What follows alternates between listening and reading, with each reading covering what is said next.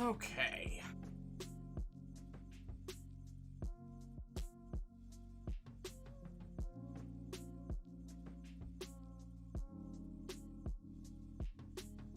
It's just about time to begin.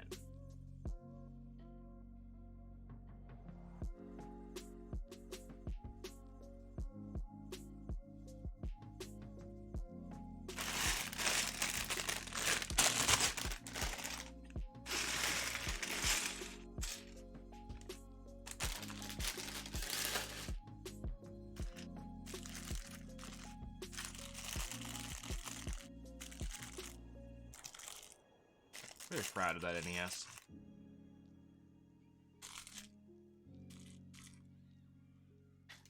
Very fun to build, and I kind of imagine this build just as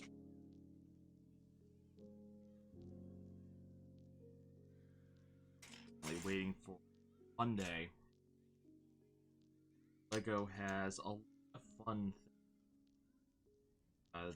that they're doing for kind of Black Friday, Cyber Monday right now. No real sales, unfortunately.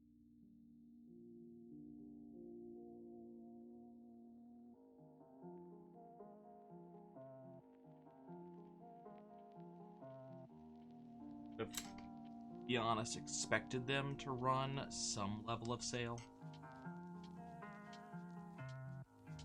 It didn't. It's a little bit weird, a little bit off-putting.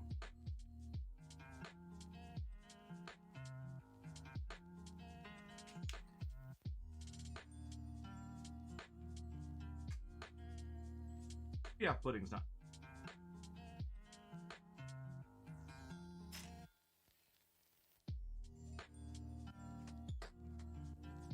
And nothing I was looking at actually ended up on sale. Not gonna stop me from getting stuff. Yeah. Honestly, I'm still gonna end up getting things. But I'll end up spending significantly less than I originally intended because, you know, A, no sales.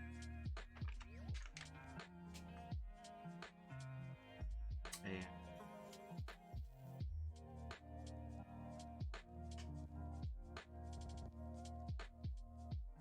not to spend much money on.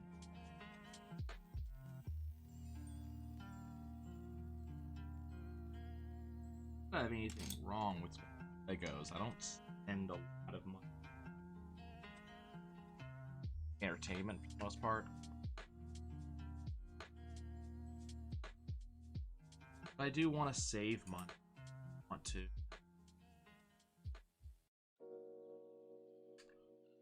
I do have some financial. I can't.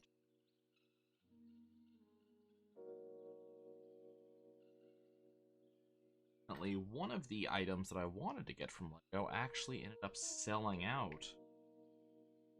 I guess immediately on Black Friday. Sucks.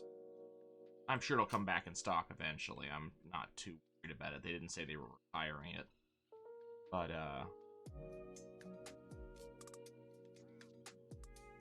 I was definitely prepared to drop money on that set. A little bit off put.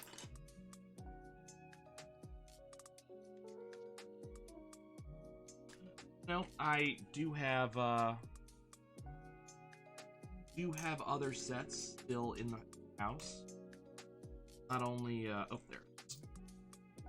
Not only one other set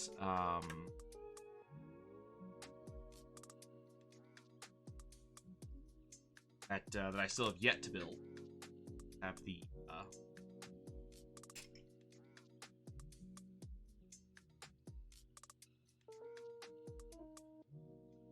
still have the Lego chess set. That will be probably what we end up doing next episode.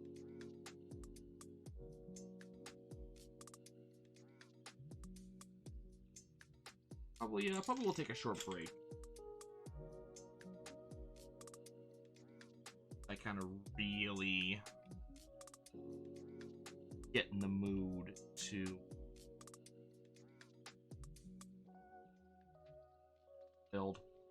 Lego did send over a couple of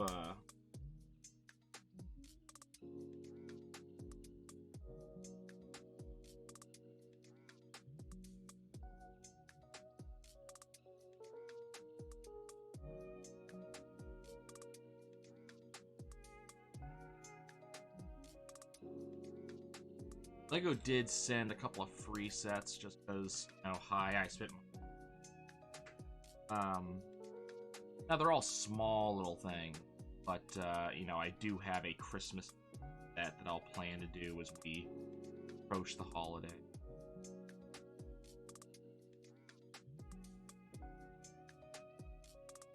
So those are things I eventually plan.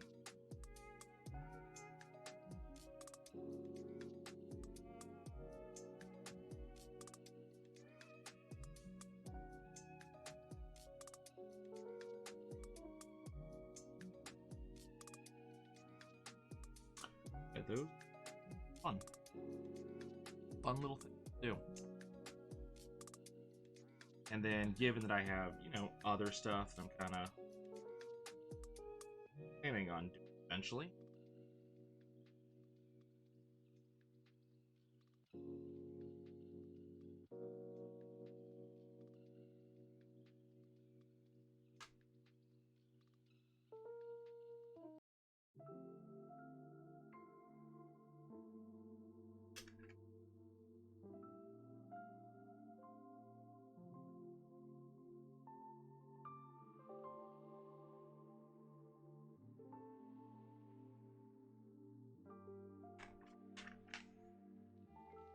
I'm assuming this is going to be the base of our team here.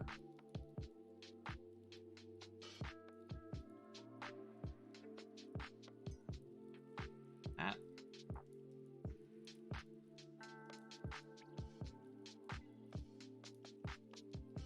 Once again, in the very early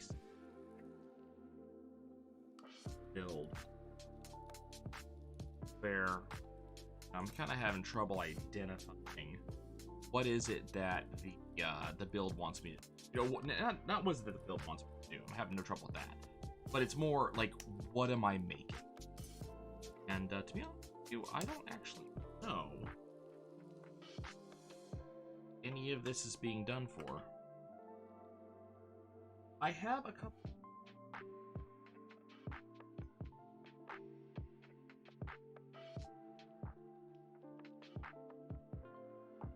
There.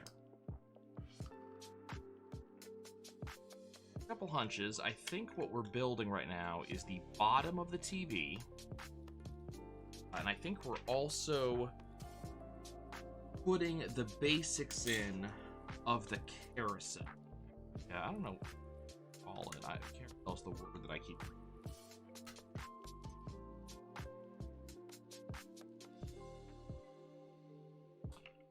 The carousel, the device, possible.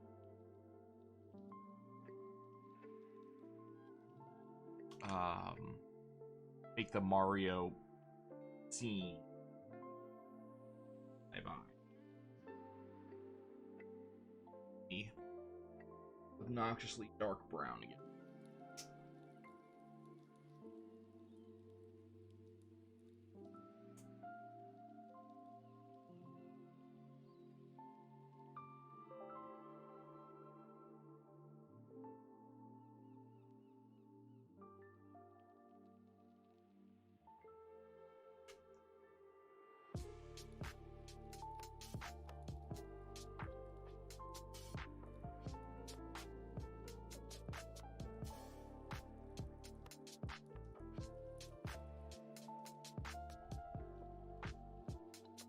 Oh, it's this is.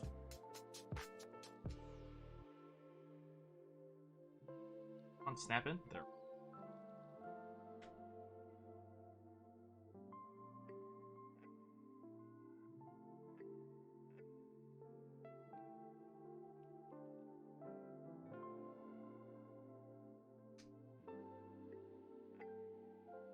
Really sure, honestly thinking of it. Mostly because, you know, be a topic conversation between me and my therapist. But I don't really know what it is about Lego. I really that really hits. Like, say the accurate. You know, it's only way I gonna be able to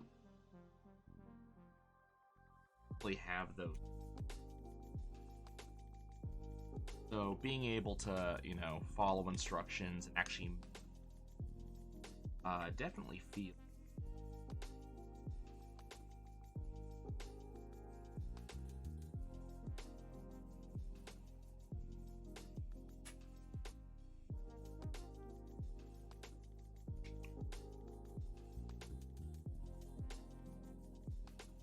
I get last stream, but I've been definitely watching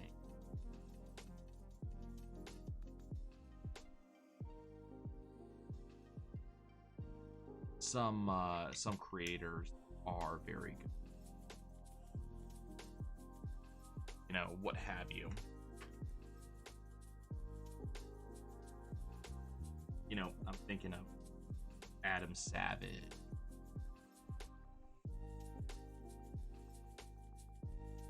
a lot of these other similar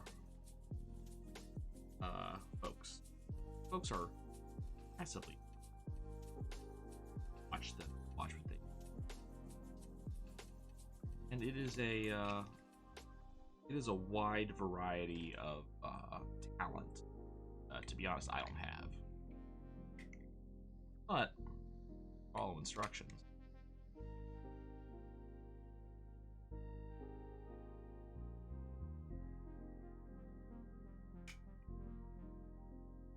And, you know, my manual dexterity is at least of a passing grade. Oh, this is the back of the TV. Okay.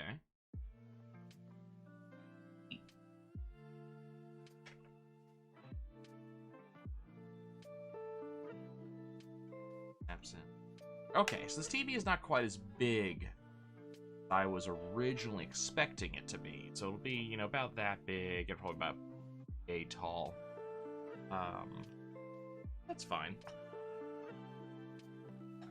One of the things I was trying to figure out, actually, this came up with a friend, actually, would, you know, keep on building Legos, which you better believe. There will definitely be more Legos in the future. But what am I going to do with all of these when they're... I don't intend to break them down. They're not going in a bucket.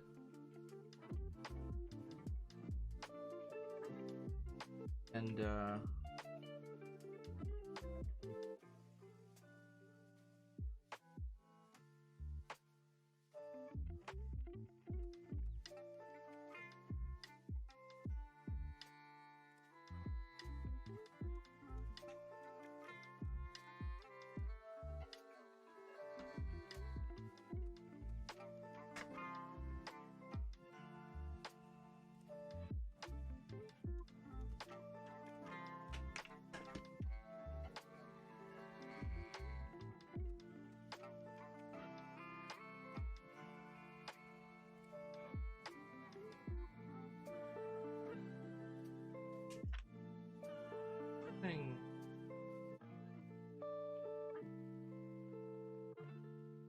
oh, wait.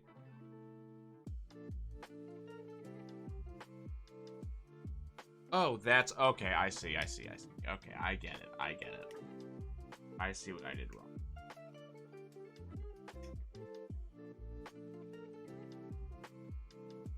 I had a, Rightish instruction. Oh, I can follow instructions? Surprised looking. This is just, yeah, basically what ended up happening is due to the way they print these instructions, I kind of missed the layout they were going for. That's all. So basically, I was supposed to build this with, heck! Ow.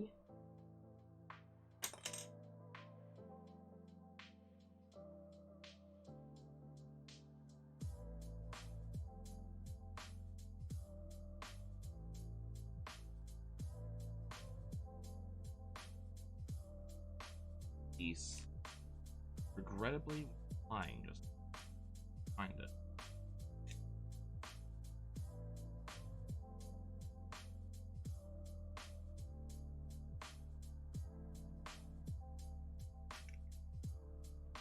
That'd be on the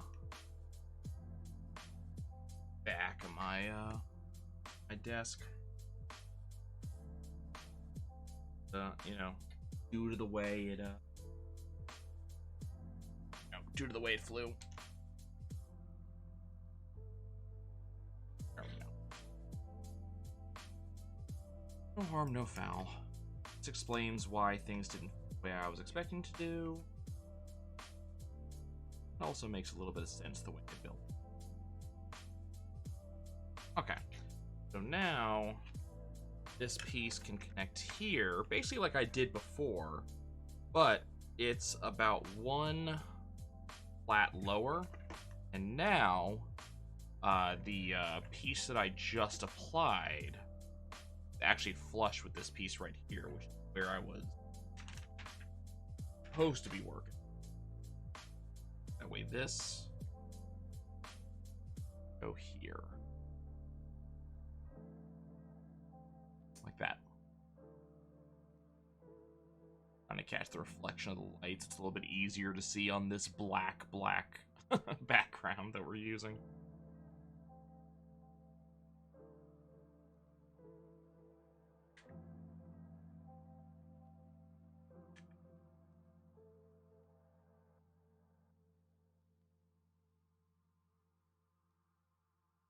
Remember, I am moderately decent following instructions. Those are the words that you heard me saying.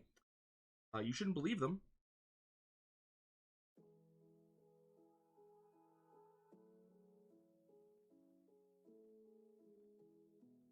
For in fact, words that came out of my mouth minutes before stupid happened.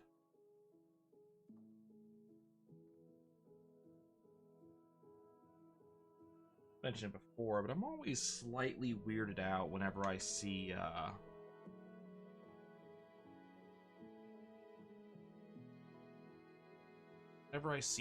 flat put into place in the middle of a build, because it kind of runs a little bit contrary to I don't know how I would describe it, the Lego ethos maybe. It makes it so you cannot add anything. You cannot click the bricks together. And that's kind of an odd thought, you know? Like, when do you have a situation Lego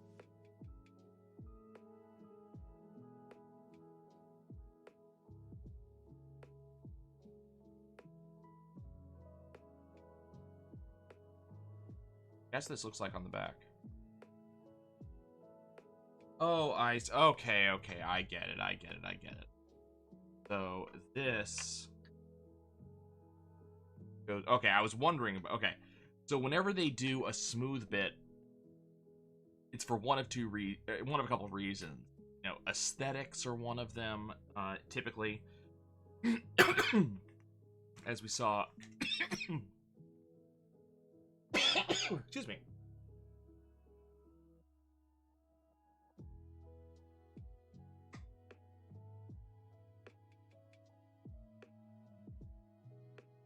Aesthetics typically one reason, where we're looking for specifically a smooth.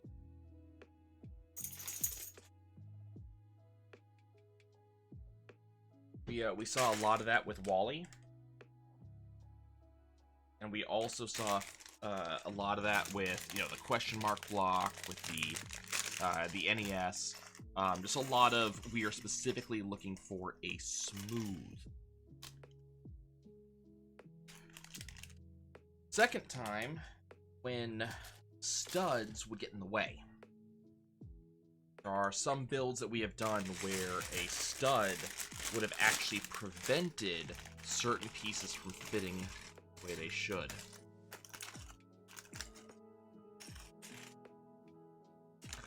Then, of course, sometimes we get smooths put into place, specifically to allow parts to slide against each other. Happens a decent amount. We saw that with the NES.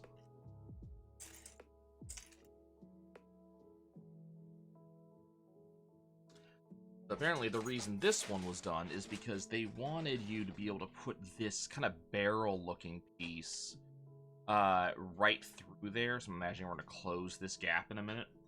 That barrel-looking piece goes there, and then they didn't want studs blocking it.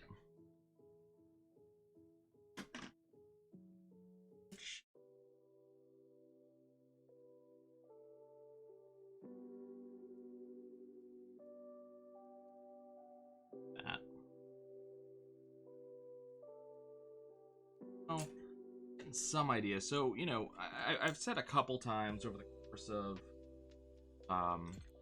builds that I don't quite know. And while that's true in a very true way, like I'm not playing, but in a very real way, you know, yes, it's true, but also I do have probably more of a guess. You can see it on the page, and I'll move the book in just a second to make. But it does give you kind of a preview of what it is you're working on next. Which, as a person who loves to know how things fit together, I appreciate that. So the preview I'm talking about, there's two different types of previews they give you. First preview is on this page. So this is showing, once we doing bag 10, this is where we will be at the end of bag 10. So we know that we're building up the back of it. Here's the build as is, as a comparison. So we're going to be building this crank on the right-hand side. We're also going to be building this outer section, and that's what we're building. And then they also give you little looks, you know, when you do mini sections, they'll give you a look. They'll say, okay, you're doing this mini section. And so when I say that I don't know what I'm doing or what I'm building, I might have kind of a, I guess, a macro level look, the best way I can describe it.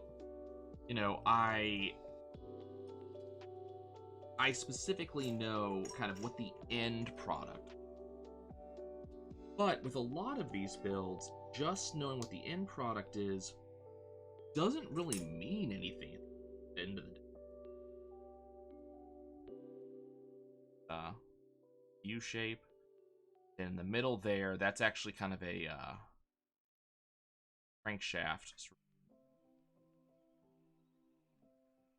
I kind of imagine is literally what that's supposed to be.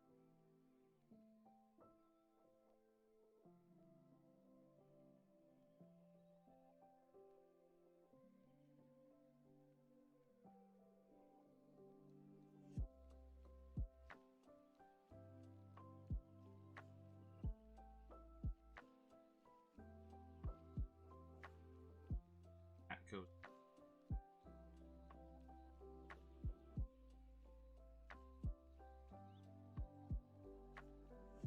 Baser there. Just plug straight into there.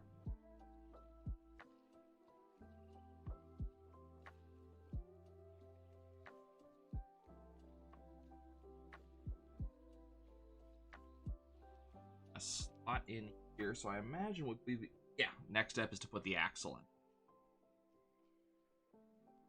Drop in just like that.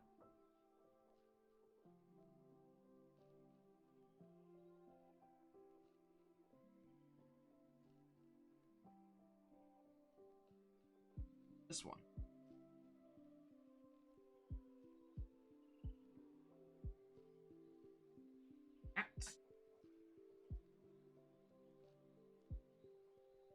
I enjoy this. One build I'd love to do of it.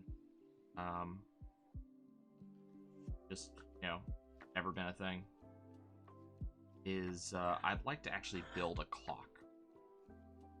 I love skeleton watches. And kind of all that, and you know, kind of I love how they look. I love how they fit together. I love the look of just the individual acting like that. So one day I would like to actually watch. I think it would be very fun. And it would have a lot of the same feel as this stuff. You know, I'm just following instructions, doing this piece then that piece, but watching as the all the pieces line up. I actually start to sounds like not even joking, it sounds like a magical. For me, that just sounds like I've priced out watchmaking. They do make them specifically for who you know, they're expensive, but not unduly so. Not significantly, you know, worse than one of the larger Lego like I've been getting. So it's not exactly a bad thing. I'd have to do a fair amount of kind of research to figure out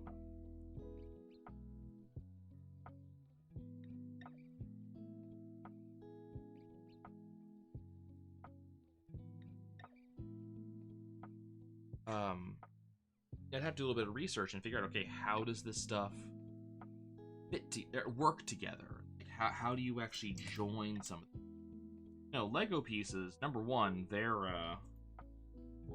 Lego makes fantastic instructions. Now, there are a couple times where I'm confused. It has happened. You know, where I look at some level of instruction, I don't quite get what connection is they're trying to show. But, you know, eventually, with Lego, we'll eventually get there, right? Like, it's not a specific piece it's hiding from. You know, you're gonna eventually get there.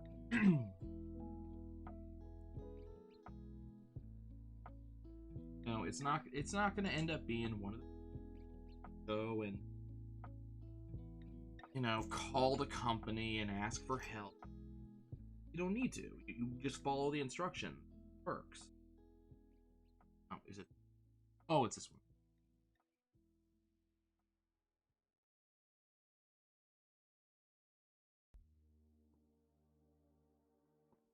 Lego is just kind of,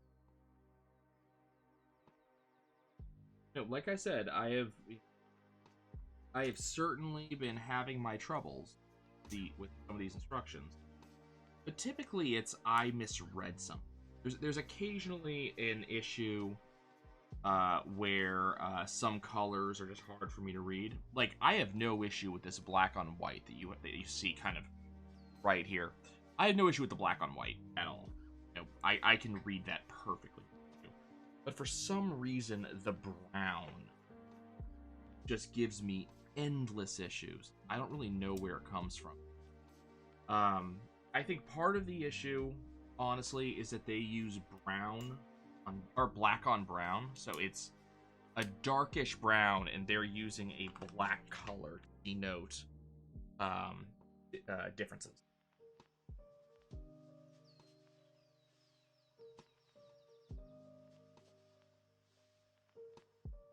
Goes us.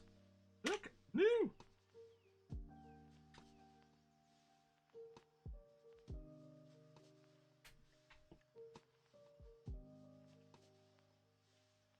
This shows us what seems to be the majority of the width of the television. that we're building. So, you know, some idea of how wide that is. So not small. I imagine we're still going to be building up a little bit to the side, just kind of based on the construction. Looks like there's going to be a little bit more on the way. But still, you know, it's reasonably sized while not being...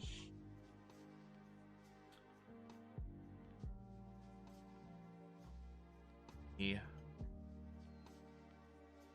This ends up on camera.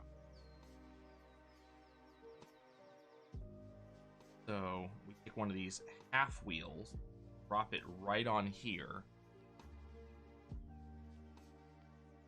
This one.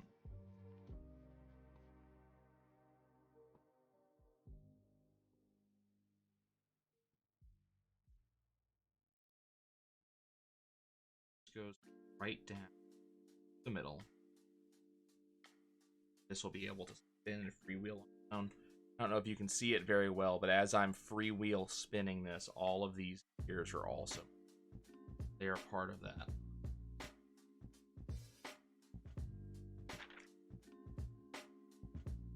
Okay, and it looks like now the next step is to lock that wheel in place, as you might expect, because it is just kind of hanging out there. This is another one of their, you know, I'm going to call it the floating idea, because I kind of weight it to floating shelves. You know, there's no, you know, so that's the bottom of that shaft right there. You can kind of see it spinning. But there's nothing actually holding it there. So we're putting in something on top to lock it, but still leaving it as a freewheeling item.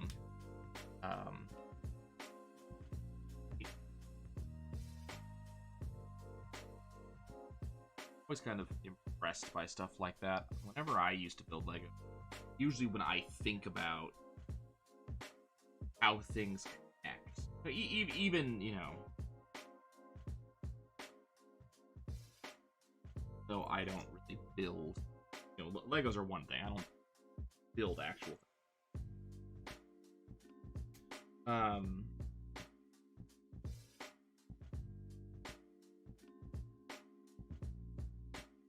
But I don't think of stuff with that kind of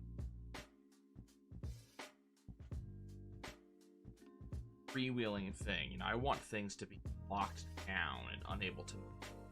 But in a lot of cases, like right here, when it comes to, you know, ears, those need to not be locked down. Those need to be able to move.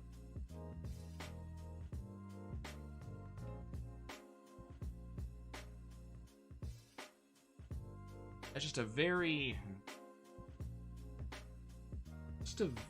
kind of strange way for me to see things for me. Just seeing that it kind of freewheels and, you know, does its own thing.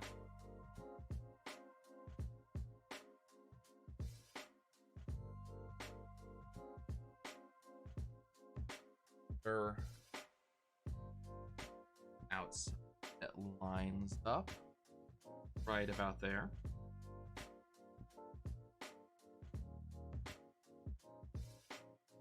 Particularly locked into place either. Okay, so build 3 different wheels. So all of this, you know, we're building the bottom frame of the TV, but we're also setting up all of the mechanical pieces for the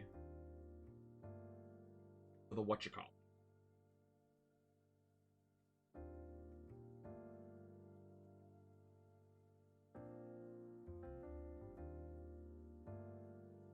Wants us to do that. Also wants us M.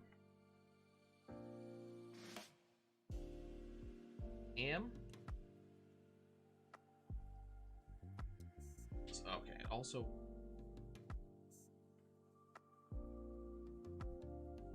here. Another one. Is that the spot? Yeah.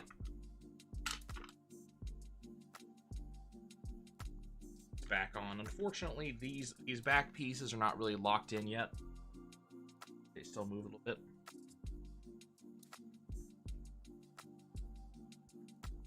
wheels on here. Nothing is holding these wheels in place currently.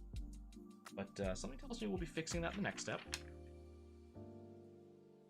Yup.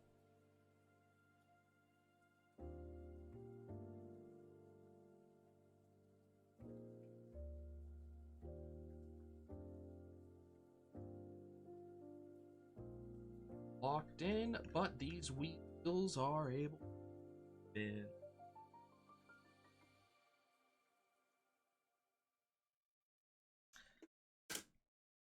Do what I've been doing in the past, and just drop that down here so I can actually show what I'm doing. Life a little bit easier. I'm gonna do a couple of things. The major things we're doing right now, you're locking pieces together.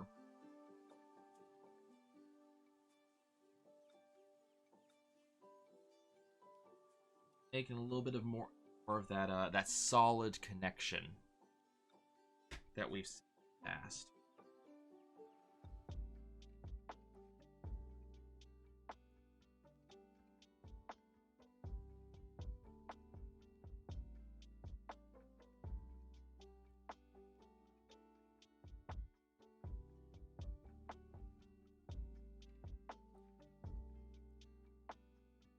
Oh, I see. This was one of those the brown was screwing with me. I was having trouble differentiating on the instructions the difference between the brown piece that we already had there and the new one that they wanted added. I was looking at kind of the spacing here and going, hey, that don't look like the picture.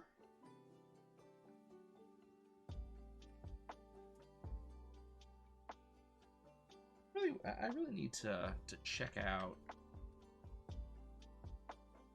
for some dialogue so I can really learn what the forces are here, the names of them are, because I kind of understand that one of the things that we're doing is we're building up kind of a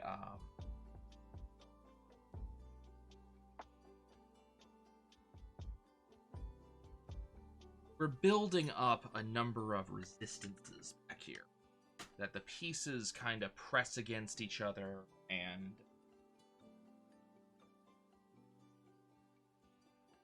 you know, they kind of resist being taken apart because of, you know, kind of the forces against each other.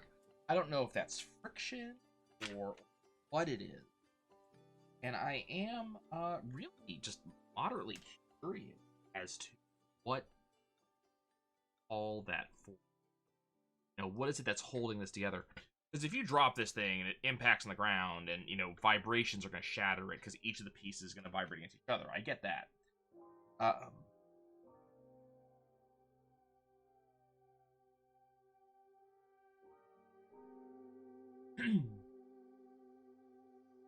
would like to know, is that just friction causes them?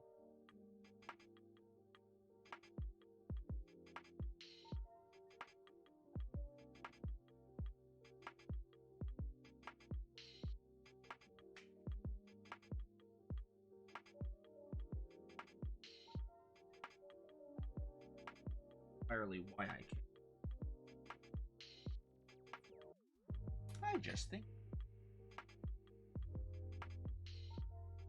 hard sims.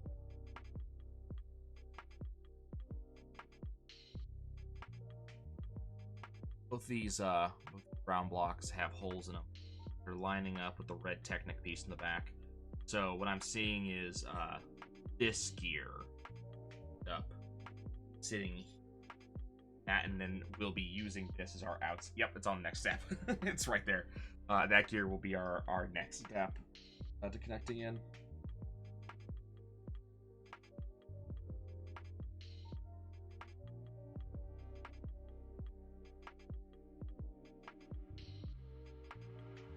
Oh, this face is outside. Oh, back here.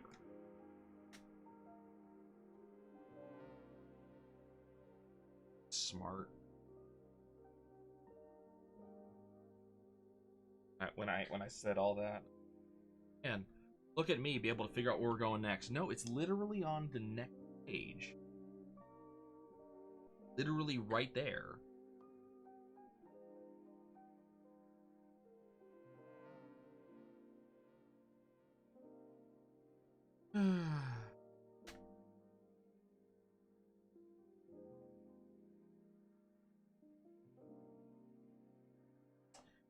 I do promise I am not reading ahead. Or crank.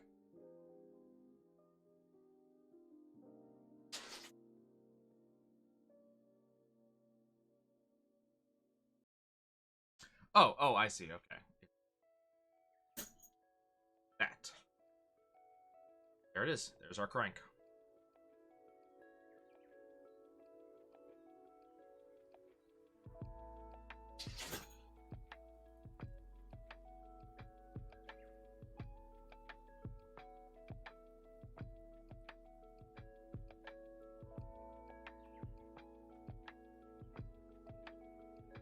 Oh, it's a blocker and facer. Yellow thing. 2. Red.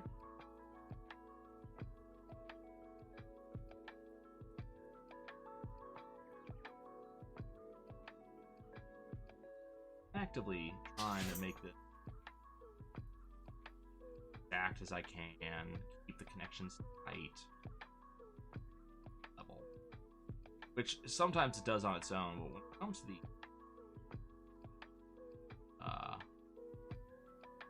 Technic pieces, where there's nothing stopping it from sliding at the other end. That's hard.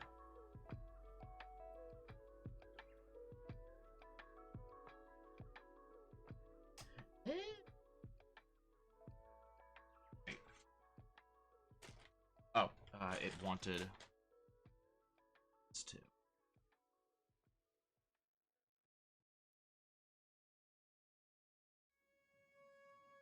Then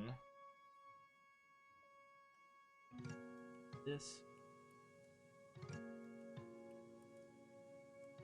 Got one kind thing. So big one didn't go in here at all. A bunch of small ones.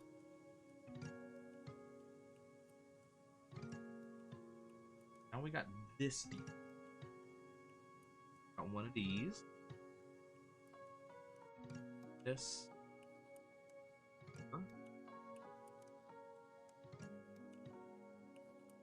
Call it a yoke. Bolt and shackle lock.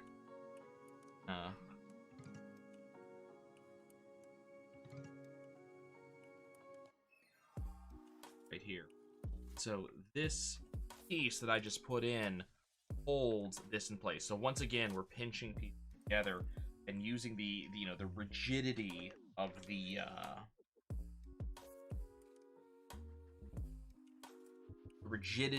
the Lego design and the the way that the pieces together, that it's a very measured distance between studs.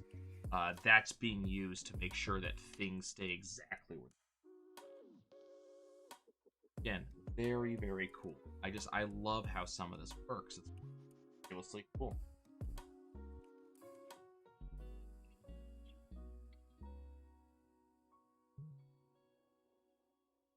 Now that wheel is there, it freely spins. You can't see that at all on the camera. This wheel freely spins. This is now locked into place. It looks like there's a little weird yellow piece down there. It doesn't look yellow at all. It looks, but that lines up with these two pieces I put in, so it's able to still have extended shaft. Should we put that in next? Oh, okay. So that's going to be able to connect through.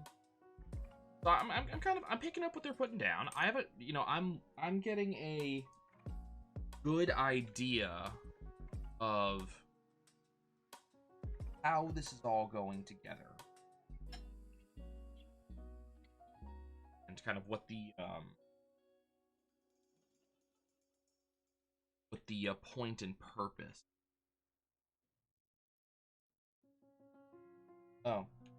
Oh, did we push that in? Oh, okay. Goes through and locks this in. I was waiting for them to make it explicit that that's what this black block goes here, and that makes sure that the shackle will not go anywhere.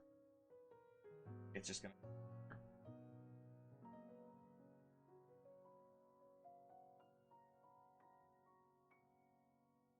Now, the shackle's locked in from the side and also from the back.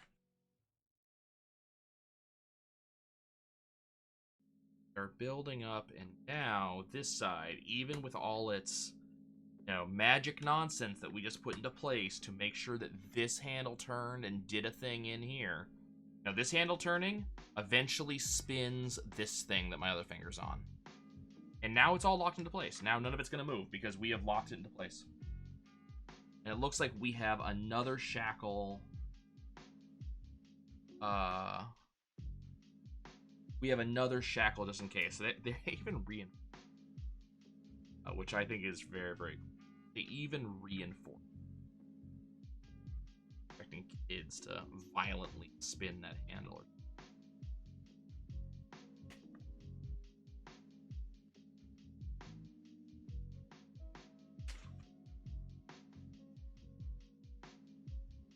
It's fascinating.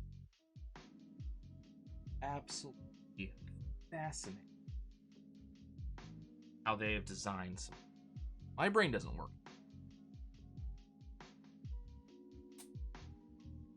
Like I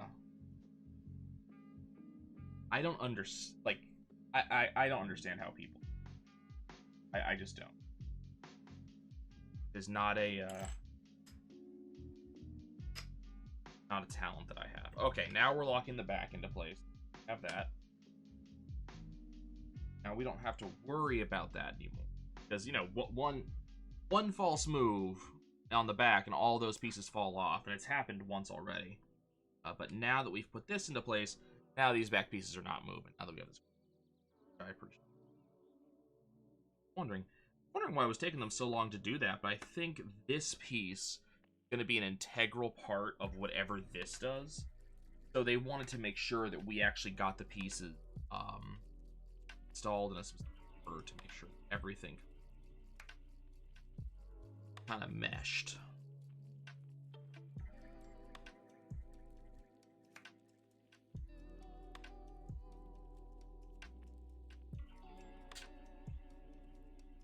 Yeah, it looks, yep. That's exactly what it is. I'm looking at the piece that gets involved. So this white piece hangs out.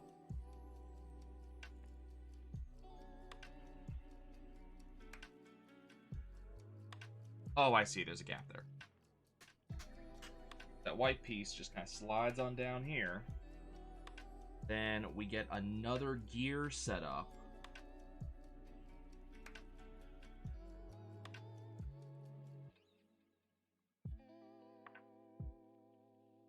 This slides in, connects to the top, and then connects to that weird little yellow piece that we mentioned earlier. So now, rotating the handle not only rotates this piece right here, but it also rotates this piece right here. So twin action. Very cool.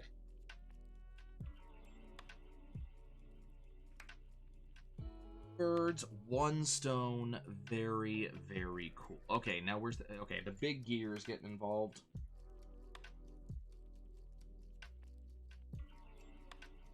Is connecting right here. Now rotating big gear too.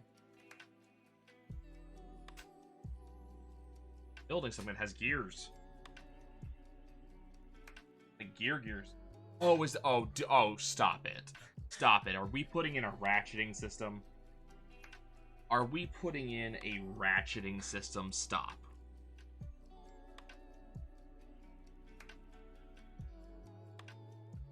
That's what this looks like. I'm not sure what else it could be. This goes here, which locks in the white piece, and then it's meant to stop here. Yeah, so you can't... Okay, I see. So we cannot rotate it backwards. That is so cool. It's such a simple thing, too.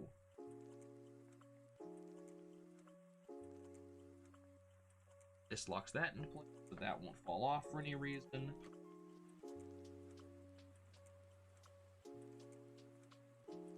Now I'm wondering what we're gonna do to hold that into place, because if you flip it upside down, obviously this comes up, and now you can rotate in whatever direction you like. So I imagine at some point, we will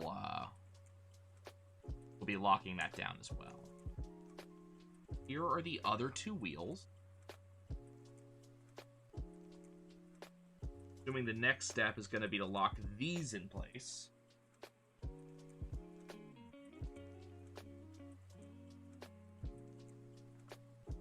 Yep. They're doing it in such a simple way, too. And what's really interesting is if you kind of look from kind of a top-down perspective, let's see if I can show this to you. You guys have been looking with top-down perspective anyways. But that yellow piece just slotted into an opening that's been left there for literally the past half an hour. Like, that just kind of landed back here, and there's been a gap there for a while. So it's just kind of the planning ahead is just nuts. Okay. Small L piece in here. So that allows this to spin freely and also gives us room right here. So I imagine that's where the screen is going to... I kind of feel like that might be the thing there, and that's why they're using that, because it kind of acts as a guide for this. And from what I'm seeing right now, I think I'm bang on the money, because we're now putting in this really smooth piece. You know, there's small sharp edges here. We're putting this really smooth piece, and this comes in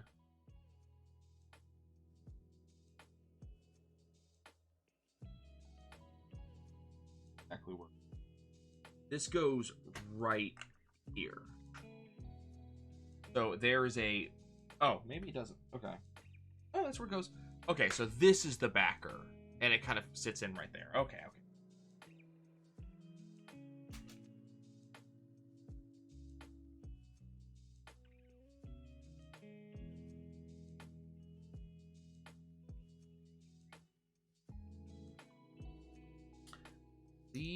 This is going to be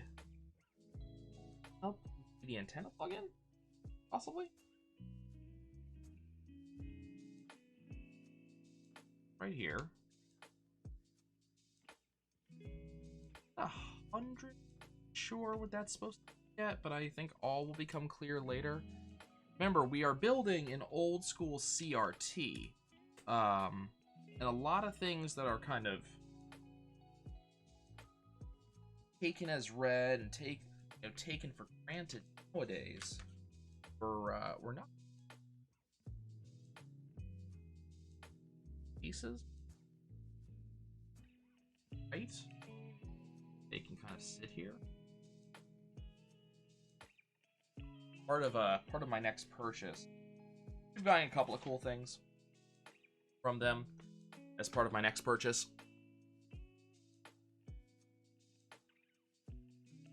And I am waiting until Monday, because on Monday, for the Cyber Monday sale, they are,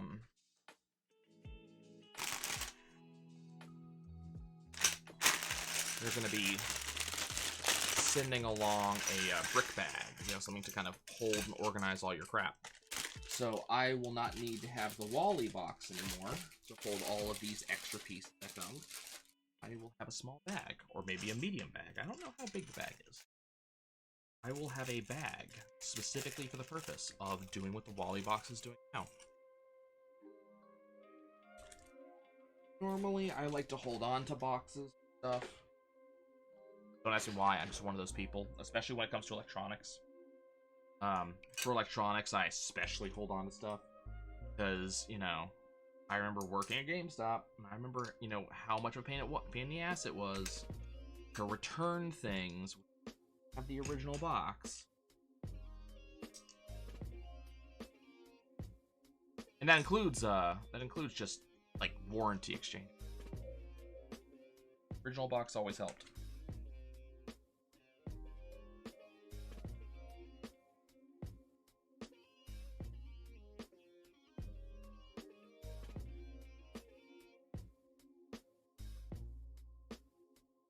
looks like from the picture on the next page, setting this up, I kind of caught a glance at it.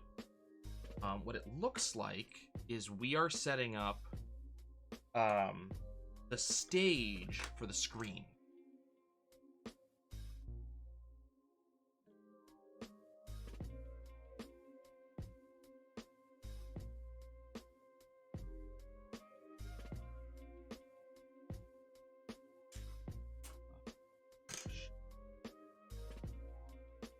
More of these pieces.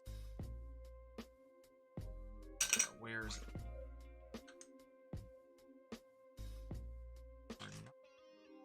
Oh, wait, no. Never mind. I take it back.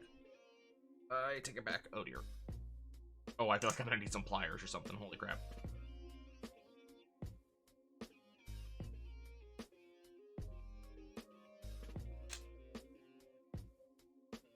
And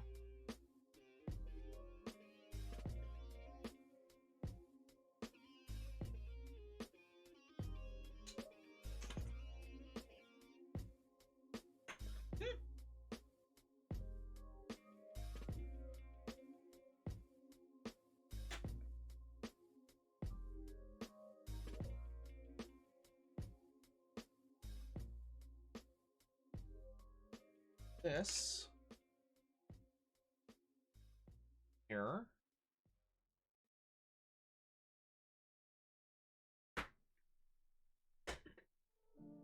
So the kind of center of the stage that we're gonna.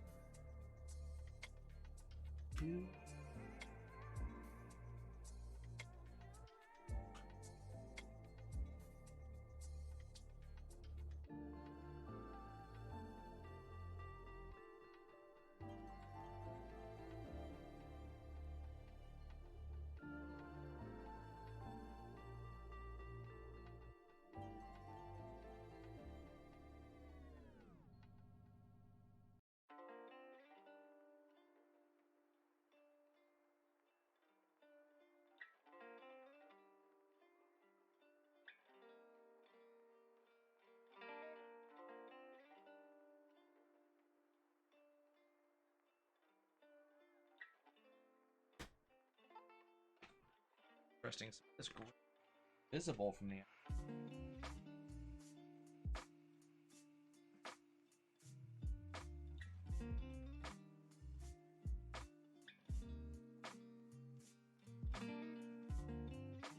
Which, I mean,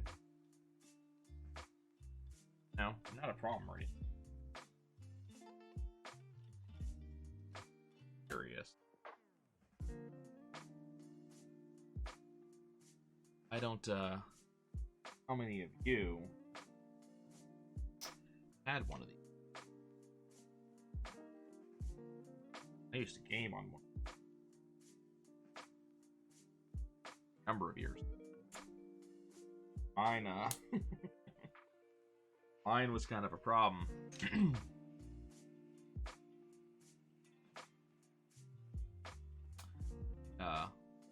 Occasionally would let's go green. All of the colors would be green. various shades. Really weird.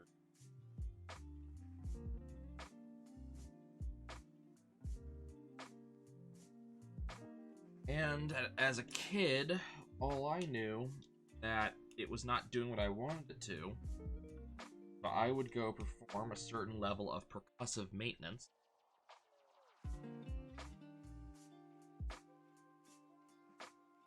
In other words, yes, I would hit it a bunch. Believe it or not, that actually fixed it. Break again. I'd hit it again. Fix it again. Very weird.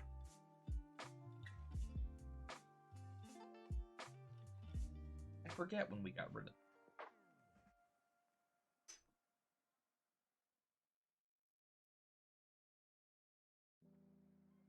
So there's our AV cables. Show you what I'm seeing. So here's the back. So on the one side we have, I think that's the power plug, I guess. Then here are the AV cables, and that must be the antenna there. I assume it is. We'll find out.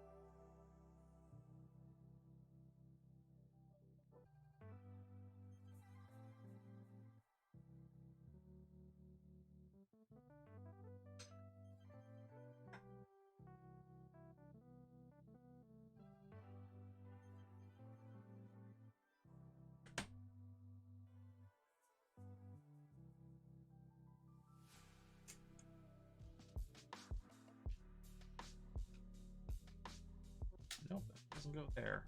There. Okay, that makes more sense.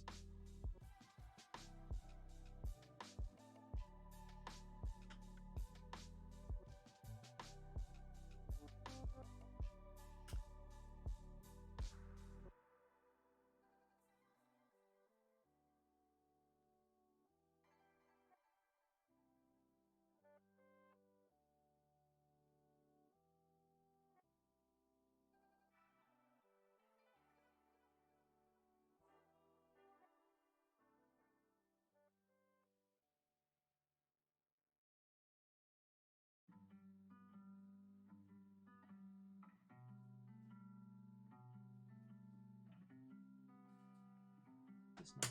There we go.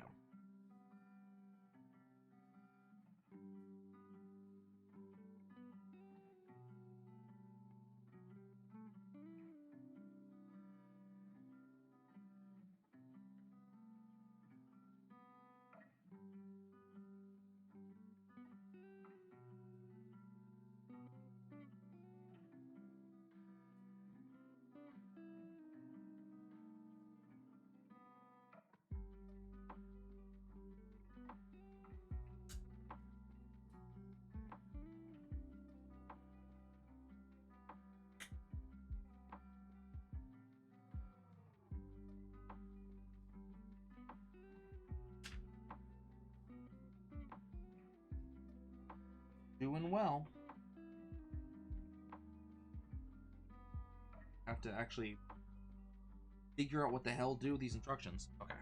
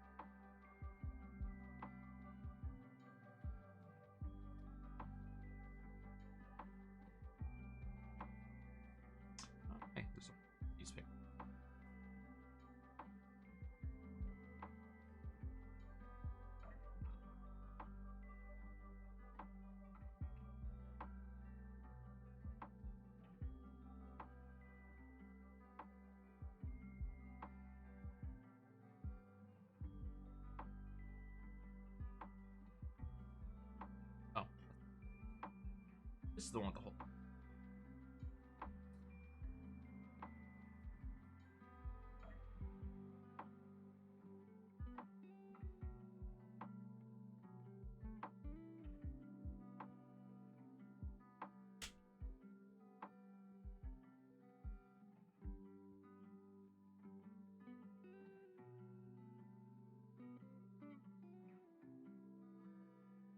Oh, whoops.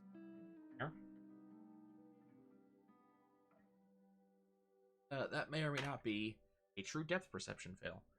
That goes.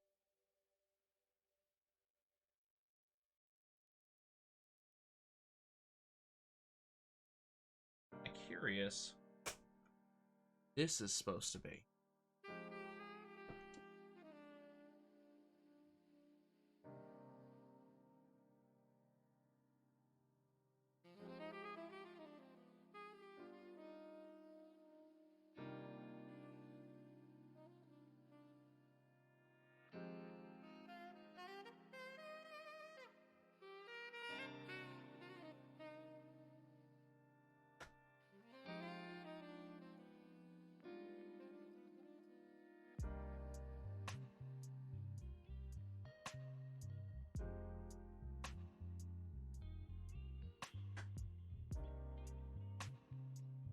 Work with me.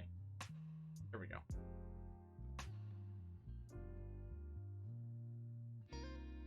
On to bag number 12.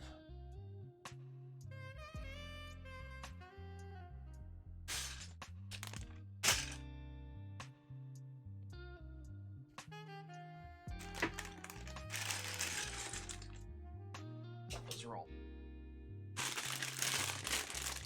It seems like they understand the pieces you are most likely to lose are the really itty-bitty tiny ones. Those are the ones I always have extras of. Like, I don't get extras these big ones. It's always the really tiny ones. Which is 100% acceptable.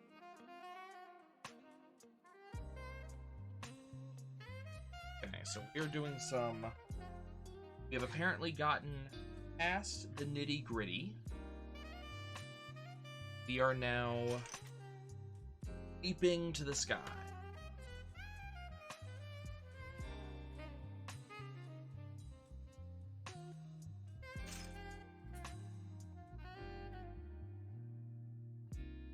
We have large struts background.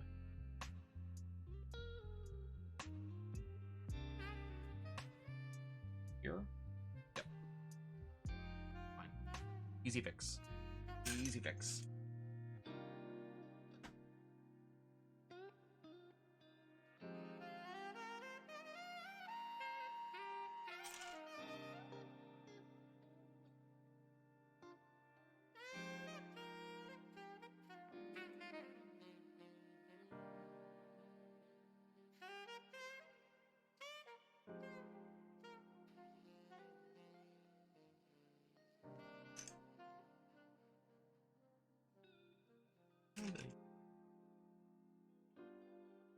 One. There. White piece.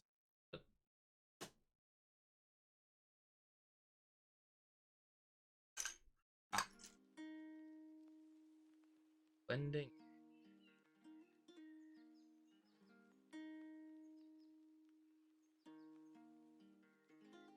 Oh, yes, that one.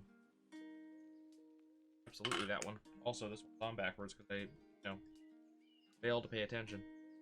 Is it reading comprehension fails when you're looking at pictures? I do have that.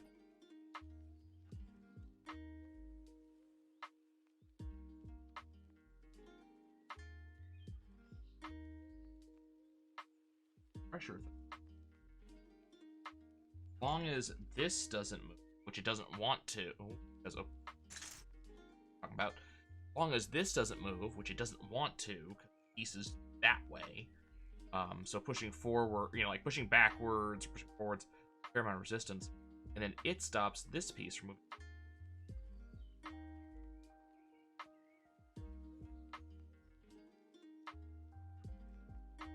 Oh, Okay. They're now taking a break at and doing things.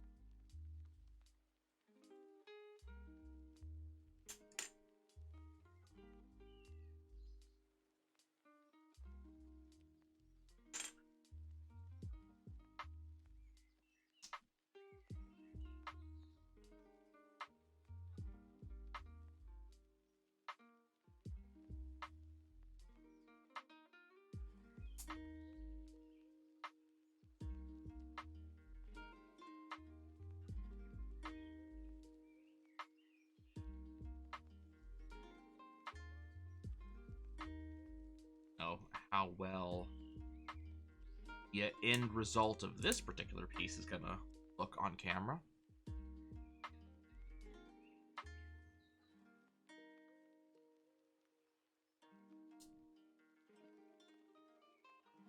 Try to show it as given the contrast.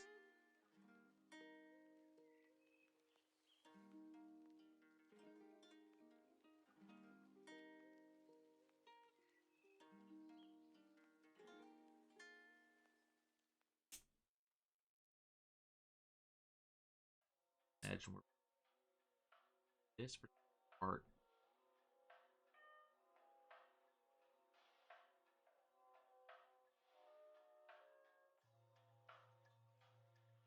So, if you see this, you have kind of this ribbed thing, which I think is going to go on the back.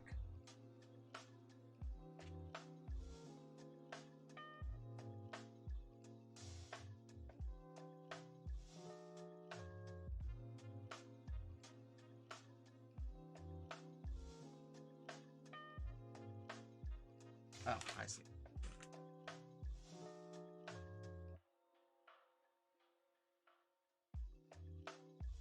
Yep, does about exactly what you'd expect. Now the back of the TV has that kind of ribbed look to it. I gotta make another one of those.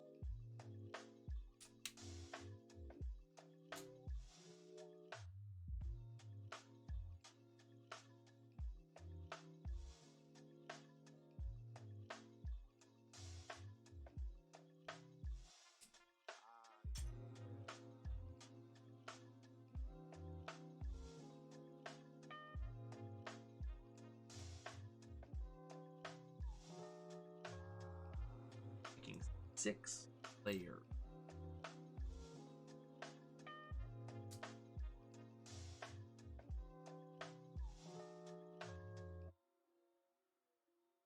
Or 4.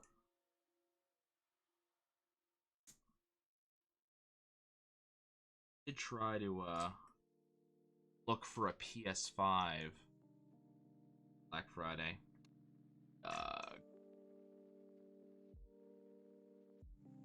I looked though. I really want to play Ratchet and Clank, but unfortunately, those are to be found. Still,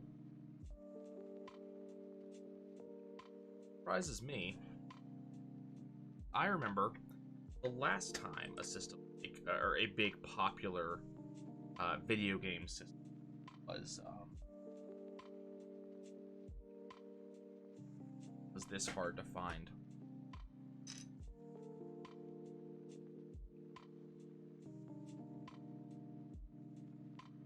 No, about the which this is the intent.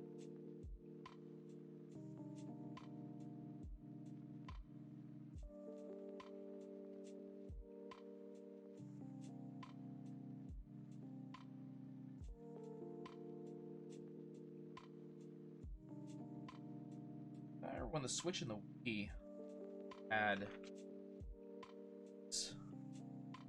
gigantic production delays and issues having just stock in general. God, the vitriol poured out at Nintendo over that.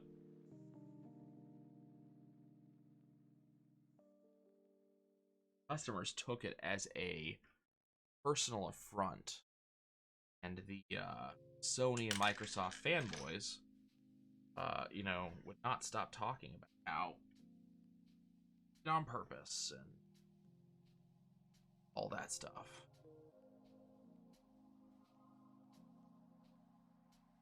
You know, admittedly, I'll acknowledge this. Admittedly, I've been out of the industry for a while now. But I do have to, you know, kind of be curious if those same conversations are happening about Sony.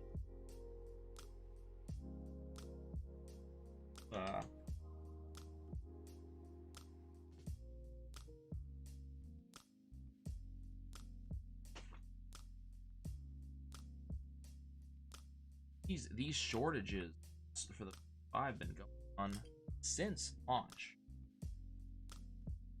And I mean, you know, yes, COVID happened. No, that's a very accurate assessment. COVID did in fact happen, but like, are they forcing issue based on COVID?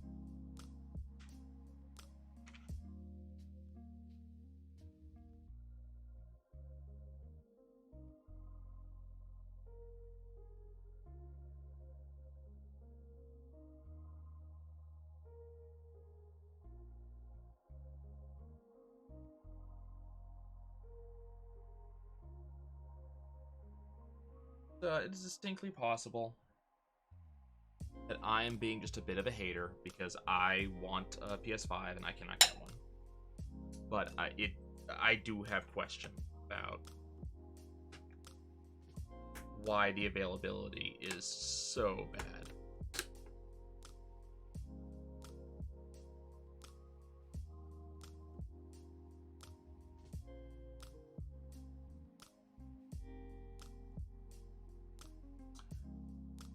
In work, I don't think that's the right one. I put that on there for no reason. You know, I have been watching the various, you know, websites and such. They're supposed to help you figure out when they're in stock. And I did put my name on the Amazon list. Hopefully,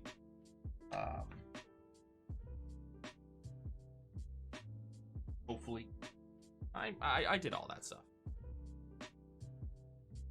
Still though,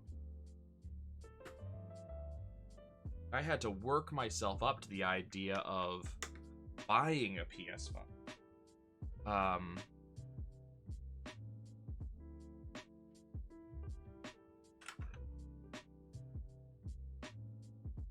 Because I am effectively paying an awful lot of money for the privilege of playing one game.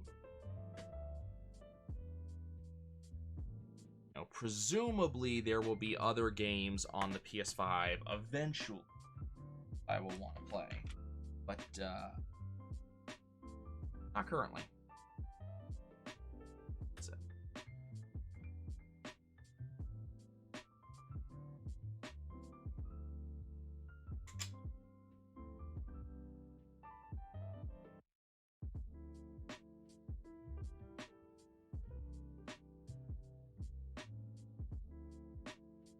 Okay, so we're reaching the top of the television.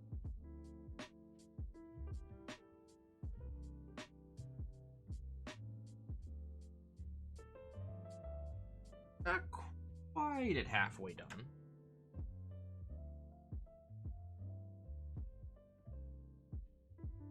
But close, though.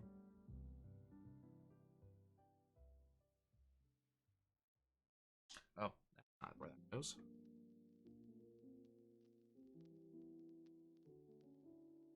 That goes on the end there. Need another one. That corner.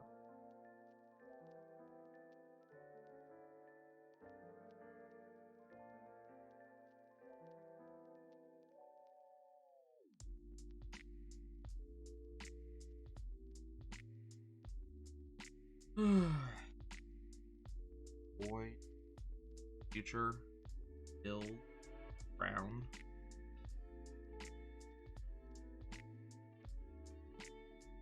Is seriously hard for me.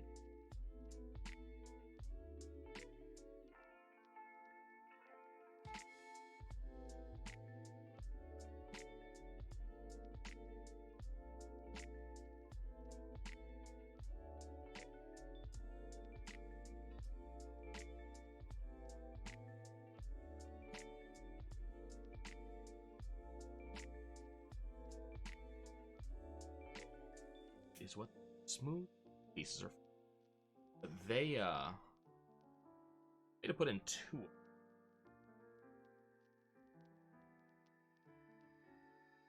So that exact build that I just did, like literally the exact same thing, doing it a second time on the other side. So that whole orange piece is coming again.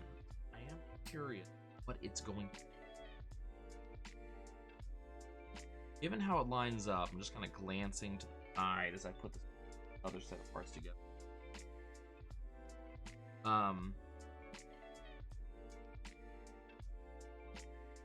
Given how it lines up,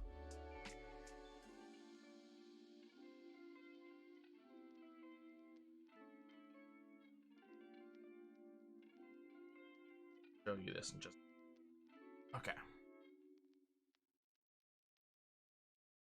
Oh, well, you can see. Yeah, there we go. You know, it lines up. It lines up exactly with this middle section here. So I'm assuming this is another thing just for the carousel to rub up again.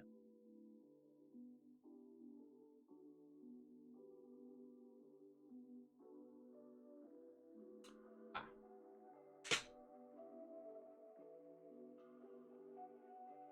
Have long rod.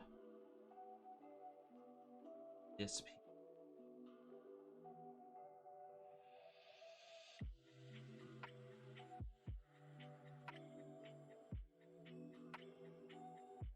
Yep.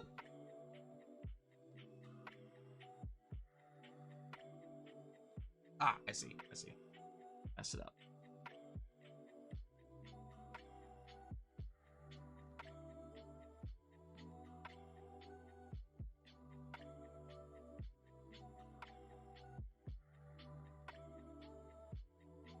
There is our antenna. That right there. I turn that. Oop.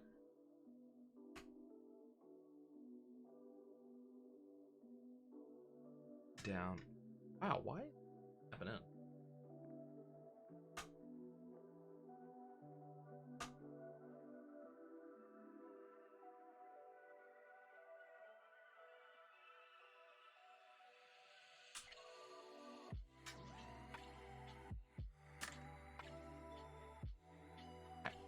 Past that a little bit, but even has its own little holder in the back. Eat. Next is bag number 13.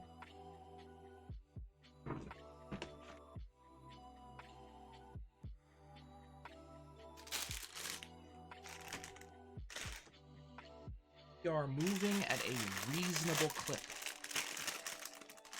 With the acknowledgement that I have 8 more bags to go.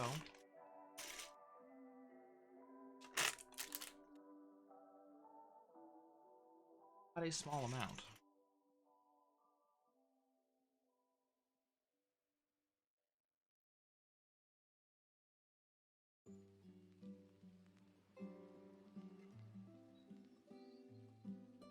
Oh, never mind. Never mind. This is bag 15. I cannot read.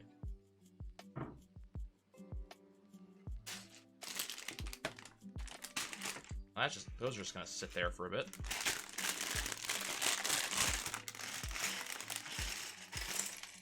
Here's bag 15.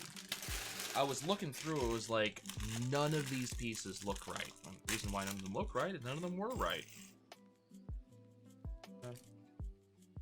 Look at that. We guessed it. Would have guessed that if none of the pieces look right, none of the pieces are right.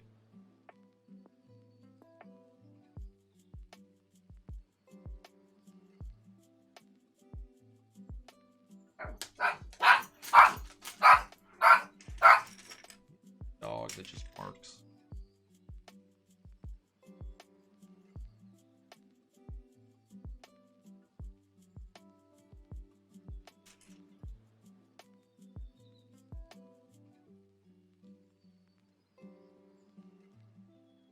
That goes here.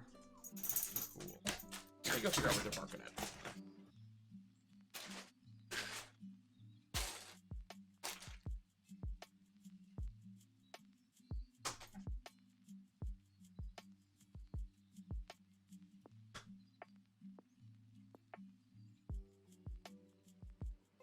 Okay.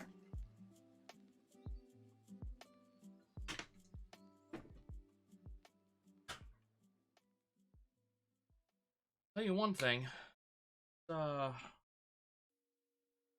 All these Legos is actually helping me keep my desk cleaner.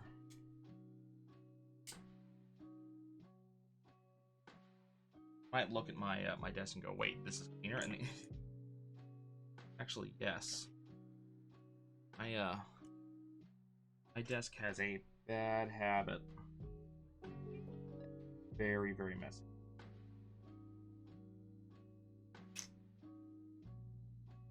Plates thing on my.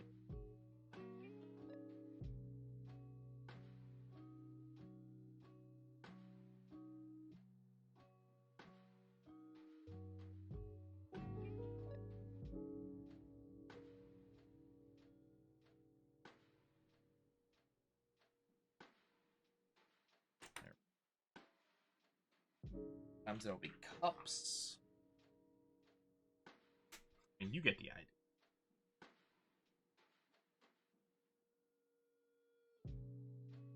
Thing. Not necessarily gonna say you want to stand. But if I'm gonna use my desk as a Lego space, it does need to be at least superficially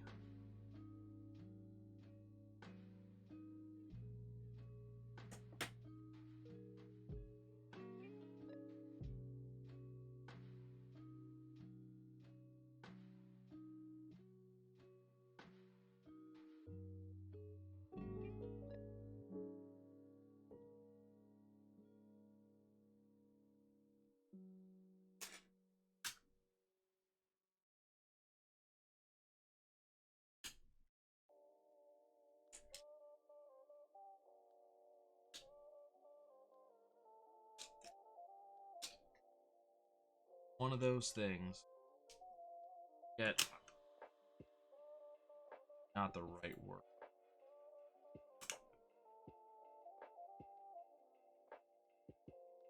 I'm gonna completely lose track of how long it's been since it happened. It happens in all aspects of my life.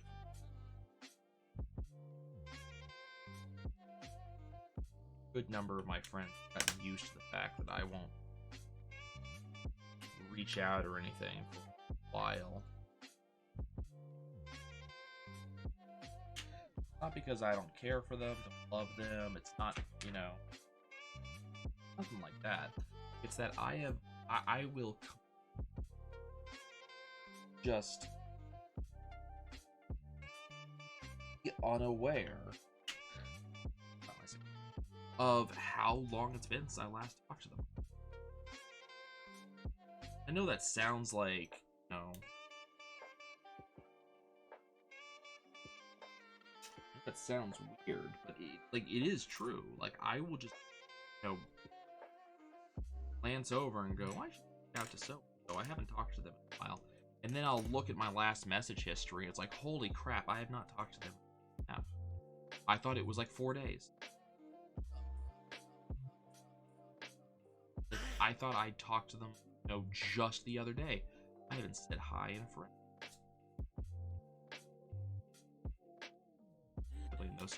I have a very my message to them is very simply, I am so sorry I haven't reached out recently.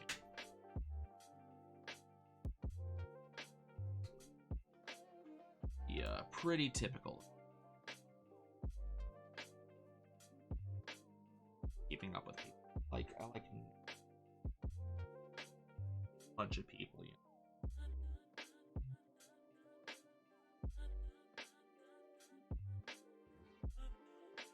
And I tend towards having, you know, a variety of friends of different backgrounds and social groups, things like that, which for me typically means that I have a lot of groups to keep up with. I get lost in something I kind of focus on, and that's kind of the, you know, I would say the group of the week.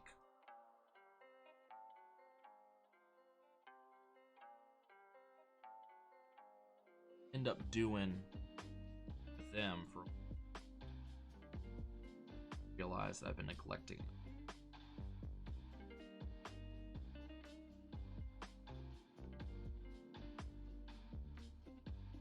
Just kind of that I just kind of track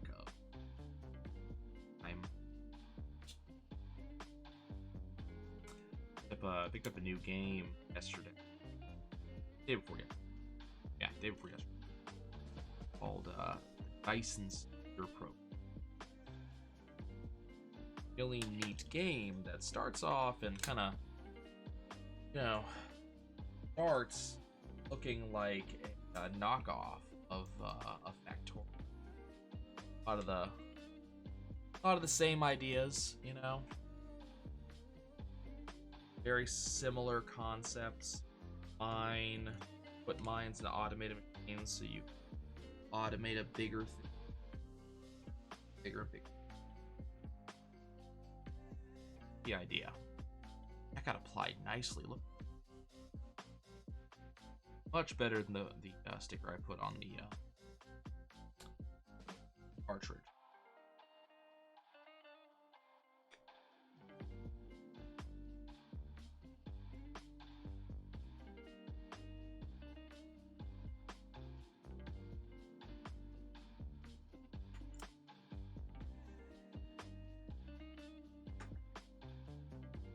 So I picked it up, and while I was playing, I was following along with a YouTube series that was literally the reason I picked up the game. Sit down. Okay.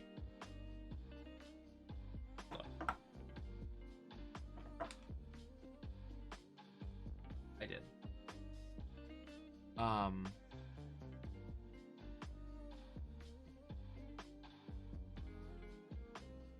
Yeah, I was kind of following along with YouTube's that got me into the game in the first place.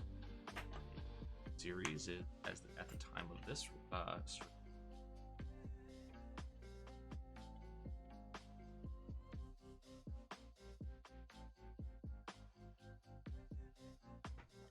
YouTube series has like 4 different parts.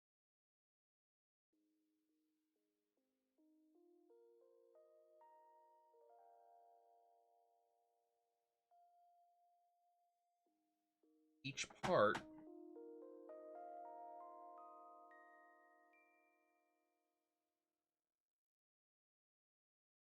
oh, I see.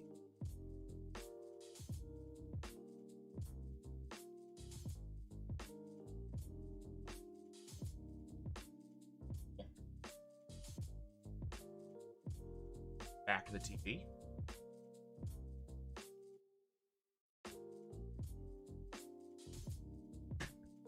There's the inside, like from the inside.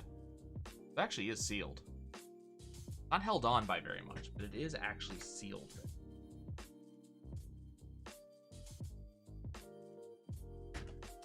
I was watching this series, like 23 episodes, hour long each. While I was playing, I watched all of them. I had been up at midnight on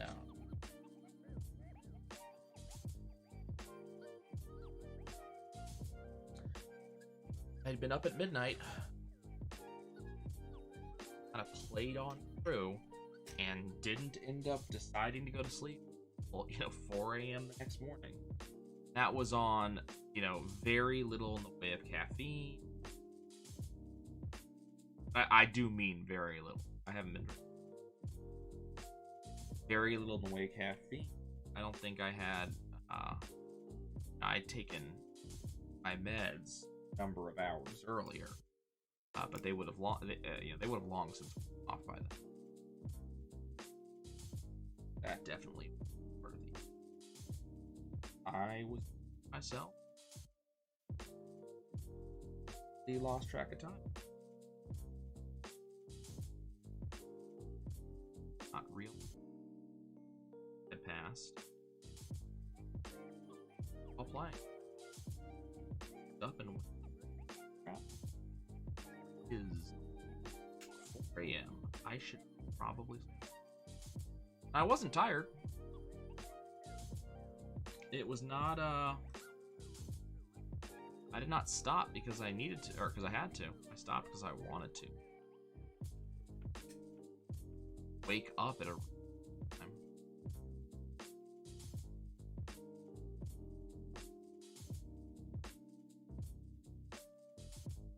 And then, of course, slept for ages.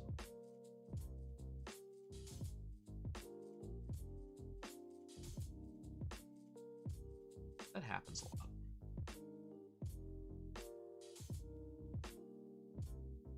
By the way, if you hadn't picked up yet, we are currently building the screen.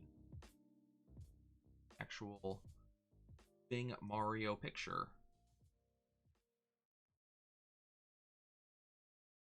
Of this team.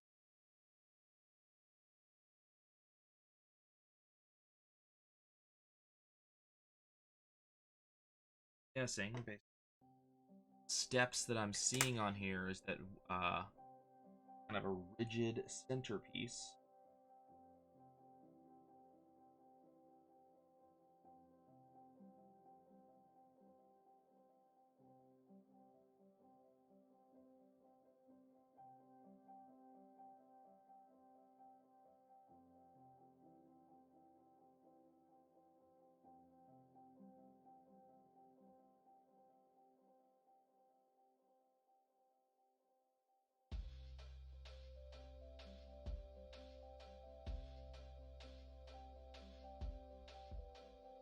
Kind of got an idea of where these are going.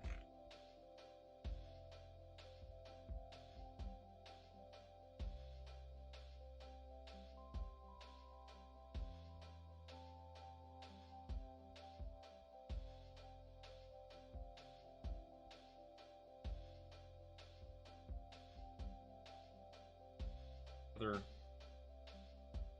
white piece, very similar.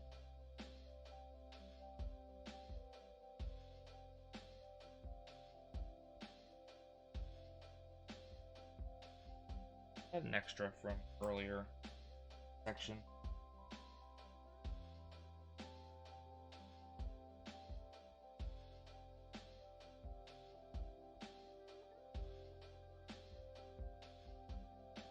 Oh, it's also telling me I need to watch out for how they line up. Okay, looks like I did it right. So there's actually a picture in here, I'll show you in a second, that makes sure that when you put these together, that the gears actually, there we go, gears should actually line up. It's so hard time to actually show on the camera correctly. They want the gears to line up so those gaps actually line up. There's actually a picture here basically saying, look here, stupid. Don't set them up otherwise. Make sure the teeth go all the way through. That they line up correctly. Okay, so that's that entire bag. that bit is now done. And I have a feeling I know how it works. Now, let's do the fun. That is bag 14. Oh, hey, there's the white piece. Now we get to the fun that is bag 14. And bag 14, if you watched the Wally playthrough,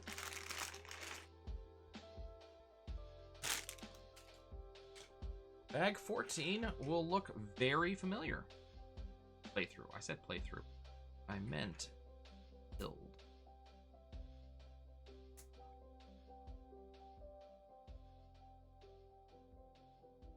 These are the same piece. Threads. Be doing very similar operation with them. Except being on the outside, the threads will be on the side.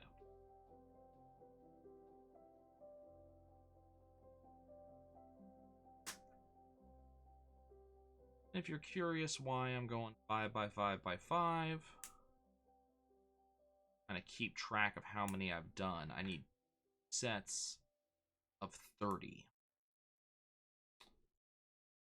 It'll be easier for me to keep track of how many I've done if I do like I'm doing. So that's already 15 down there. If I keep doing them in sets of 5, I can keep track of exactly how many I've done to make sure I don't do too little or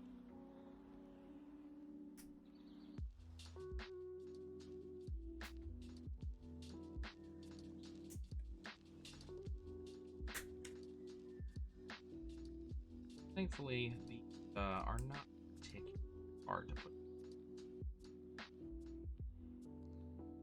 I say these aren't particularly hard to put together, which I appreciate. I've done similar monotonous efforts in the past, and when the pieces are made this way or that way or something like that, you know, they hurt your thumb like that as you kind of snap them together. They not like that. Very very quick, simple thing. Snap together nicely. They hold together nicely. I'm moderately curious about how LEGO actually makes their, because the level of precision goes in. All these pieces fit together well. I've bought furniture that I put together. The piece did not fit this way.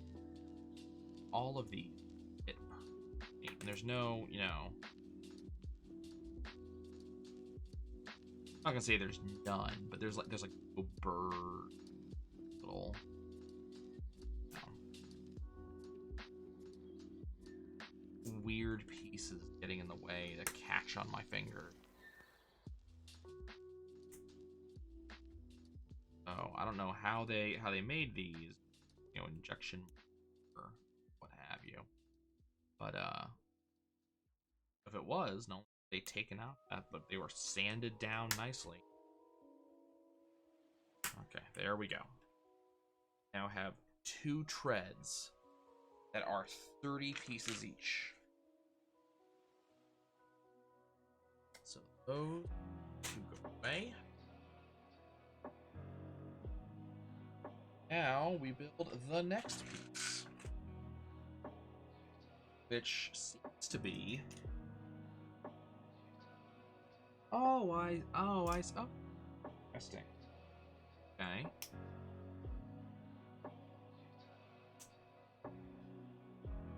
Basically, what's going to end up happening is these pieces. Now.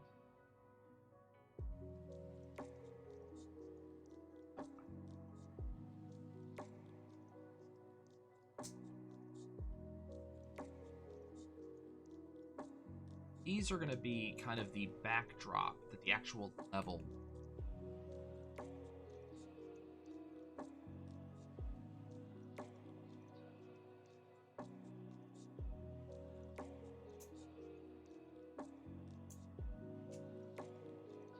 I was wondering, like, I saw the treads, and I was okay. So how is the actual, scenery of build going to attach to them?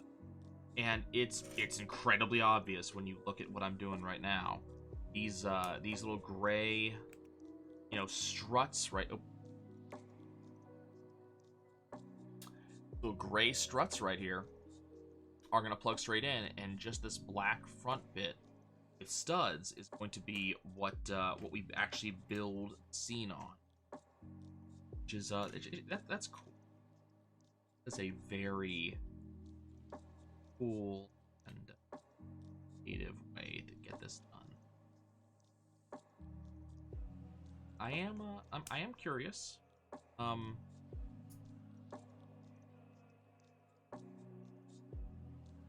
I am curious how they know.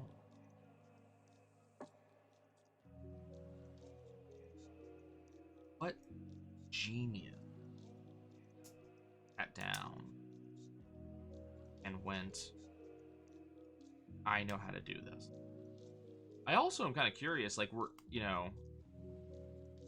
are any of these pieces unique to this build? No? Like, the Technic pieces I know aren't. Like these black pieces here, those definitely aren't. But on the flip side, I don't know. I'm curious about these gray pieces. These ones. Now that's a very specific piece that we're looking at.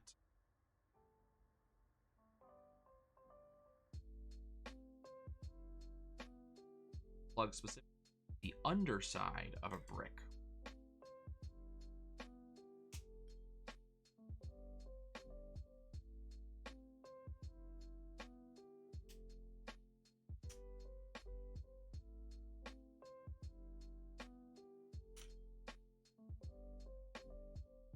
Does it plug into the underside of a brick? It also has the little Technic knobs there. I'm sure I'm using the wrong word there, but it's got those little cylinders. That's just like, again, it's just such a specific thing. I'm really curious what else would use this piece. I mean, I've looked on Lego's website. I know that they have a Ferrari and a Camaro, and at least as of the time of this stream, Fiat on there and stuff like that. They have a bunch of cars and such, so I guess you could use those. I just don't know. I'm kind of following on what I said earlier. I have no idea what you would use these pieces for. I'm not amazingly a visual when it comes to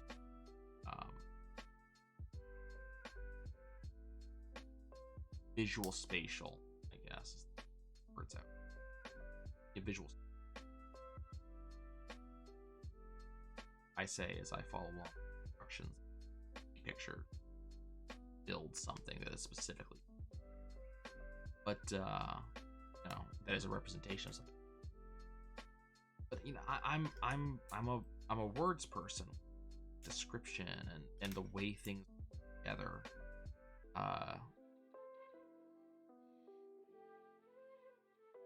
So I just can't.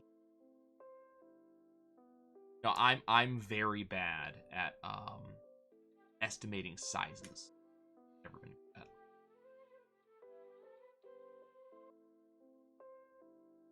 that. Never been good at estimating size or distances. I can estimate time. Time I can do. You ask me how tall, how long, how deep. I am usually quite bad at it. And I tend to speak in generalities. Now, if I actually have a way to measure, that's one thing. Like, if I actually can get you, if I have a measuring tape and you want to know how long a picture is, I got it. I will get you an accurate measurement. But you asked me to guesstimate. Ooh, we gonna have problems.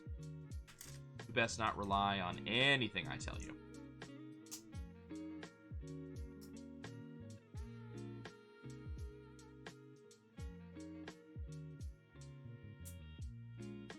That applies to a lot of things. Very bad at kind of laying out mentally. I put up the picture. You know, I had a general mental layout of how it would work out. As I actually hung up some that are on the wall above my camera. Unfortunately not. I measured, then I hung it, and then I realized after I hung it that I didn't measure quite right. Or didn't visualize what the measurements, that's a better way to say it. I did not correctly visualize how the measurements I took would interact, and ended up not leaving a gap between some of the pictures, which, you know, I don't particularly care, but there's kind of an aesthetic, aesthetic thing going on there.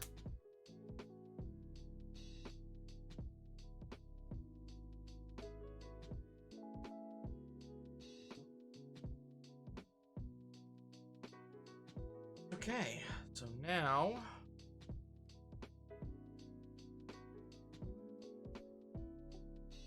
we take our treads, start connecting.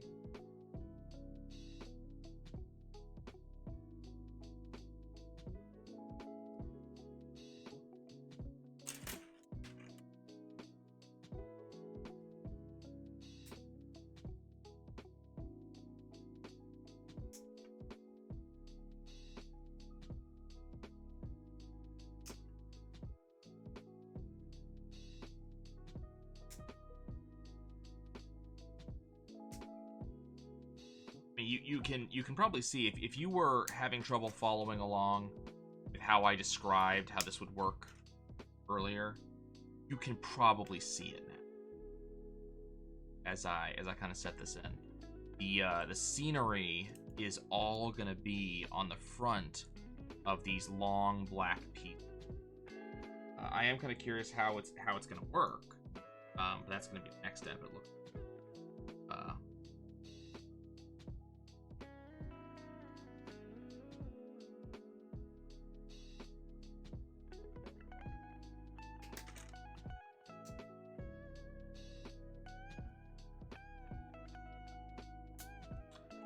Still, this is very cool setup and concept. I'm going to enjoy having this. I think that's one of the things I like about LEGO. Like, in a lot of cases, you know, you do it right, especially with these builds. You know, when you do it right, you're gonna have this glorious look visual. And, you know, if you're not looking closely, some look fake. I was talking to my sister's fiance about the NES, and I was kind of showing him, you know, what it was and what it looked like and all that good stuff.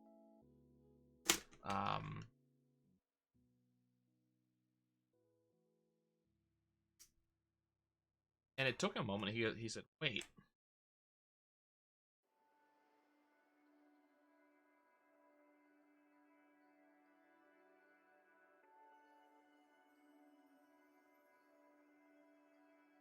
Is that Lego? Like, he didn't believe it to begin with. Apparently I did it slightly wrong. I don't think it's good. Bag 16. Let me phrase that. Bags, plural, 16. Wonder if this is in miniature. What stagehands feel like when they do when they set up certain types of stages with traveling backdrops and such. I did some theater. And, you know, I did help with certain things. Did kind of assist with certain things.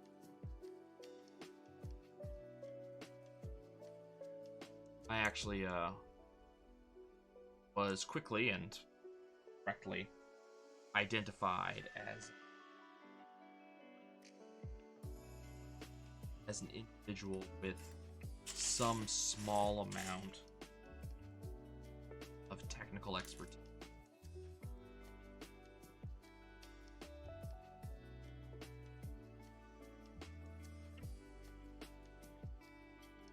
Oh, it's like this.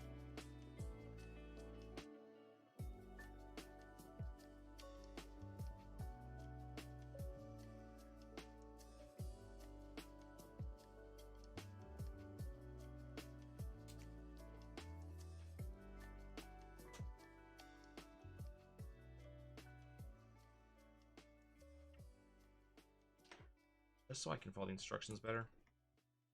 Adjusting. They wanted me to do it like this. It doesn't really matter at the end of the day, but it's going to be a little hard for me to keep track of where I am. I don't have the treads exactly like they have them in the pictures.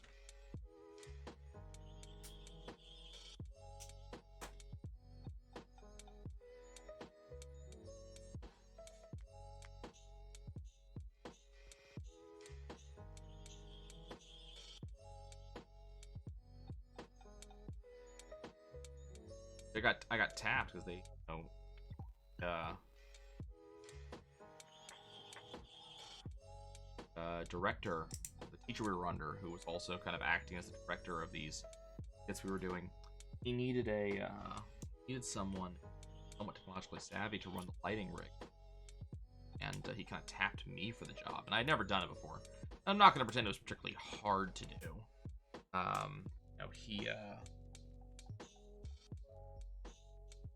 You know, he kind of gave me the quick and dirty rundown, and it was an easy job. And I was up in the lighting booth while everybody was doing their performances. The you know, 2-man plays we were doing. So I mean, it was very cool stuff. But that's kind of all I ever did when it came to theater, and you know, setting up the background things. But I can't help but wonder, like, this construction that we're doing, this kind of...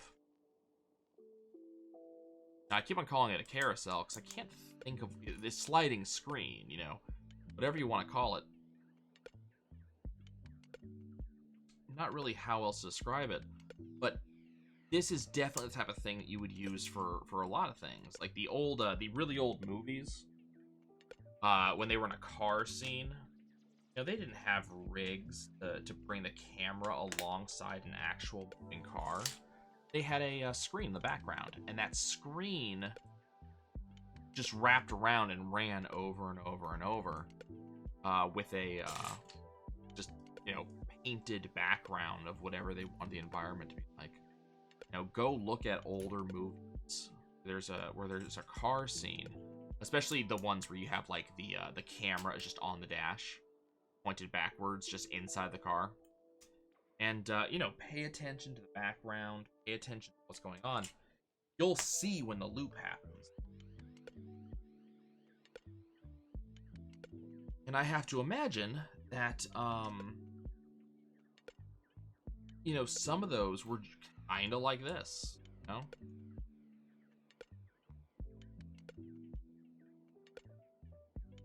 Building a bunch of struts, getting yourself in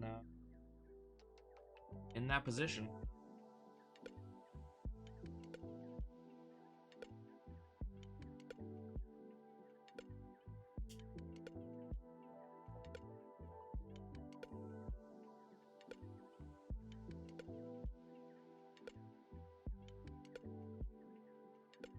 Very neat, though.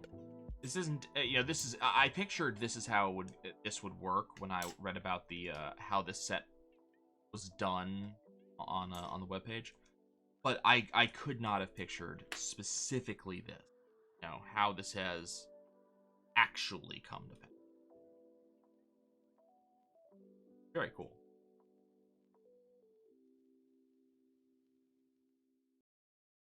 I'm well, not just kind of curious. I'm curious what the colored tops are. Is it to make it easier for me to identify where on the carousel I am? I'm putting no when I'm putting the scenery on.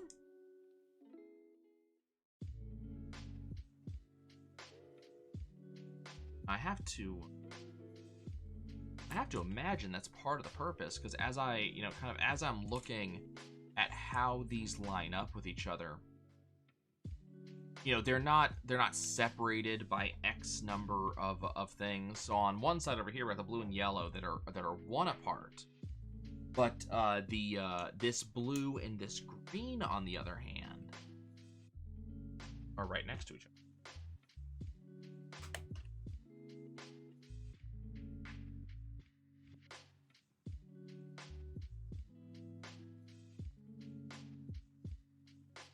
I'm curious what actually set up to do.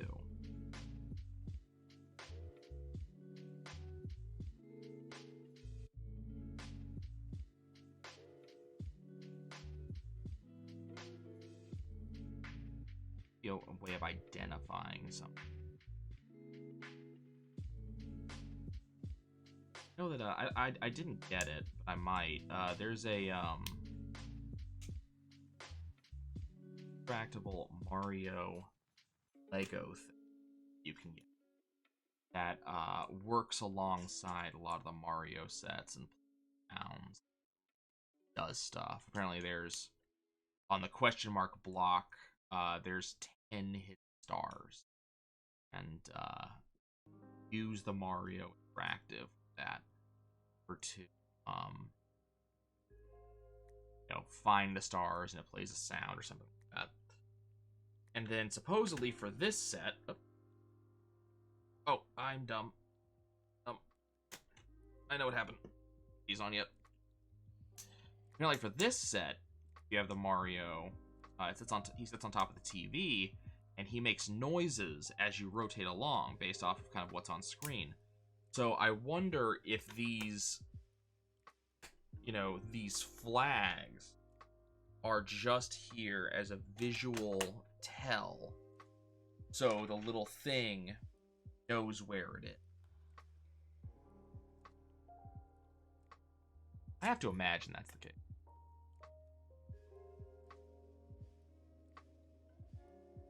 I mean, it's supposed to work with, a bunch of different sets to do a bunch of different things. So I have to imagine it can't, and it's also a small thing. I have to imagine it doesn't have terribly complex programming. So,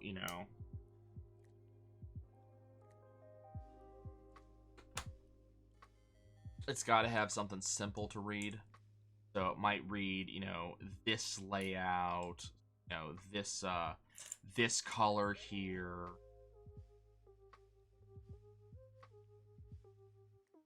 I'm curious enough that I might actually pick up that Mario Interactable. I'm not going to pick up all the Mario sets. I was looking at them. And, a couple of them are cool and all. There's a good number of good ones. There's also a lot of just like, let's recreate a small portion of such and such a court. One of them is the Reznor boss, which is cool, but I was never into. It's not something that I resonate well with. Or if you prefer to like puns, not much. It's not one I necessarily resonate. Resonate. But yeah, it's not something I have a real connection with. I also, this is going to be a very special set that is visible and kind of visually from a distance. So that's one thing. You know, those sets are, it's also kind of compact. Those sets are large, wide. I don't really have a place to put them.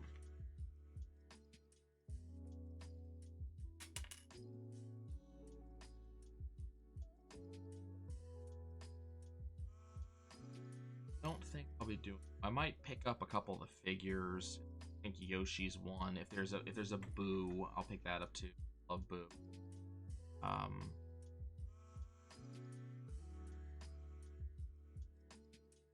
think I'll that.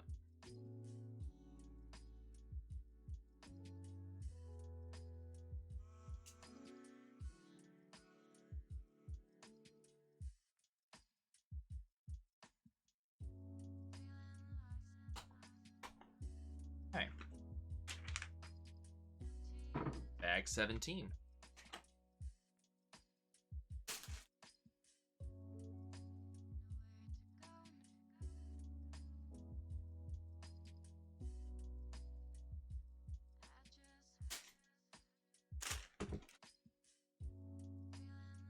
Okay, now this is going to be very cool because of the way that the backdrop is made here. You can't put anything huge on it that lasts for more than, you know, one column on the black sections or two columns on the gray sections. So what that means is I am effectively going to be putting pixels on this thing. Which, when you think about, you know, the way, you know, video games are made and all that jazz, I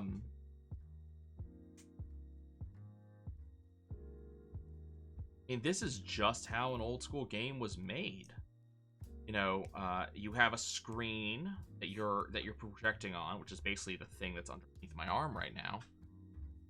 But you have a screen that you're projecting on, and you are projecting individual pixels. Go look back at those older games, and if you look close enough, you find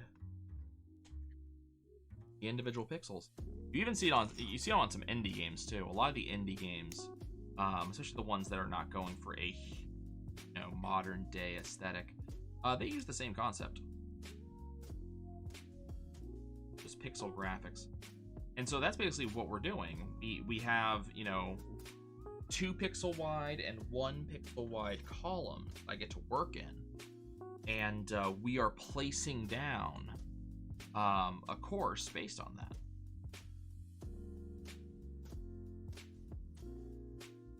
And what's very neat is they're using a bunch of these flat studs here, and it's gonna look like pixels too.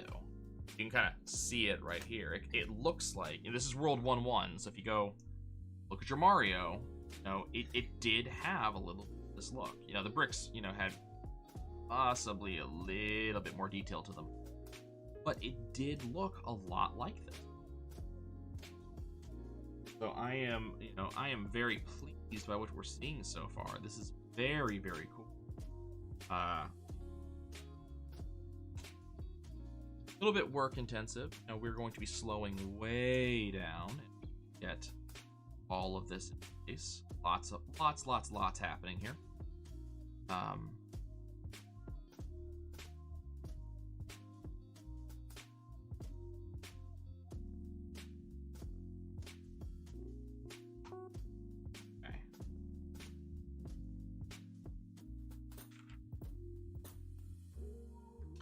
I see. Okay.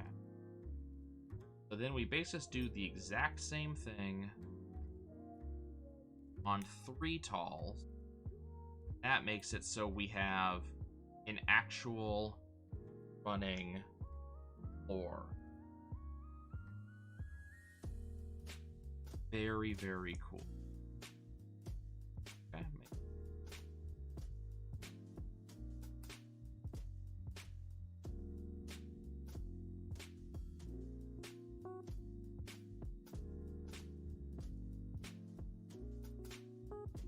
That's a little fiddly bit.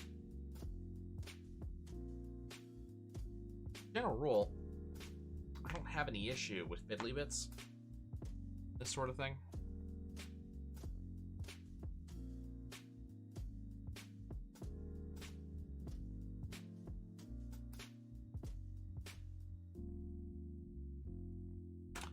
We'll say that my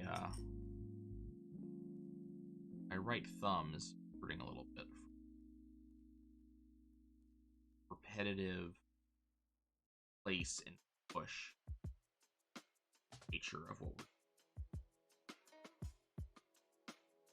But unfortunately for me, I am right-handed. I don't know how well it's going to work trying to do this left hand. I'm so much slower trying to do with it.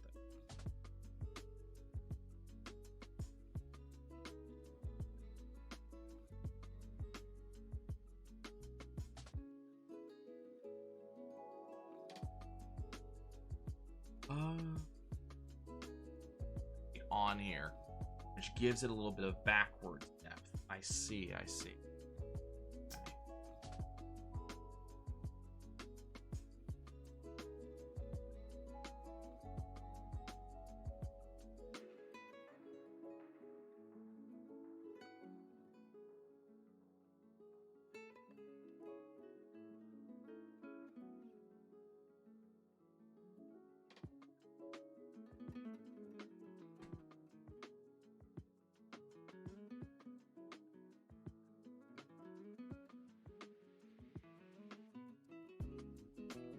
There is plenty of this that we're going to be doing.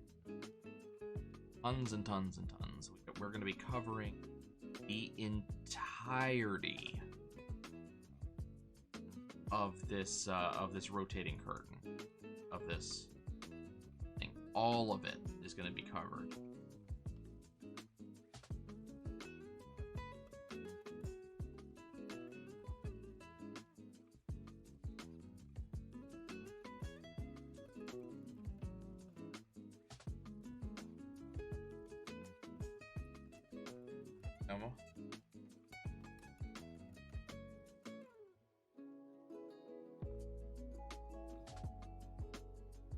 Oh. I am a little bit curious. So for this next one, they changed the texture. Not this brown piece, next blue one. So instead of doing, you know, 4 square and then on the bottom. Oh, I see. Okay. I see. Okay, I see what they're doing. So it's because it comes on a black to gray seam. That's why it's split up. Okay. So as a viewer of this thing in motion, it will not be quite as obvious where the seams in it are, because we are disguising them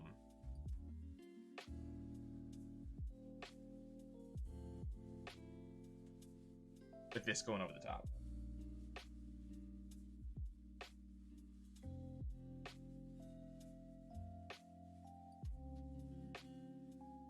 I get it.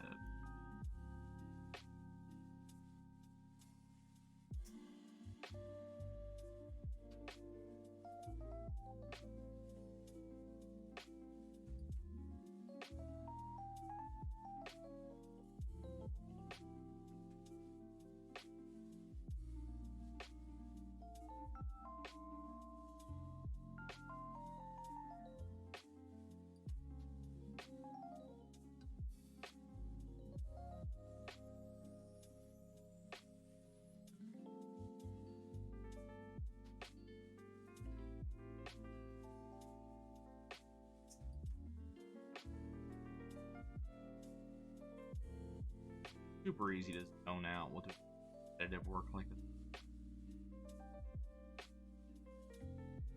I have Kind of like I have for the past couple of streams where I've been doing Lego stuff. You guys have the chill hop in the background, and I'm listening to a video I can just out to. Admittedly, not paying attention.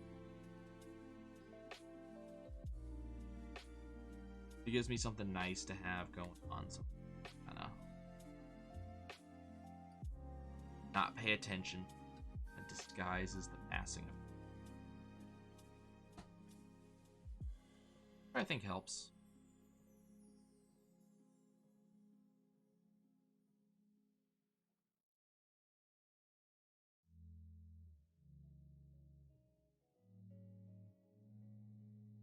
I'm doing small adjustments on all of these, trying to make sure the little flathead studs here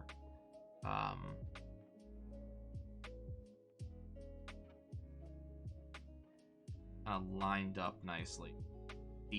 There's just enough space between them that they can be like slightly off angle, and it's very easy for them to get, you know, to kind of diagonal on each other.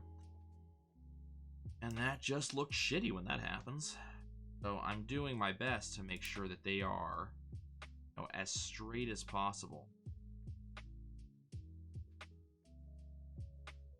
The illusion is easily.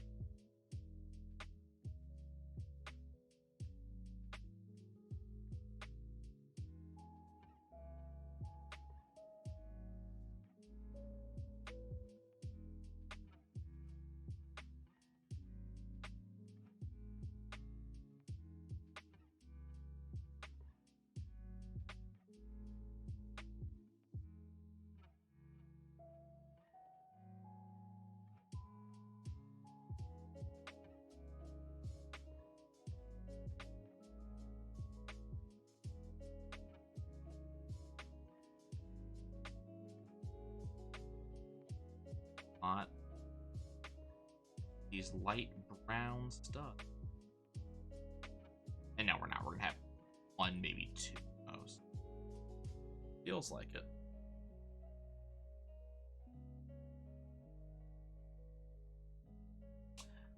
You have to go look at map of one. See if this is just kind of a approximation, or if this actually lies specific point.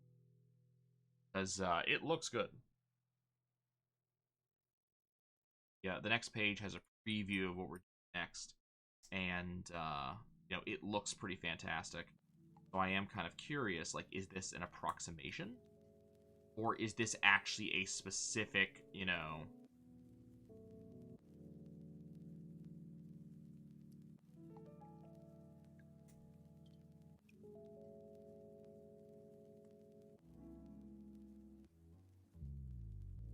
a specific 30 pixel wide section or something.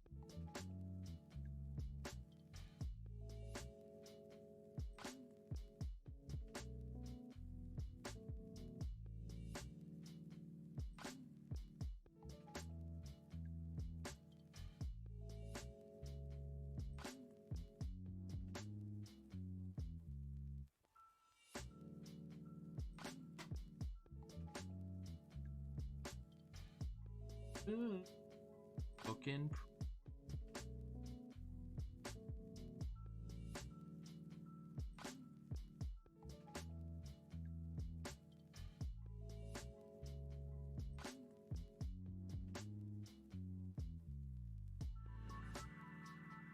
Okay.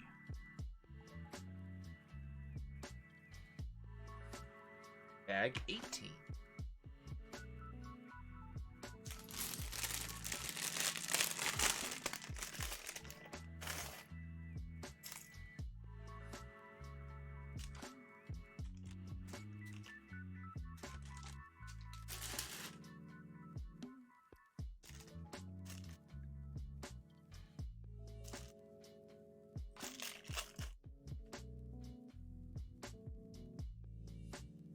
Question mark block.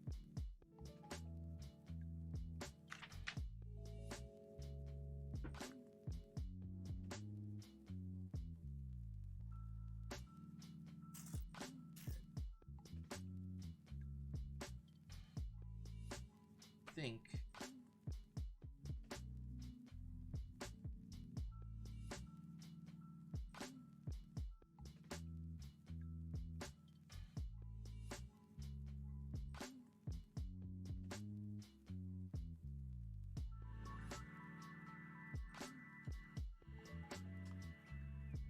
and a little bit easier on if you put all these down.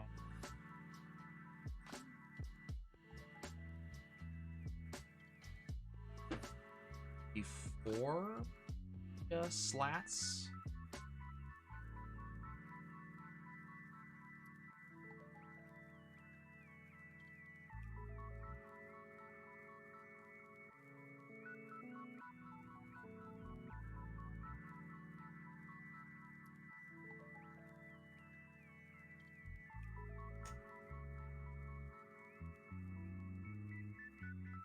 Oh man, look how good this looks. Look how this looks. It is unfair. Oh, good.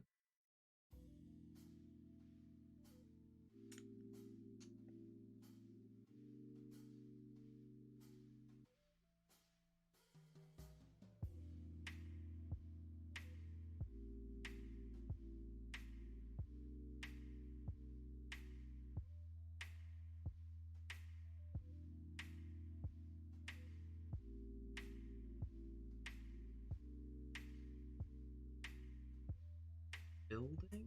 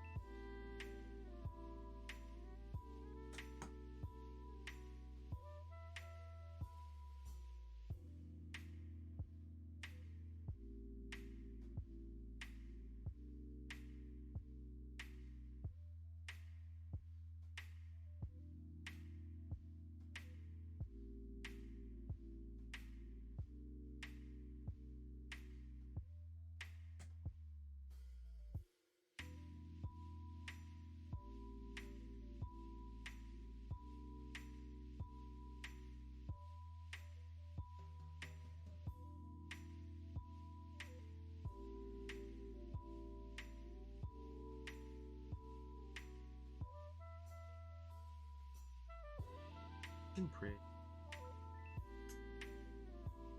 Slowly coming together. Touch.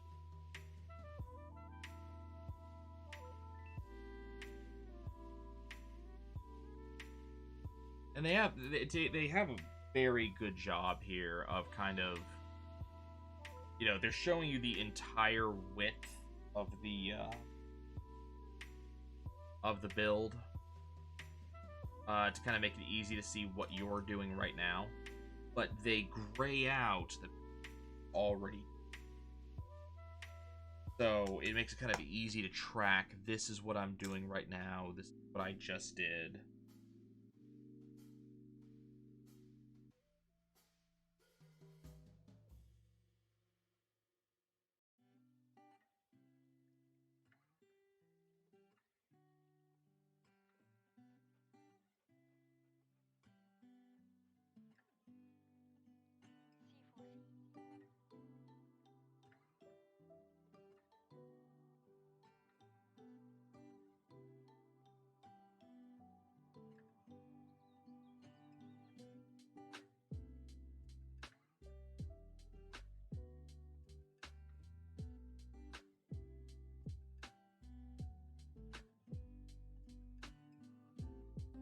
It's so cool how the illusion is being performed here.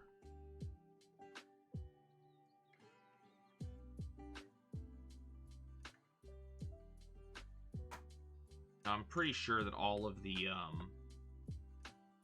bricks with studs on them piece right here and everything like that. I'm reasonably sure that all of those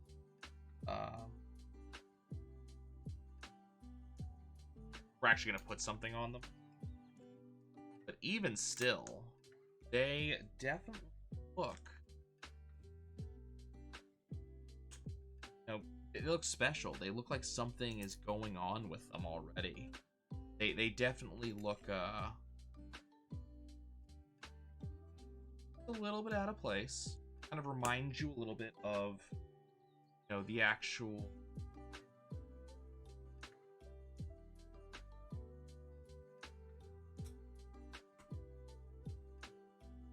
just remind you a little bit of the actual level.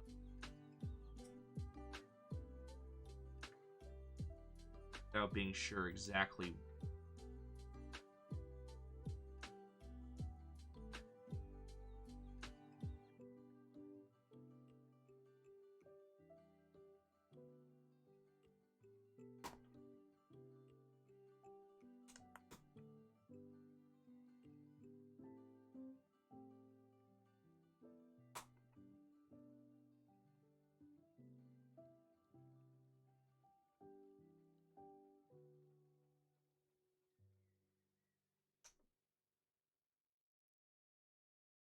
Kind of referring to the instructions, everyone. They have a couple weird things in here. You have to paying attention to.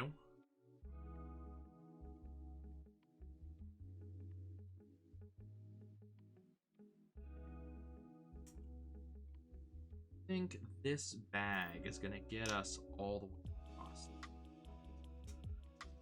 Kind of looking at how quickly we're getting through everything. Might be wrong. Often wrong. Feels like we're gonna get like halfway. That's it.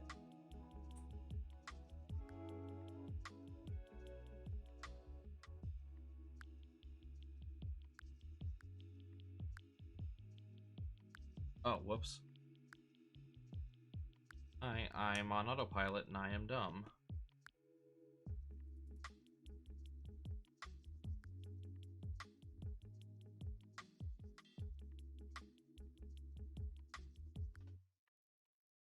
There we go. Have a brown stud.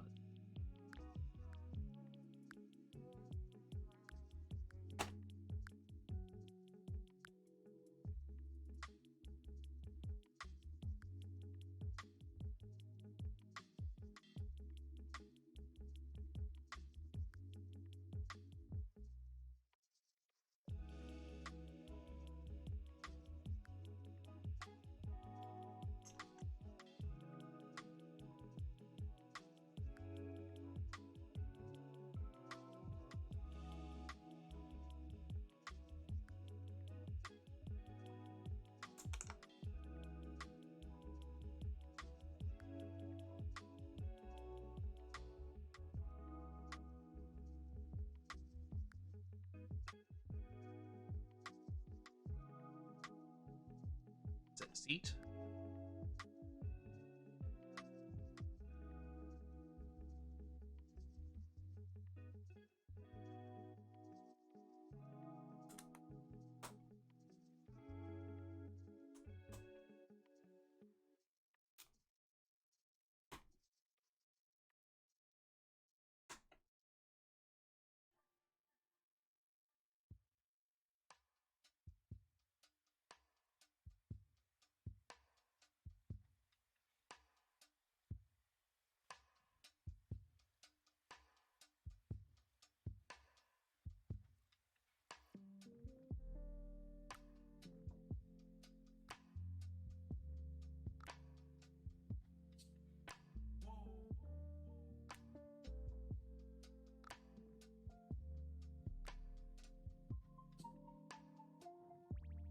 Along.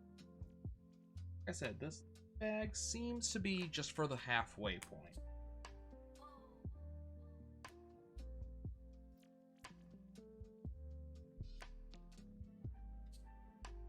Get a bit of a cloud.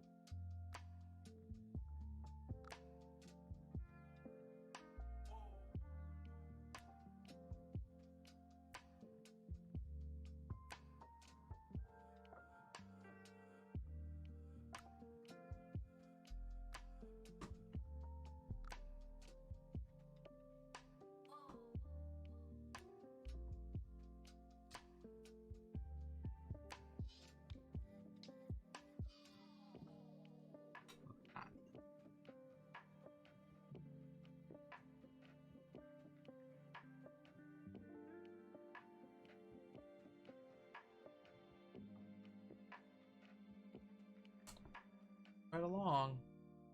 No, I just said that, but I'm just kind of amazed how fast this has come together. I mean, looking at the timer, you know, I've been working on this for almost 3 hours, and I think we still have probably what, hour to go, hour and a half to go. Kind of making a guess.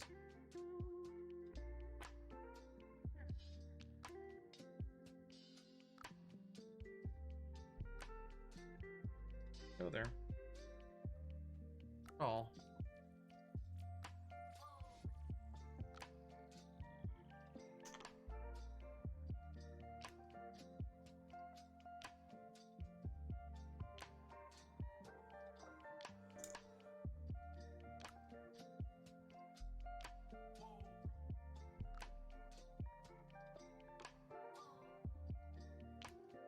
Now time to put incident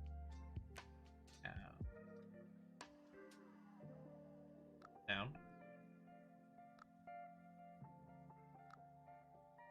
Off so I can around. Might ask, like, how do I know it's upside down? Well, because the shadow's on the right. Like, that's how it's supposed to be. The shadow's supposed to be on the right.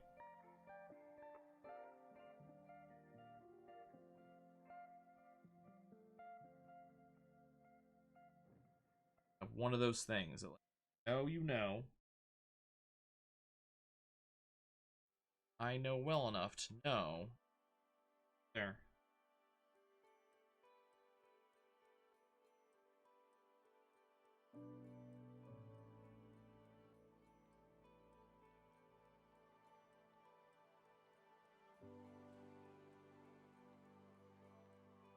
Even have goon.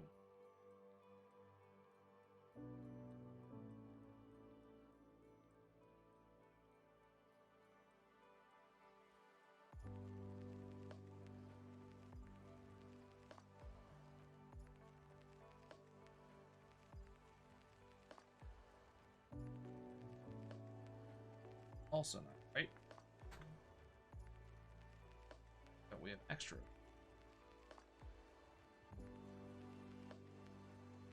Extra.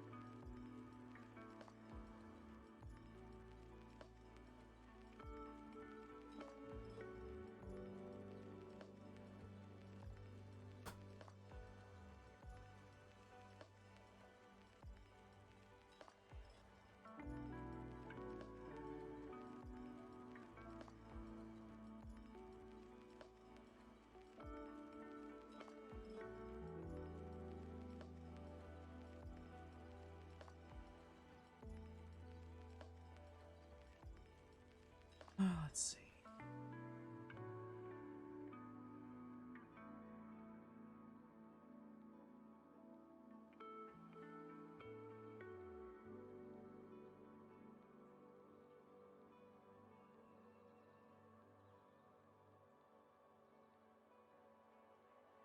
Oh. Hey.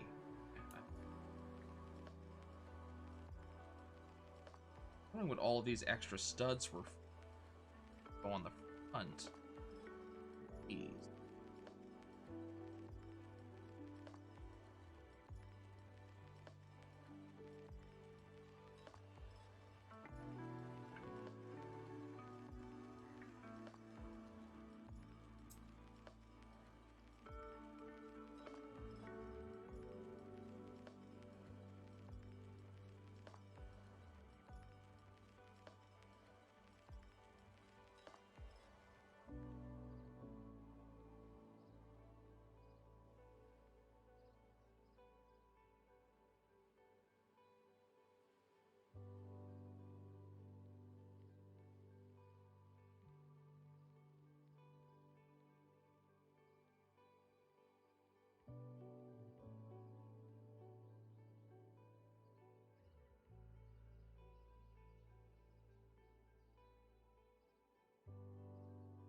Koopa shell. Antic.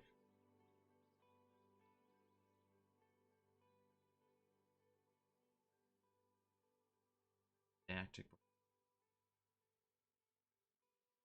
Okay. I think everything.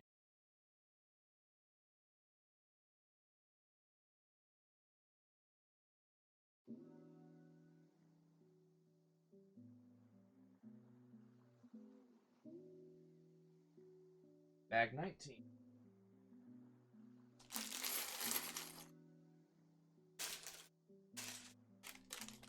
You're almost there. 3 bags left.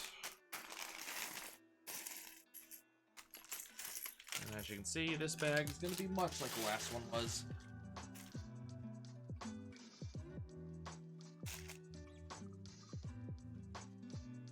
Itty bitty teeny.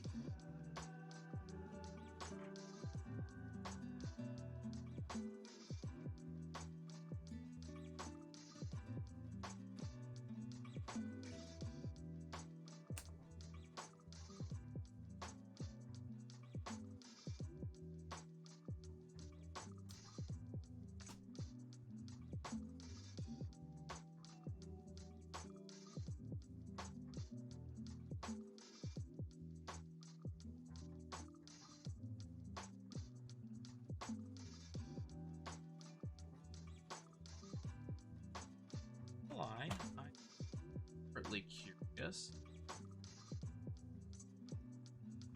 about the fact that none of the blocks have a.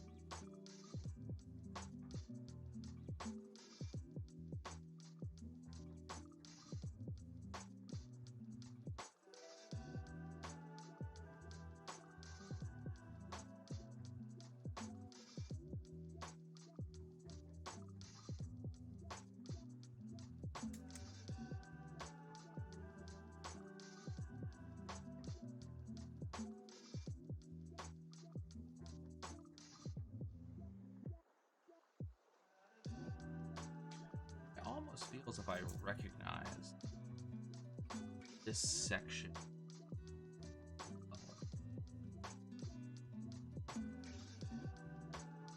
Or if I'm not just, you know.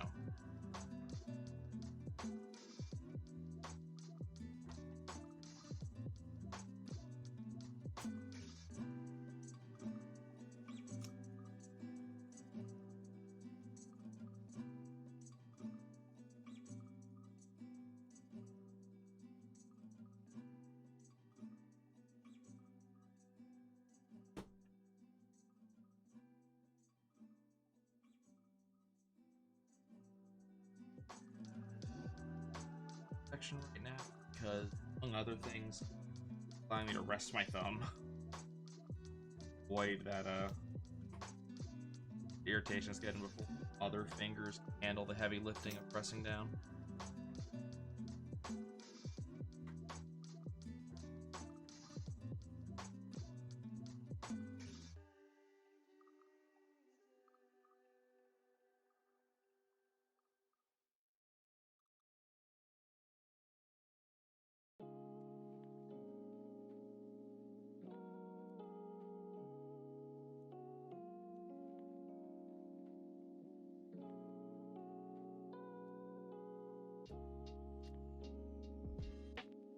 That there's someone out there very easily recognizes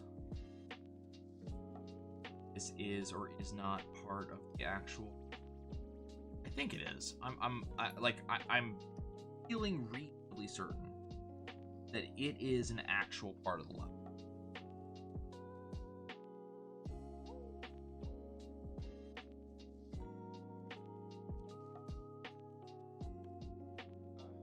Oh, there we go there.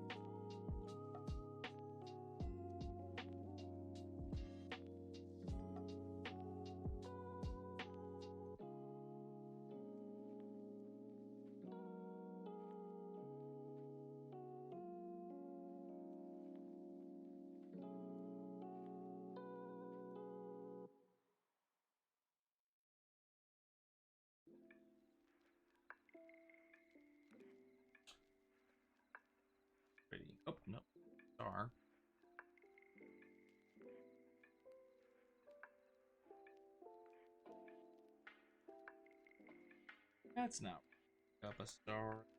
Well, if stars play I'll play Mario 35. Kept thinking about it. Considered doing it. Didn't. I think it's now right. Can't play it anymore.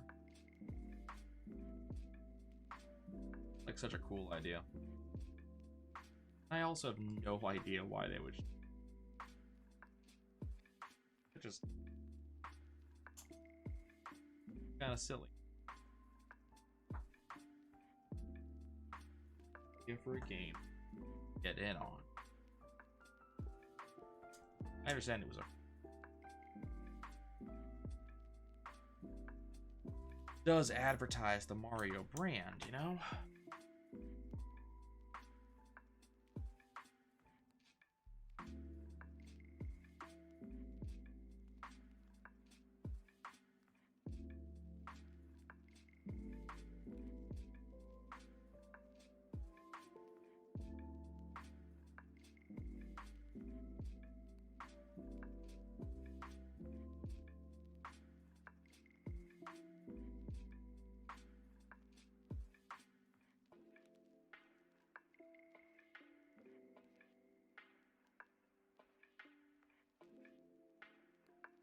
To do this right now.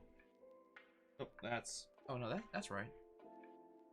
I don't know why we're doing this right now as opposed to.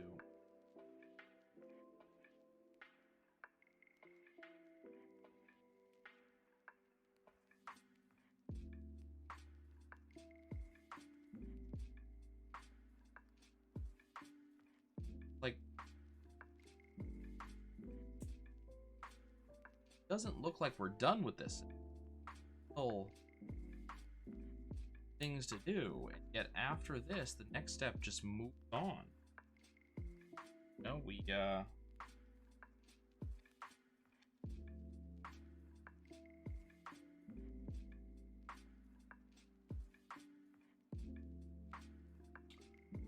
on to other things.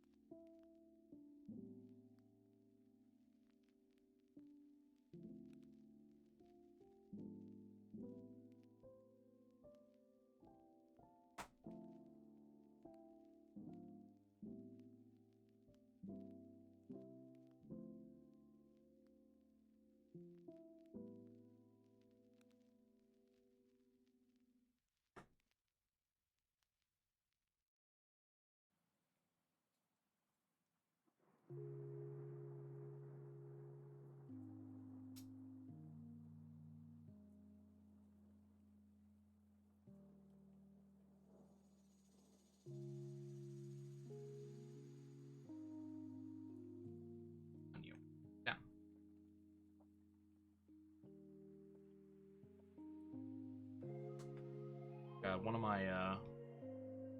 One of the things I'm thinking about working on next, that I'm considering picking up, a Lego rendition of Van Gogh Arena, which, you know, on the one hand seems just amazing, like it's gonna be so much fun. On the other hand, it's gonna be a lot of this, glancing down the book to make sure I am doing it right, and then putting in a bunch of tiles.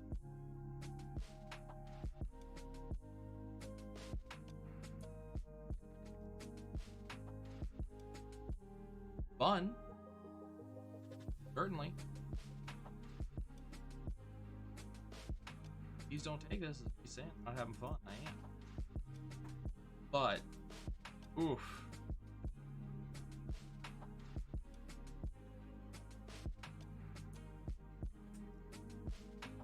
Talk about repetitive.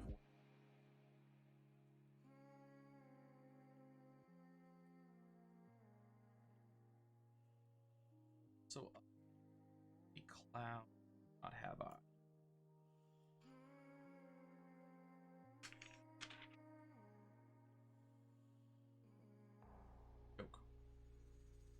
bothers me.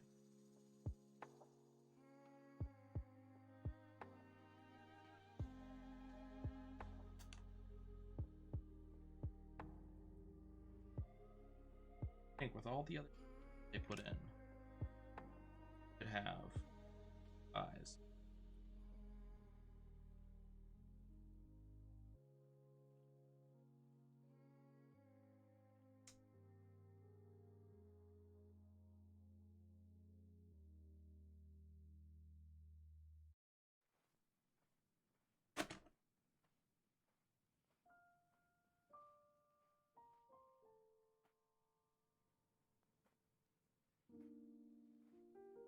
It was all blue. I mean, so is the row next to it. Like, we're just filling in right now. Unlike almost every other portion of this, these portions of the level, these three side-by-side pixel columns,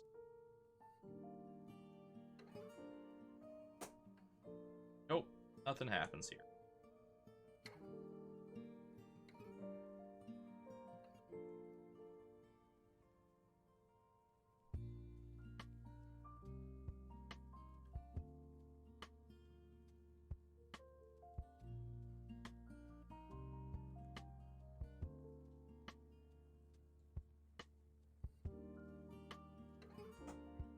I don't know. Have you noticed that? What's done with this? Like, not last particularly long. For as much I'm gonna use the words tedious, busy work. You gotta understand is that this is not a complaint.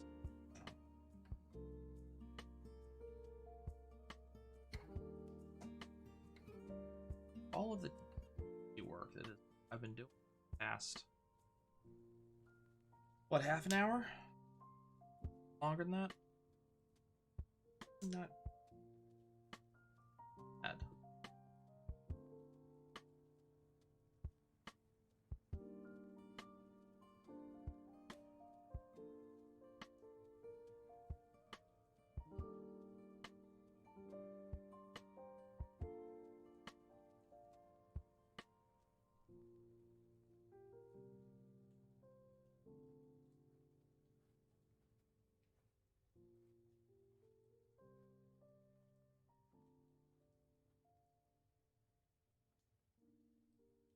Oh, that's a star.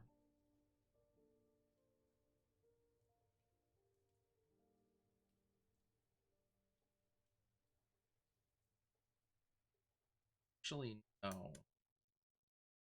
This is supposed to.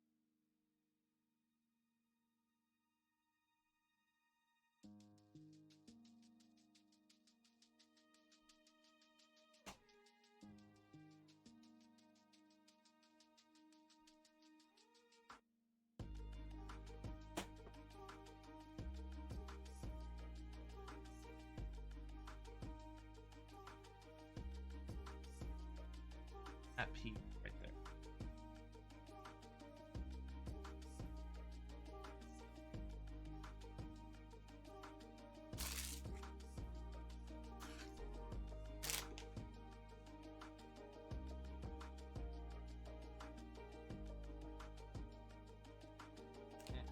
Right.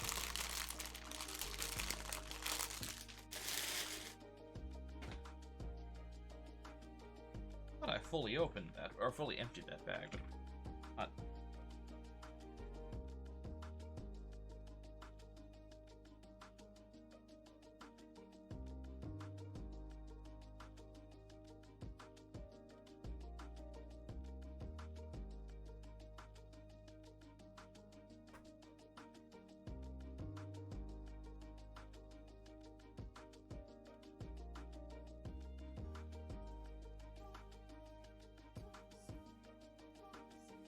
Out of Koopa Troopas?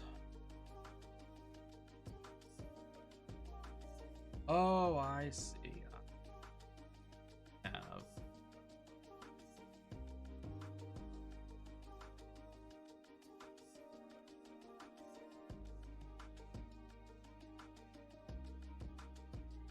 Have a pipe.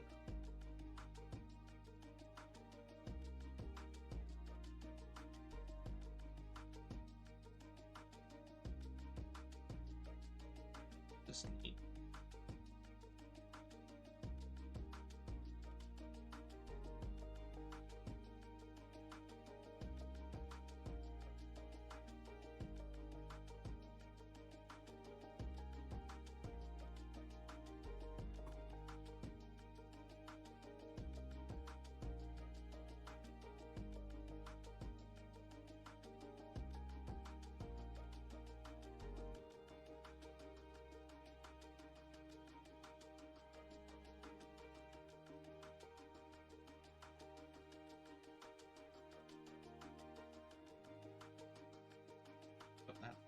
Yeah. These aren't.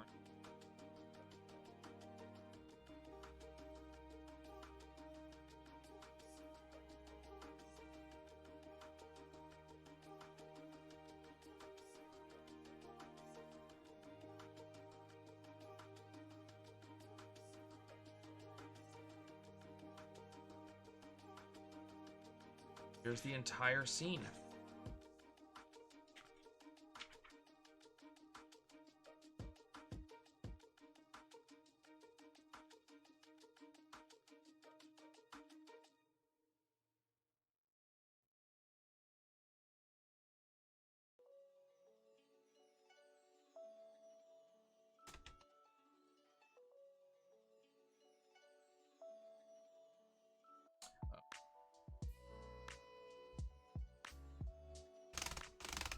That's how they want.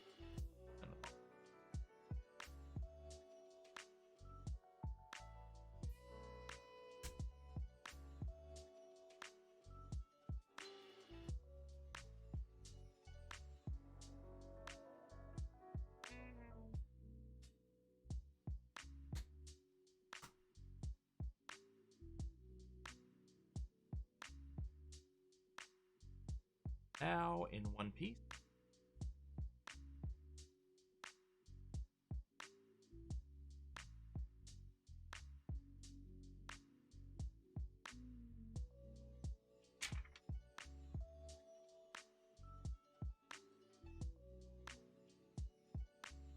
Okay, this one I cannot do facing you guys. I actually have to be paying attention.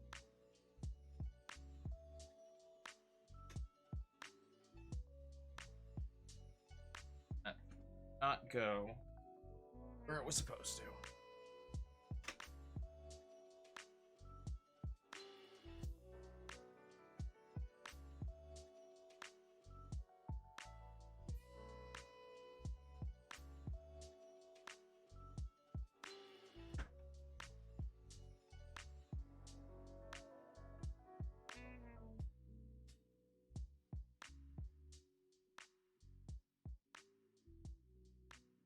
Works.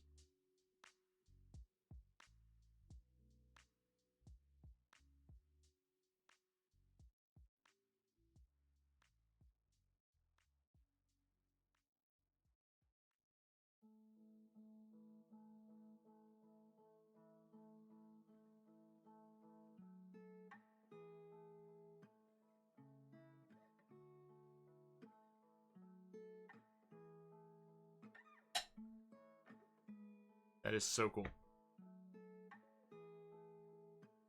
Okay. We just gotta close it up.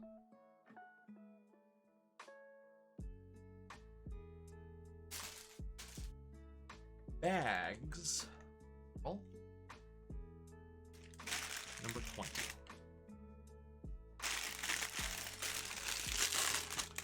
It's these two, and then one final bag. Bag 19. No. I can count. Bag 21.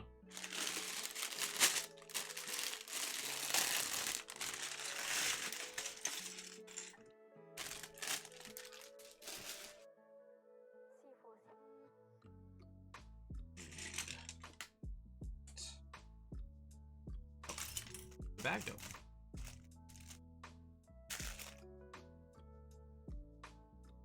Have Bags everywhere.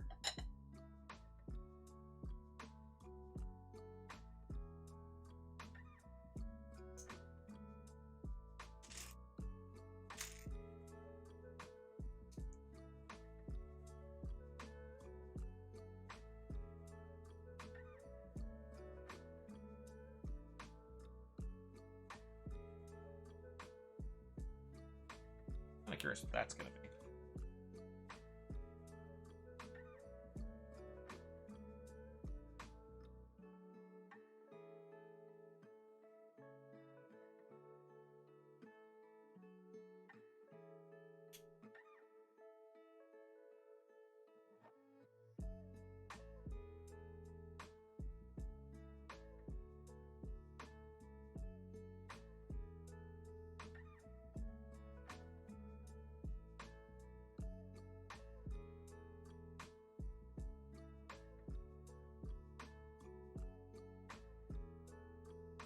Specific piece looking for, just like that one that I already found. Here's some more.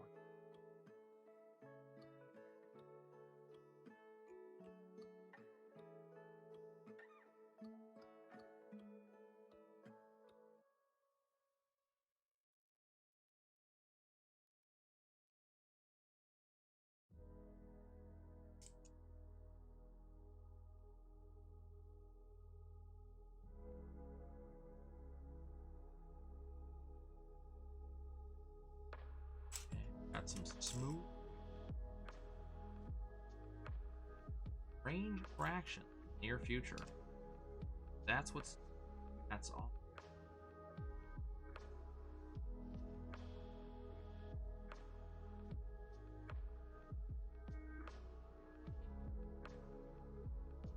Going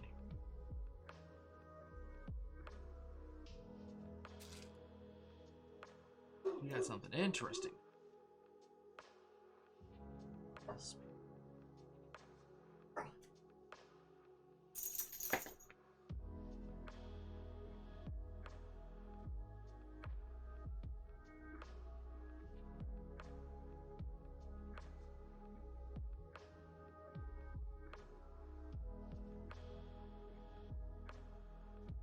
Oh, this is a barcode for the.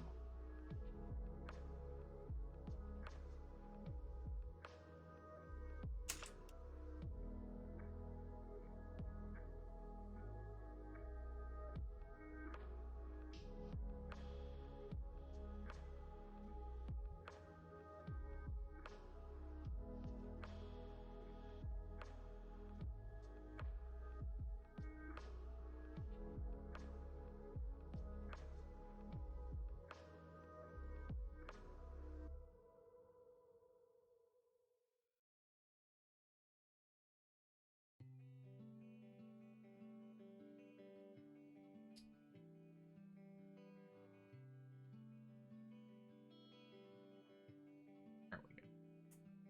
That's what. Is that what I want? Yeah.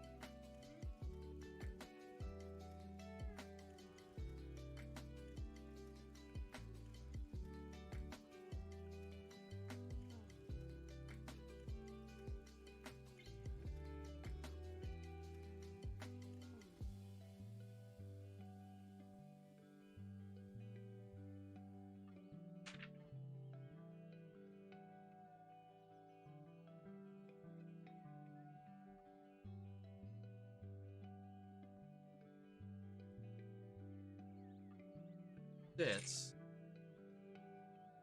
top.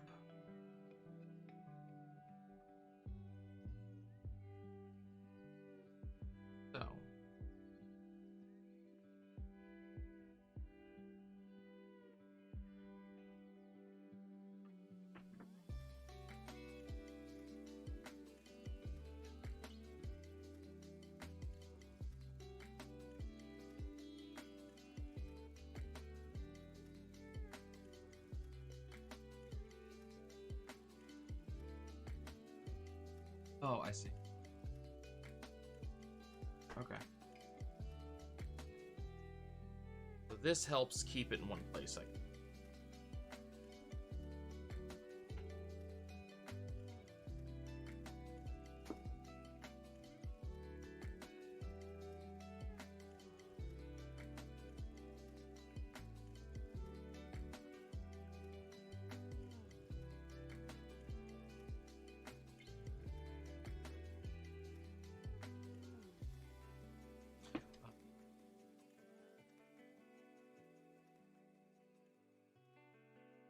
Yeah. Keys. You guys can't see what I was doing, but I was just trying to line this up. Basically, we're just putting in these brown pieces like this in order to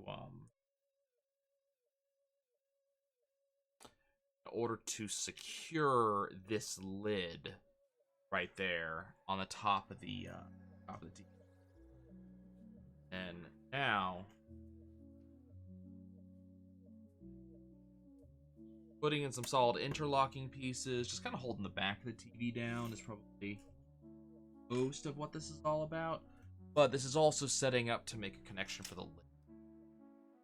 That's all right. What I grabbed.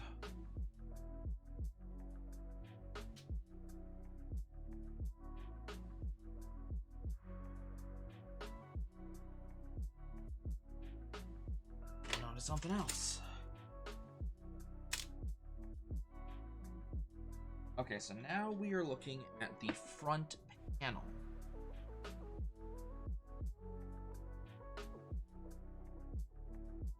At least that's what I am going to be building.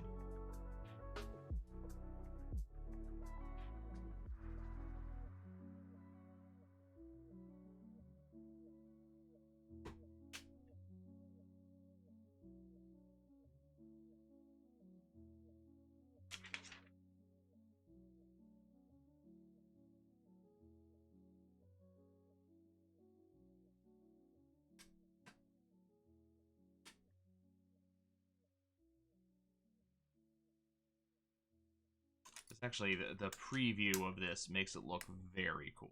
I'm actually very much looking forward to see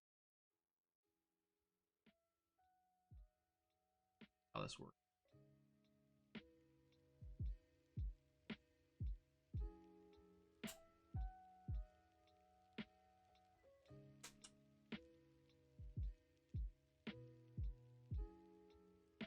Yep.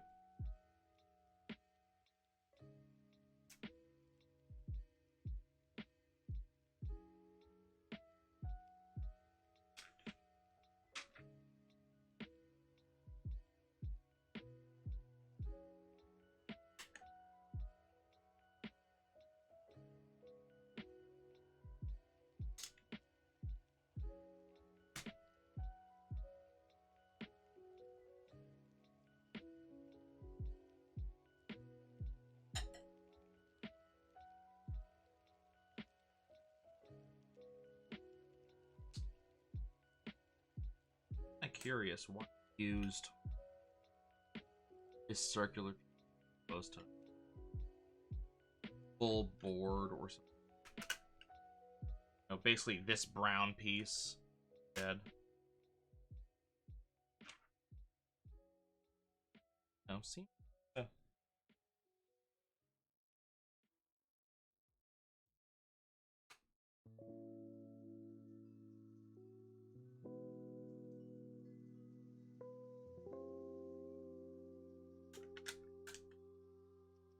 I see. So the gray on top of the panorama will never be seen.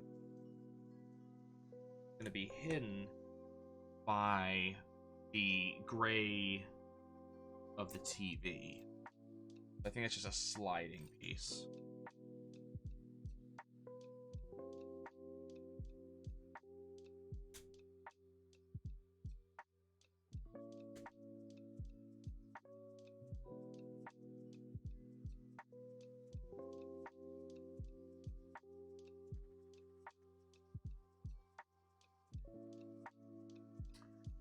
That to the side.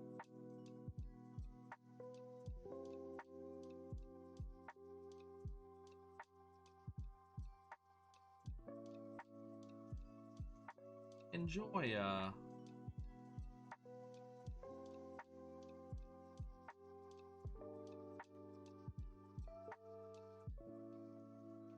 wait, setting some stuff up.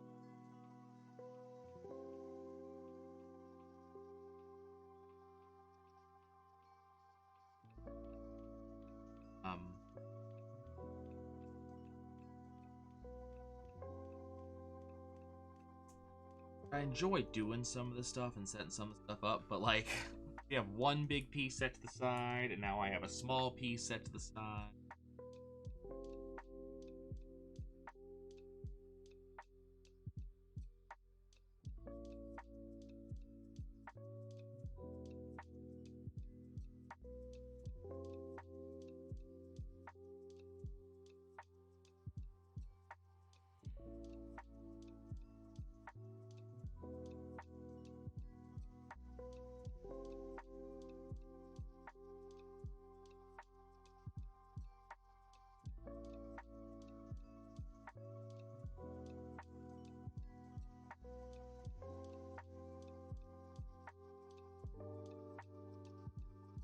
There we go.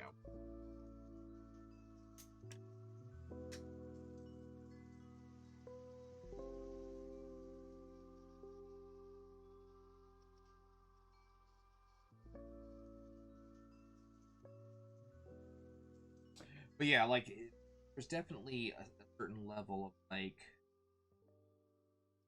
um,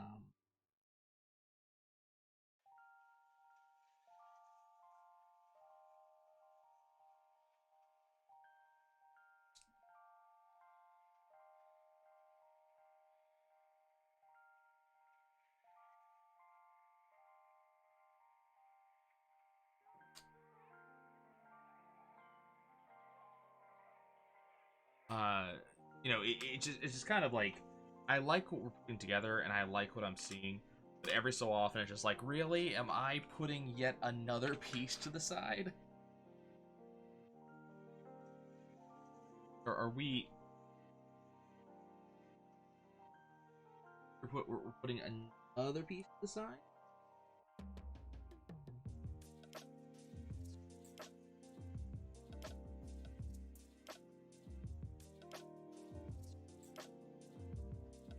No.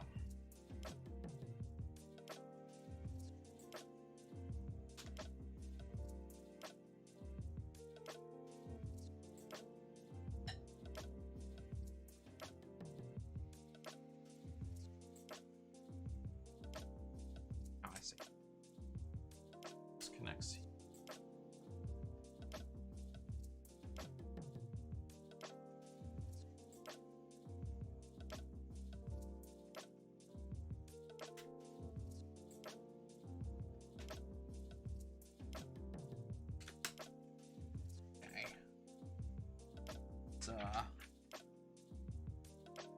Yeah, and we're setting it to the side again. Okay.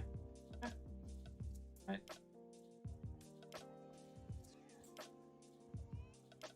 Not gonna argue too much.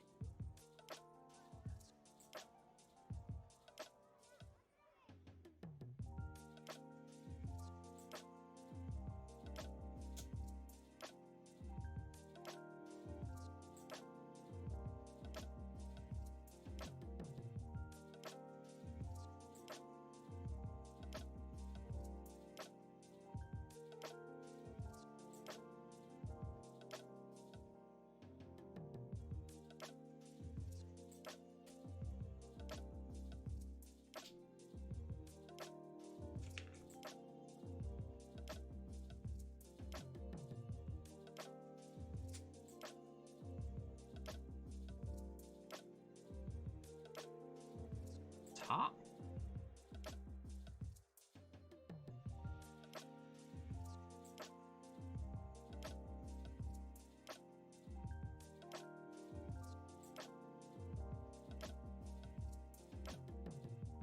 Oh, okay. We gotta make 2 sets of that.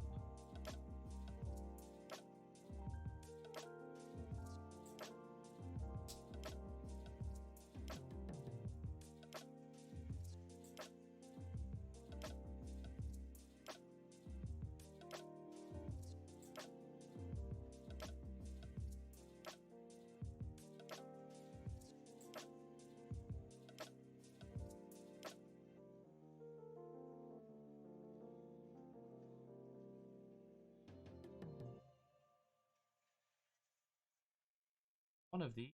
Oh, ah! That correctly?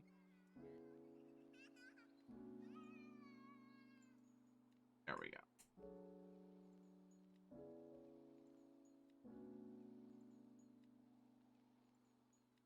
Oh, right.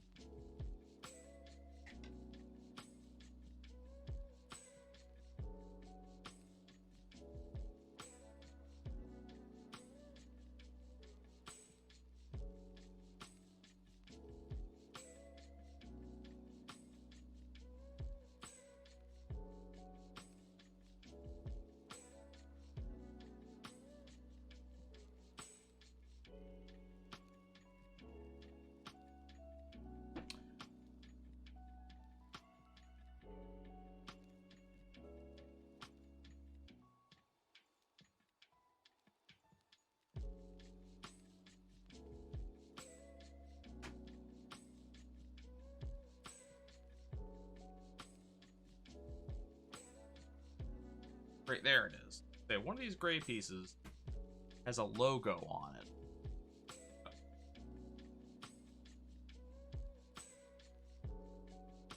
Low tech. As low tech as it gets. It's Lego.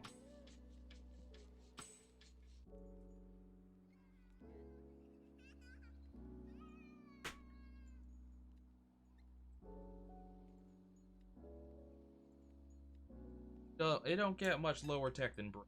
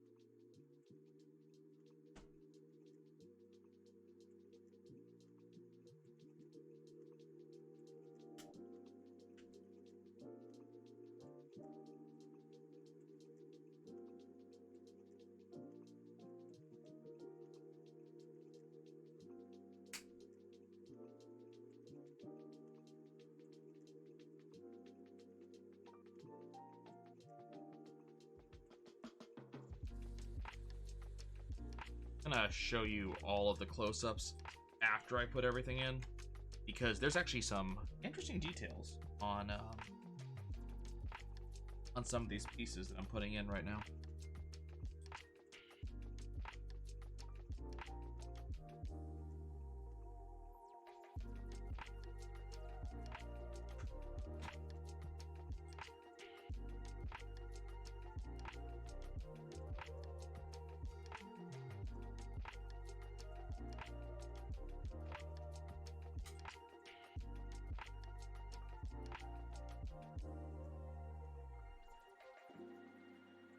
I'm dumb.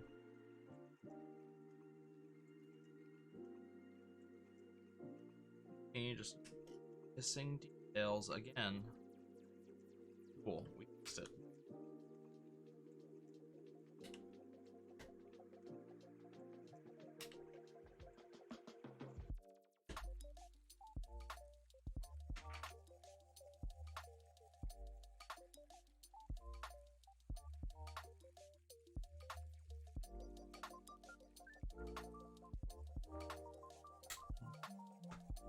Have a lot all place.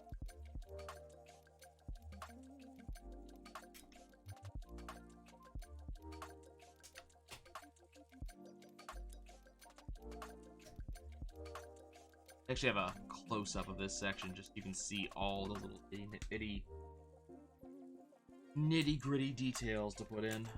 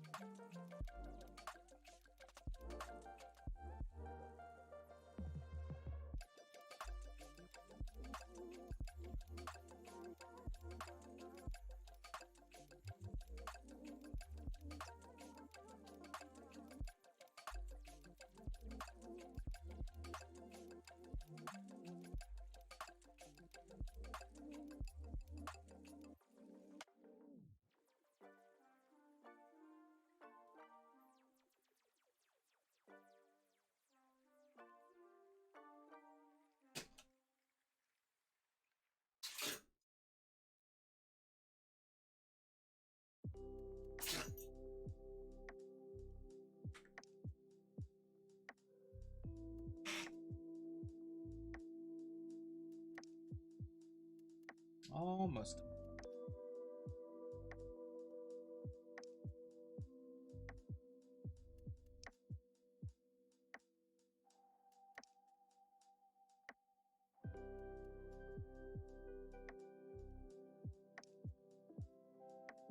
And we are doing the largest amount. Nitty gritty detail.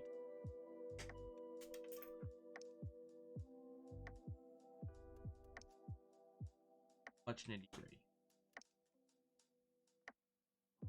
Borders and all kinds of stuff.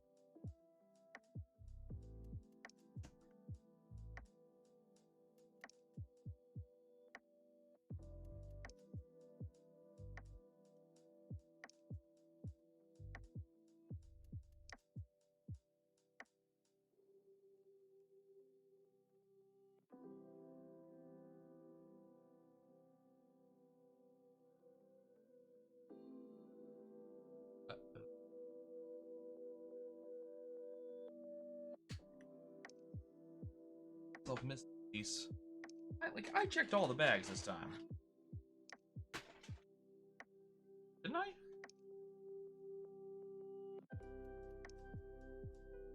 Back to that in a sec.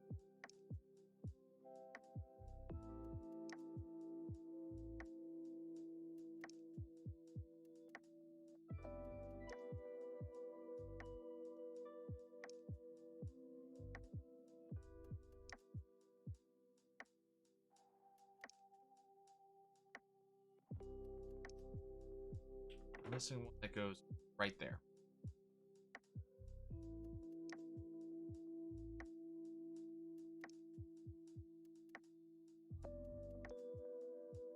TV.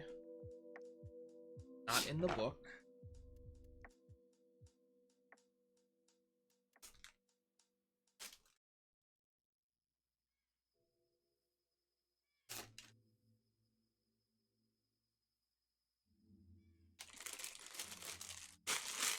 And this time, not in the bags. I think I legitimately missing a piece.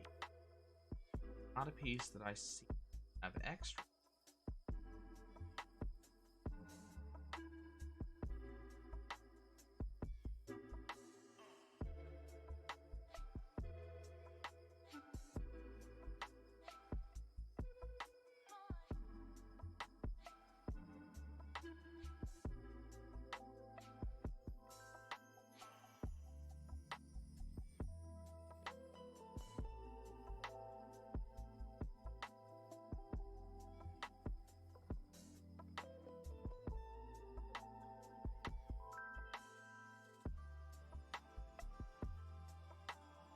Time it is actually legitimately missing.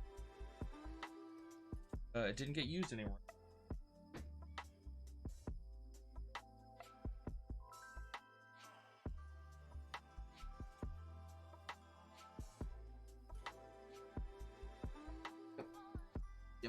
Yep. There are actually missing.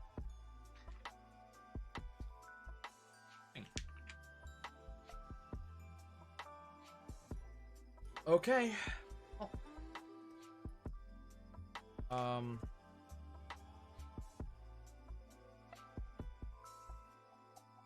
Something there for the time.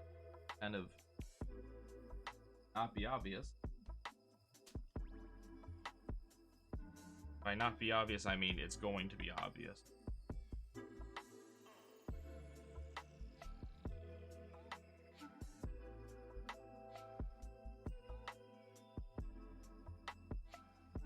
didn't hear any pieces fall.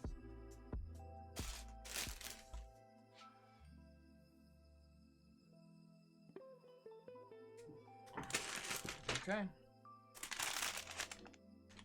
This last bit.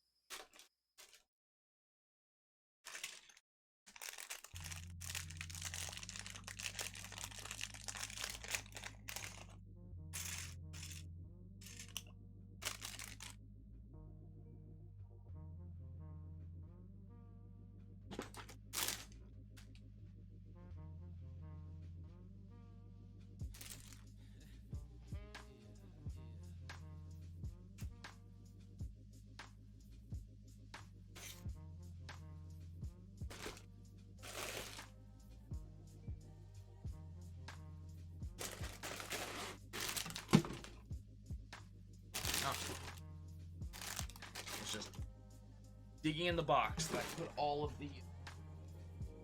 the bags in. This here.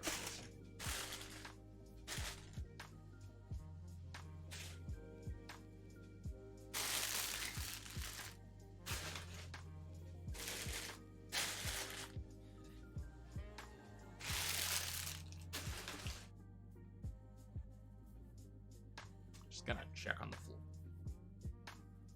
Hell, look out.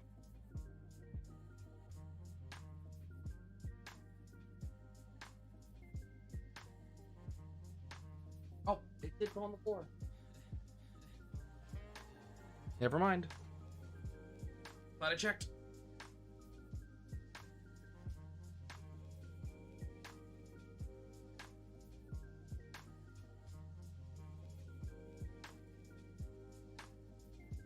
Even hear that fall.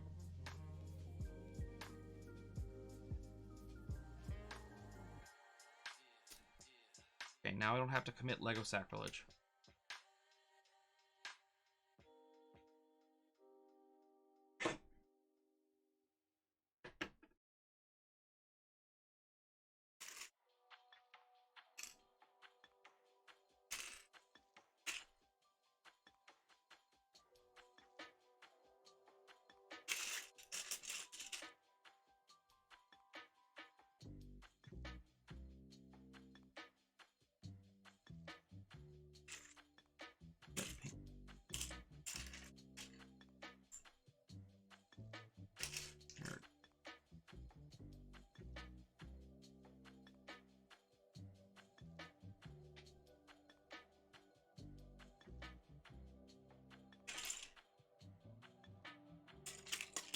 I see a bunch of panels for the top. Not against that.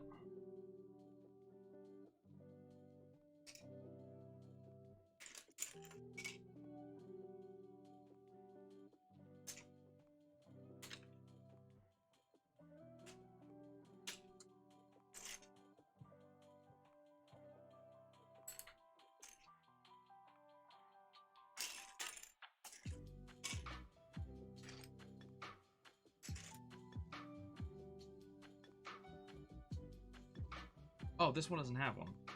Okay. Goes here. Of this thing. I've got no idea what the purpose.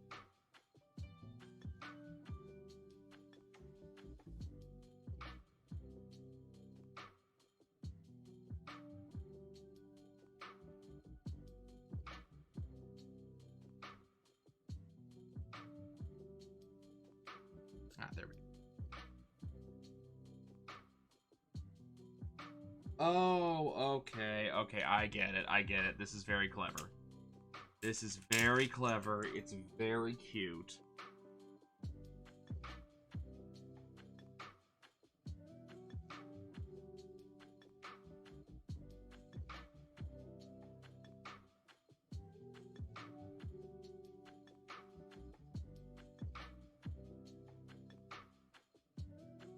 Like I said, this is very clever. is very cute.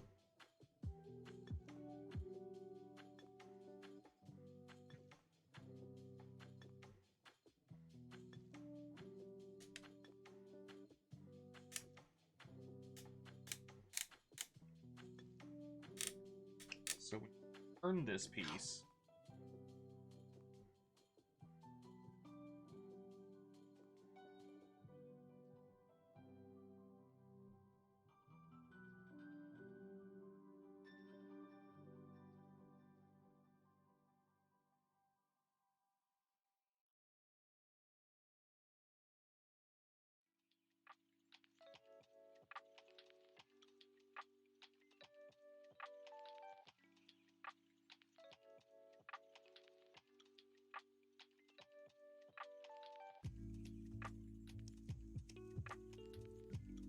Now we have a dial that makes a sound when you turn it. Oh, that is so cool. Like I said, I will show you guys the very front of it. I've got everything put on here.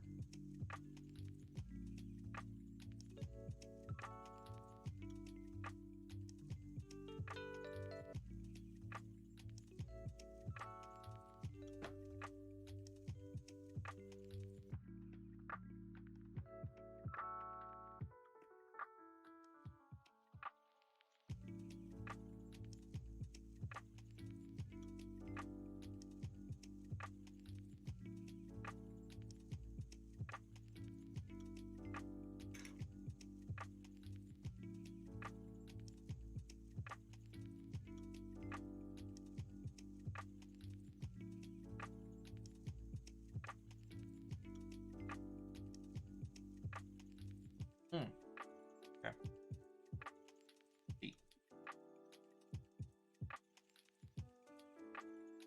Go over here.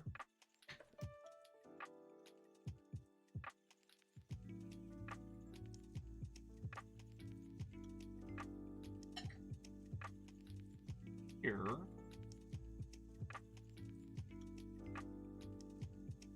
Mario on this.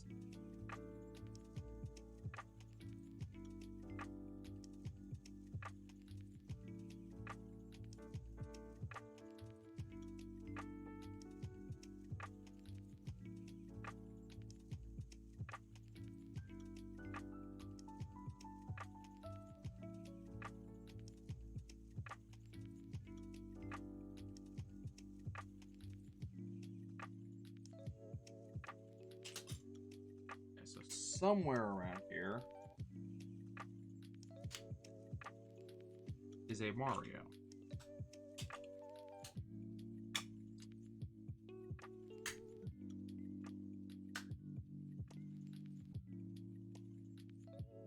Supposedly.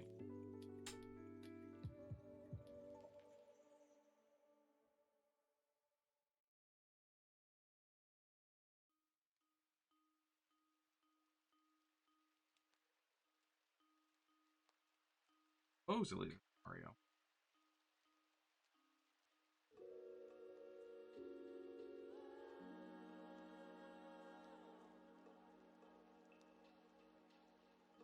Oh, there he is. Ah, I found him. Here on this little arm. Curious about the actual TV itself. You may recall that a while ago you put this in.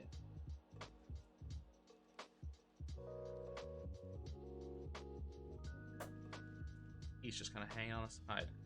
That didn't do anything until now. It does a thing.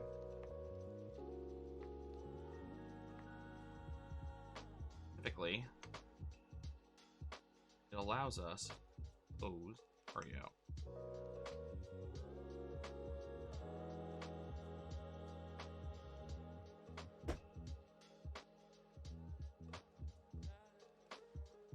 Oh, that's. Oh, wait. Oh, I will show you guys this in a minute. This is very cool.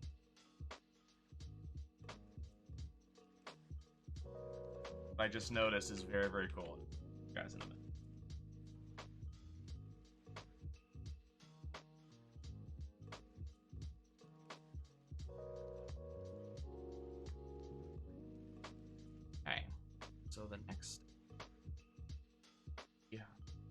along,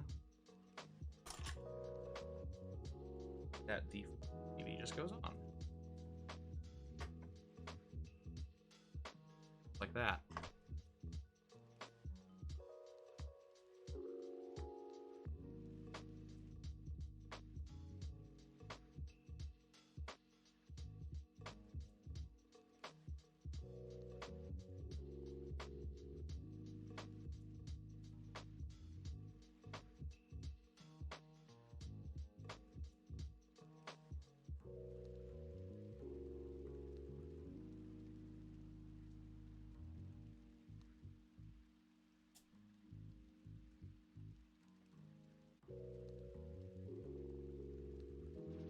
Oh, this is supposed to be a stir. Okay, I get it. There's actually a close to you guys. There's actually an instruction specifically pointing out, make sure that these are all.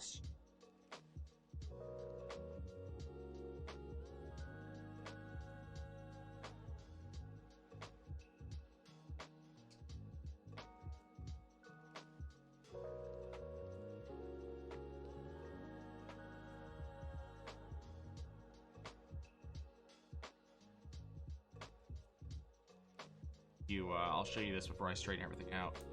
But if you just kind of put stuff in, they don't end up being straight. They kind of go all over them.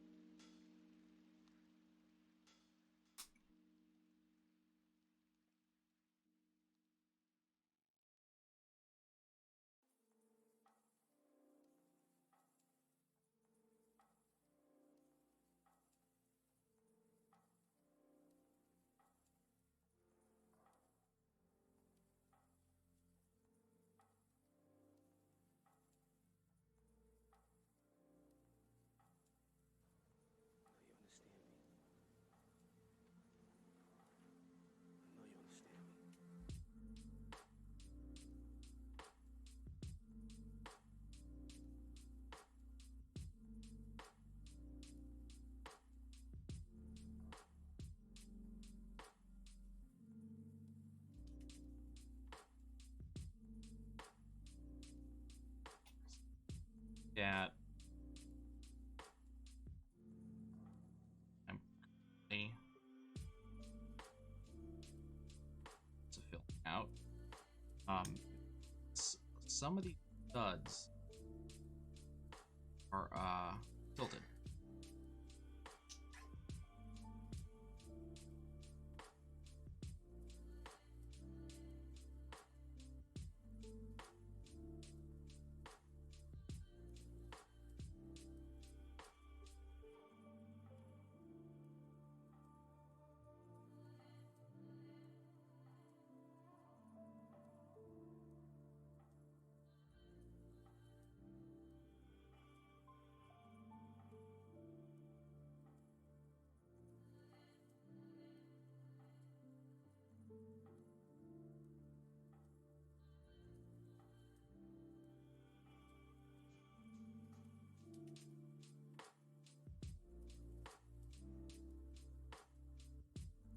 One more.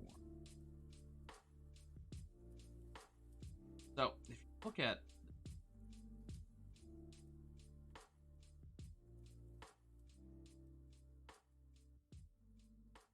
glass,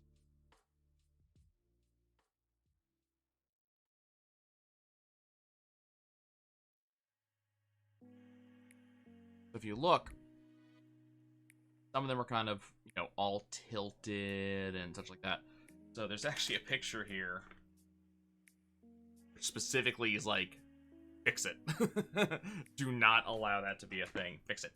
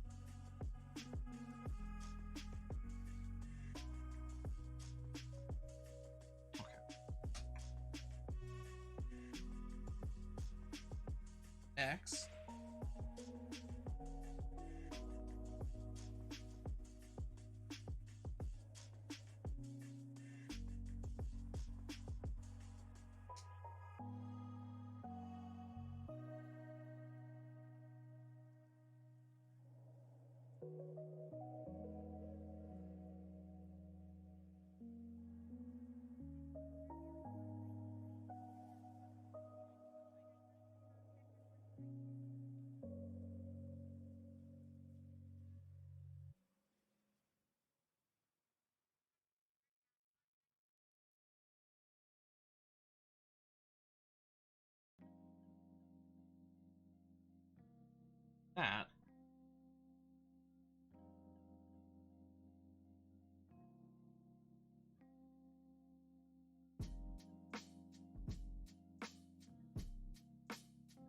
Not me. Right, Great Priest.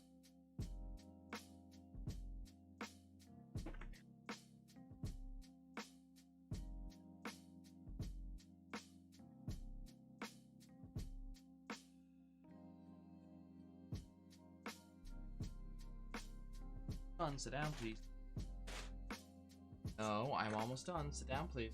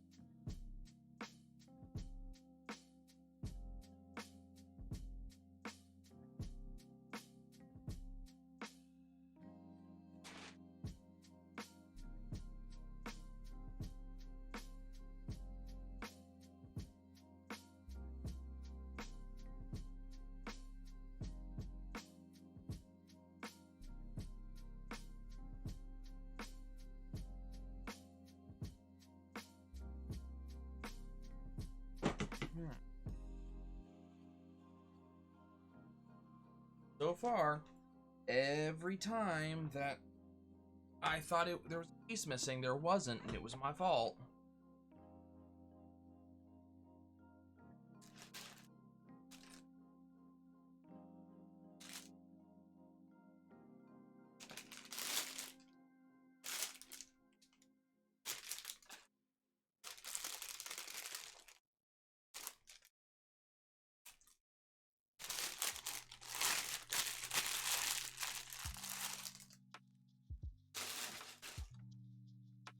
It's on.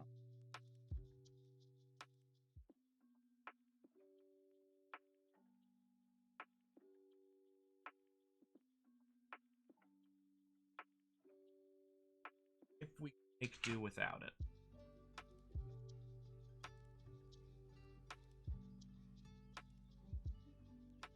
Maybe I'll find it.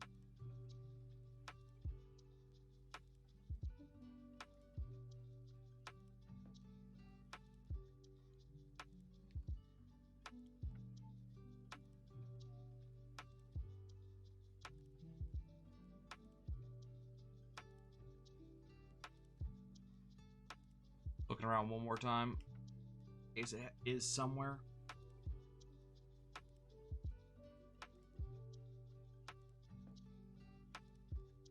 No, that's gonna be full.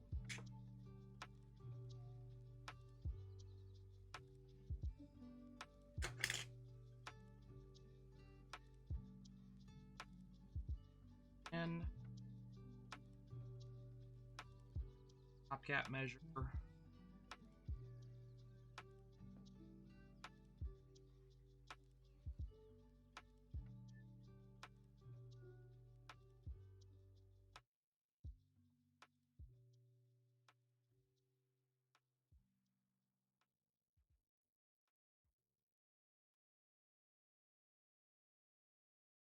Oh boy, that box.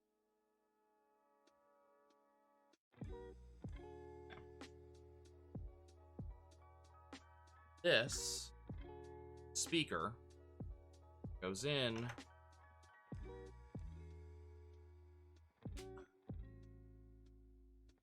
right here.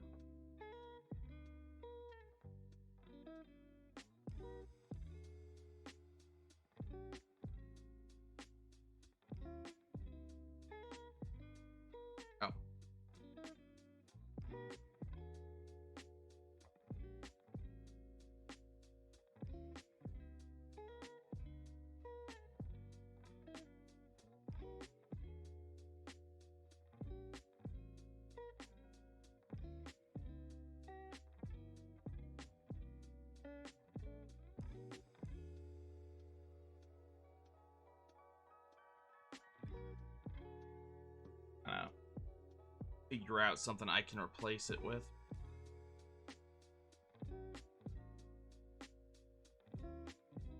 It'll be this. Look a little bit off, but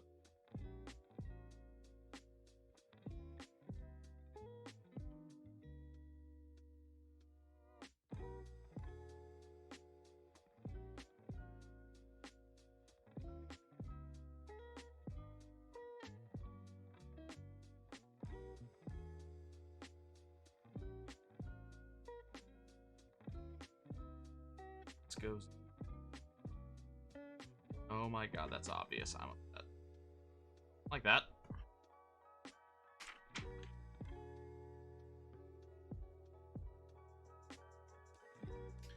And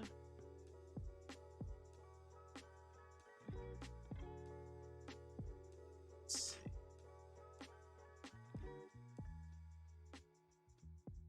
This piece.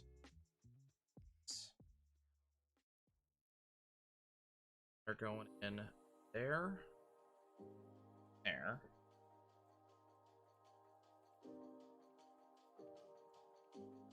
Oh.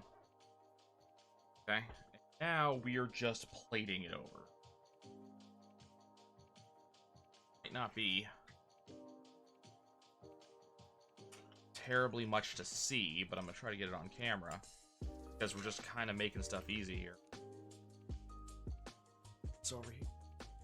So it's just 1, number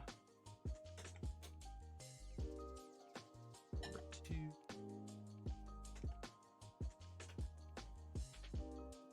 So these plates kind of hold everything together at the end of the day.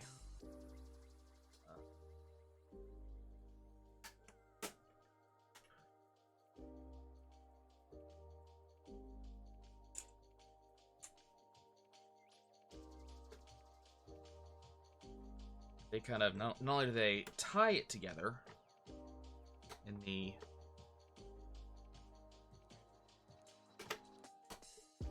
kind of strictest sense of the word,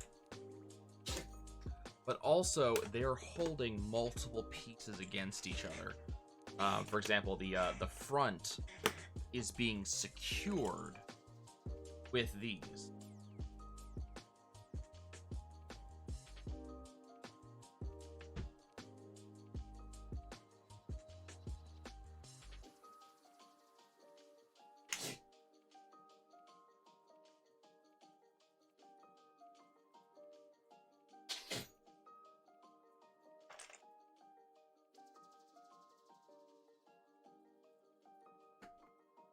So the top is now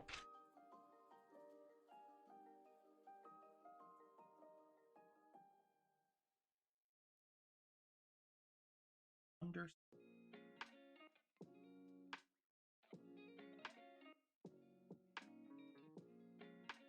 Adding, I guess, just extra reinforcement. I think this also did.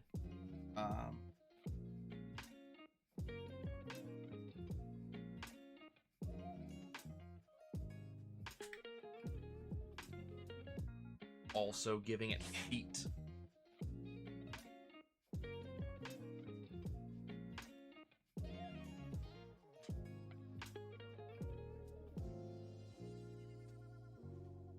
I'll show you what I just did. So I'm kind of maneuvering stuff around. So, gray piece, gray piece, gray piece. Kind of putting those in place. I think that kind of gives it feet. I don't know if they're gonna add more than that.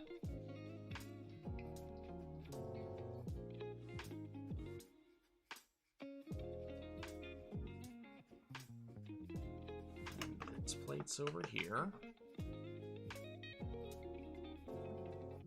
Okay, we are in fact going to give it a stand. Oh, hello.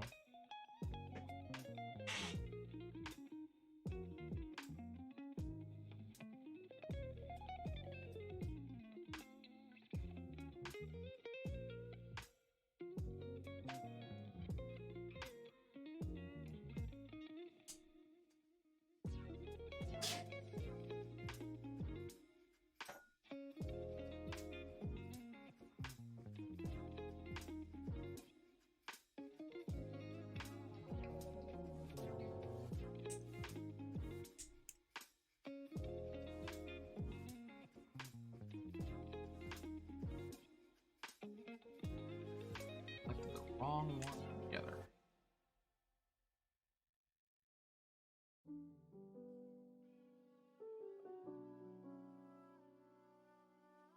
Little luggage tags look things.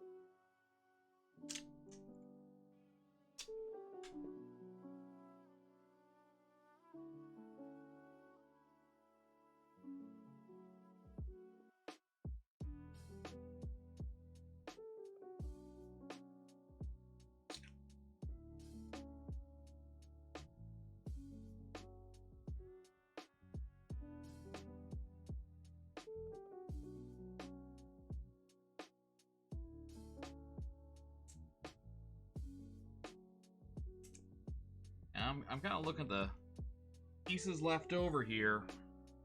I am not seeing that gray piece.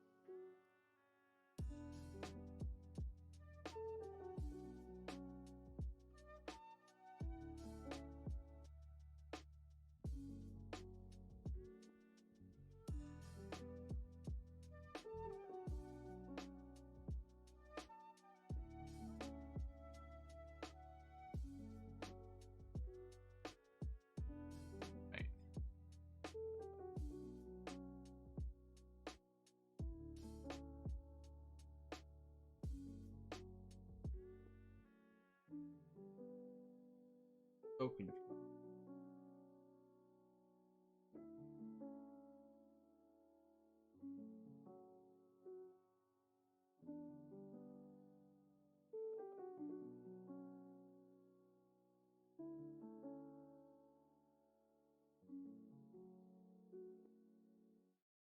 That's what it is.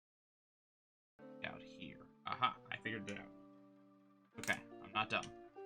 I'm just very dumb.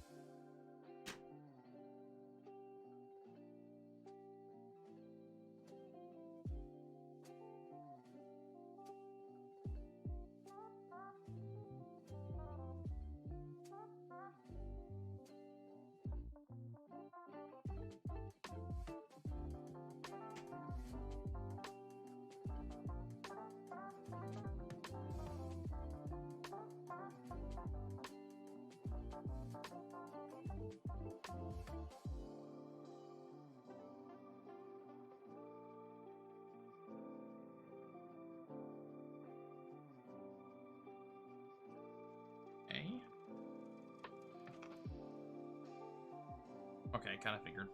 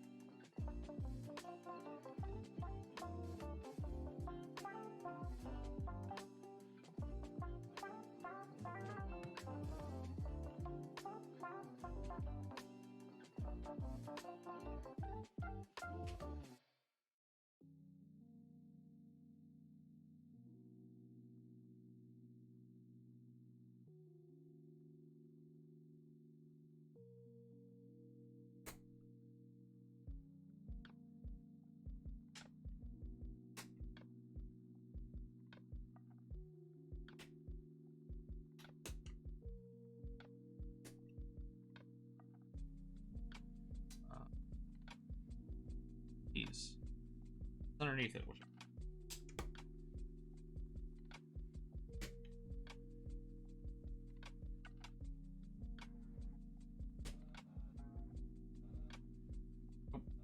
Definitely missing one of those too.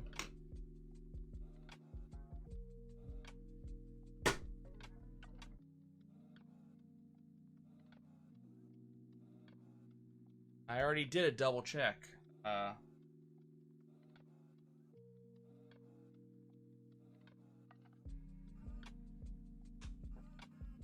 I already did a double check, so it's not anywhere else. So pieces. It's final bag.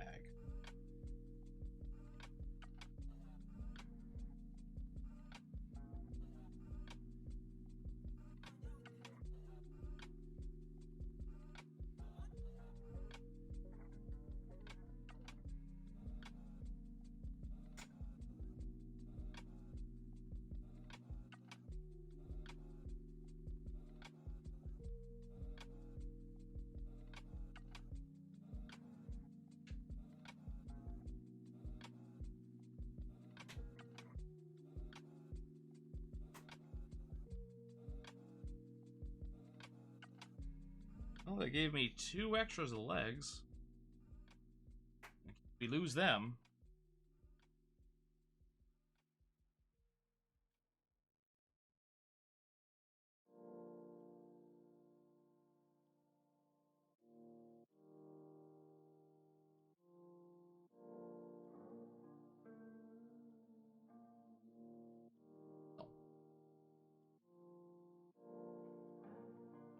That's the stand.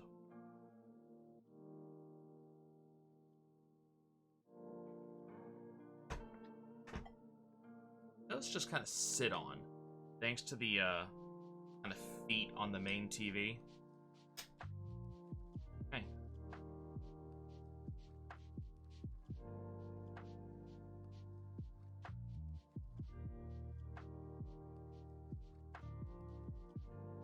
Nail them too. But let's take a look.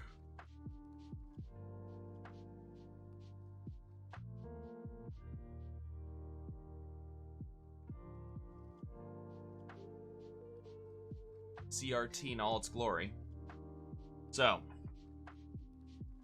first of all, about 4 hours on this one, 3.5 hours on part 1 on the NES itself. So that's gonna leave a total build time about 7.5, almost 8 hours. So went actually faster than the question mark block, which is interesting.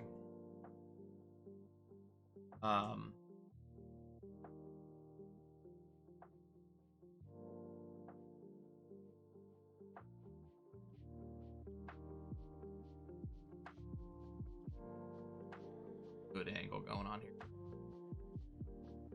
So yeah, a little bit shorter than the question mark block was, but I think it's partly because it was just kind of less intricate overall.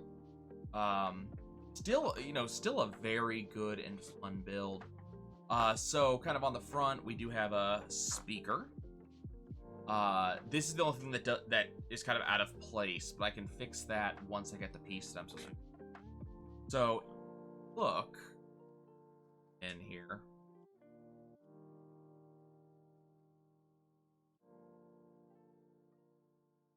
So we actually have like brightness, contrast, volume knobs. Yeah. On the ring light does get a reflection, but got a UHF and VHF switch. Of course, we don't actually do there. We do have a channel knob, and this actually clicks. I hope that's kind of audible on the mic. So in addition to those fun things,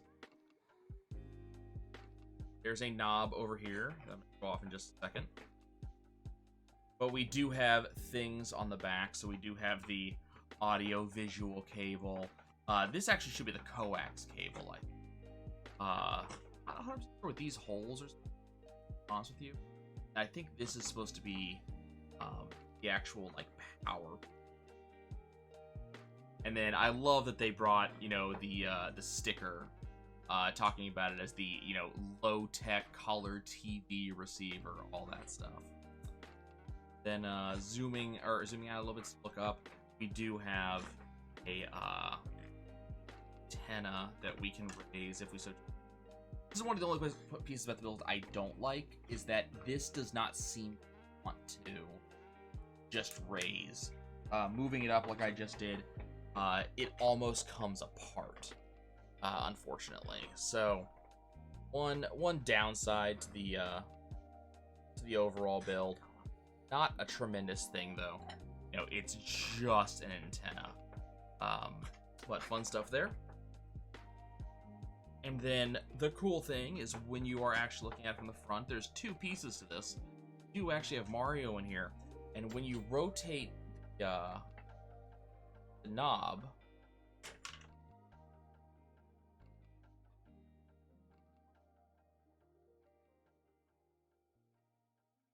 okay, what? Yep. I gotta go figure out what broke. How fun.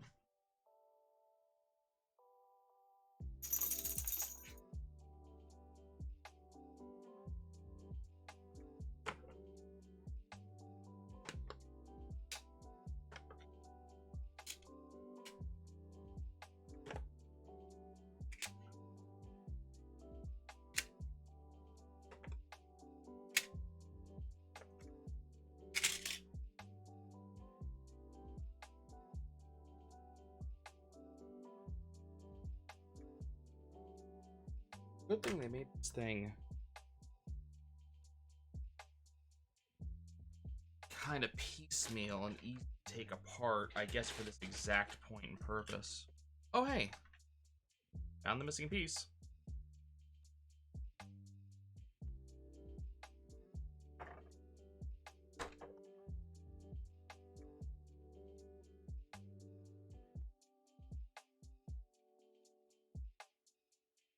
Unfortunately, to access it, I have to take the entire assembly out.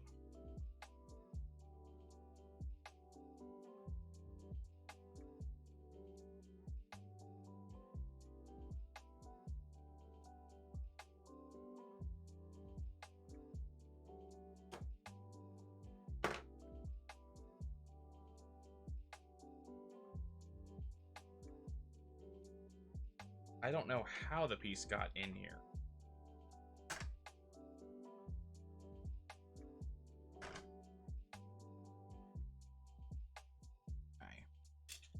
Hey, now I can fix that. Now I don't have to be quite so annoyed. We are still missing a piece. That does have to be... is still something missing. But thankfully it is not that bad.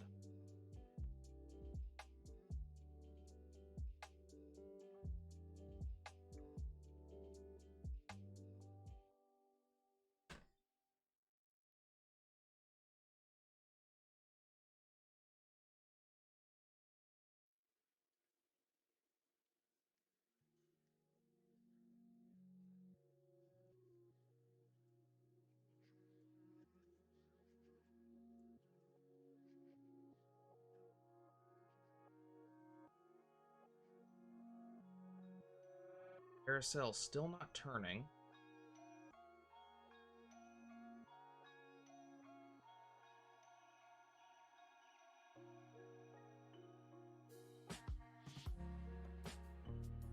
Oh, there it is. Mario was just stuck.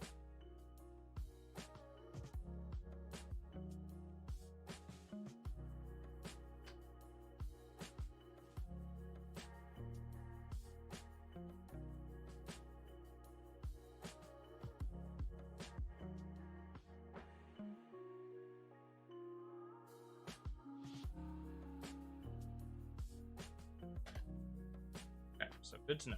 Not broken. It's just... I'll show you in a second. I'll show you the issue. Unfortunately, that is a design issue.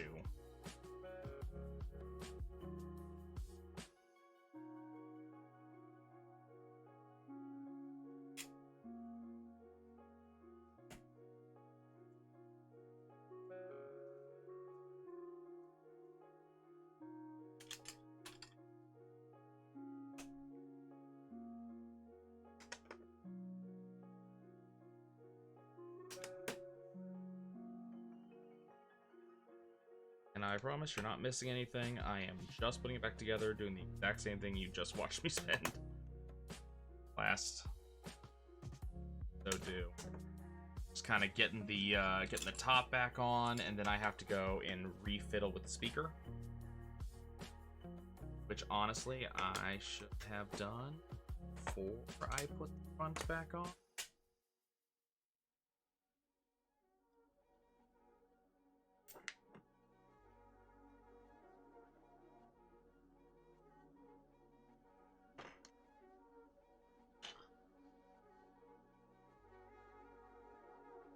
Taking off the speaker, launch the thing onto. I gotta go figure out where that went.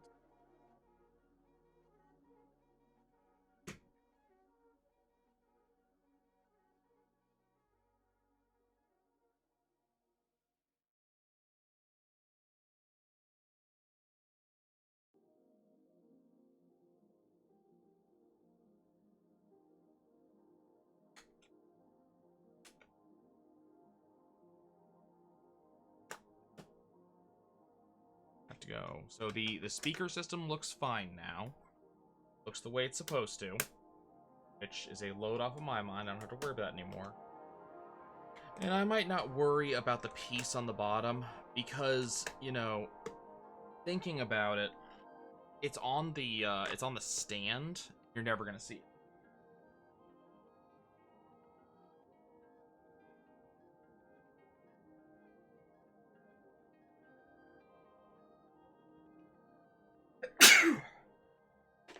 Let me figure out where this piece fell to.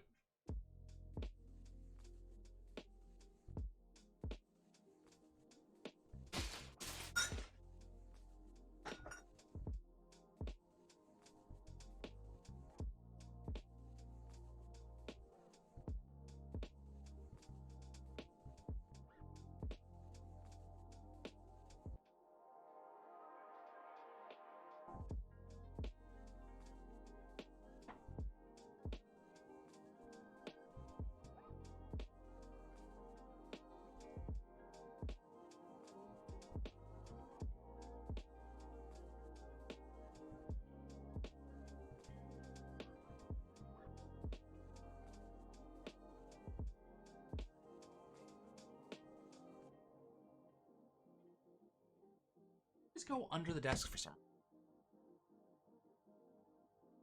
Okay.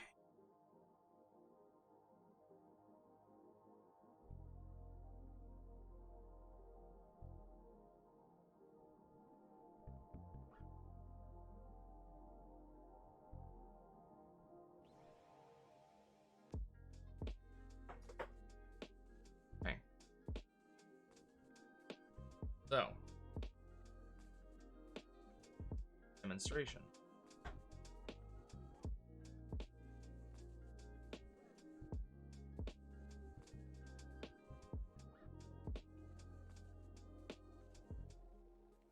Now they've gotten everything fixed.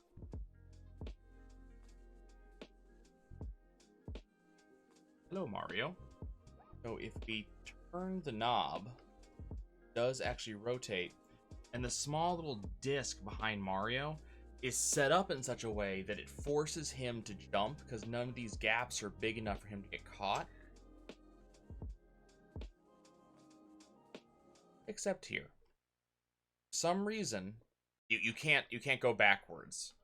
That's that little stop gap that we talked about earlier, that ratcheting system. You cannot reverse it.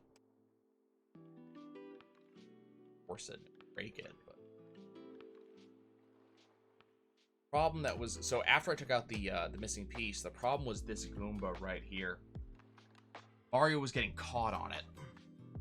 Probably why they did these, you know, in this kind of triangular fashion. But it was, you know, Mario was getting caught there, and the you know, the scene did not want to rotate forward.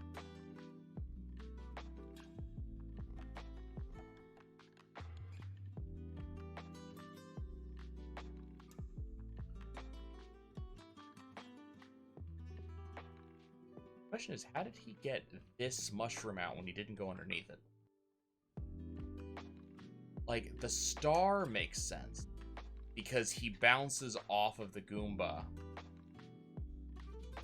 into there, which is actually really cool. It's kind of hard to see, but one of the things they did is they actually layered.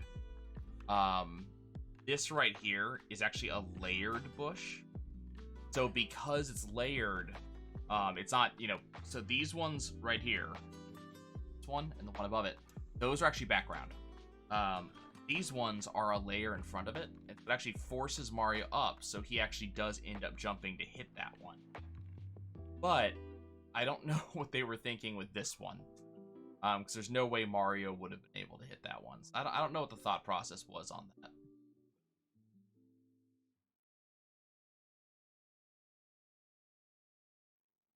Okay. Fun build. I'm going to enjoy having this and the NES display in my house.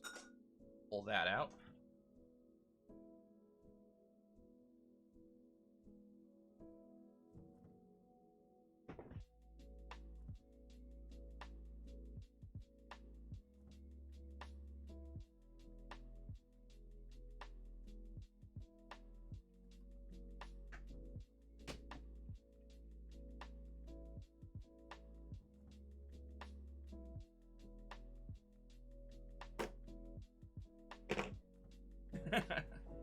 So really cool build. It was a lot of fun. Again, like 7.5 to 8 hours. So, you know, I think a good value for the money. And I'm going to enjoy having this displayed somewhere in my room. I just got to figure out where it's going to go. But thanks for watching, folks. I'm going to go figure out food and let Rose out. Catch y'all next time.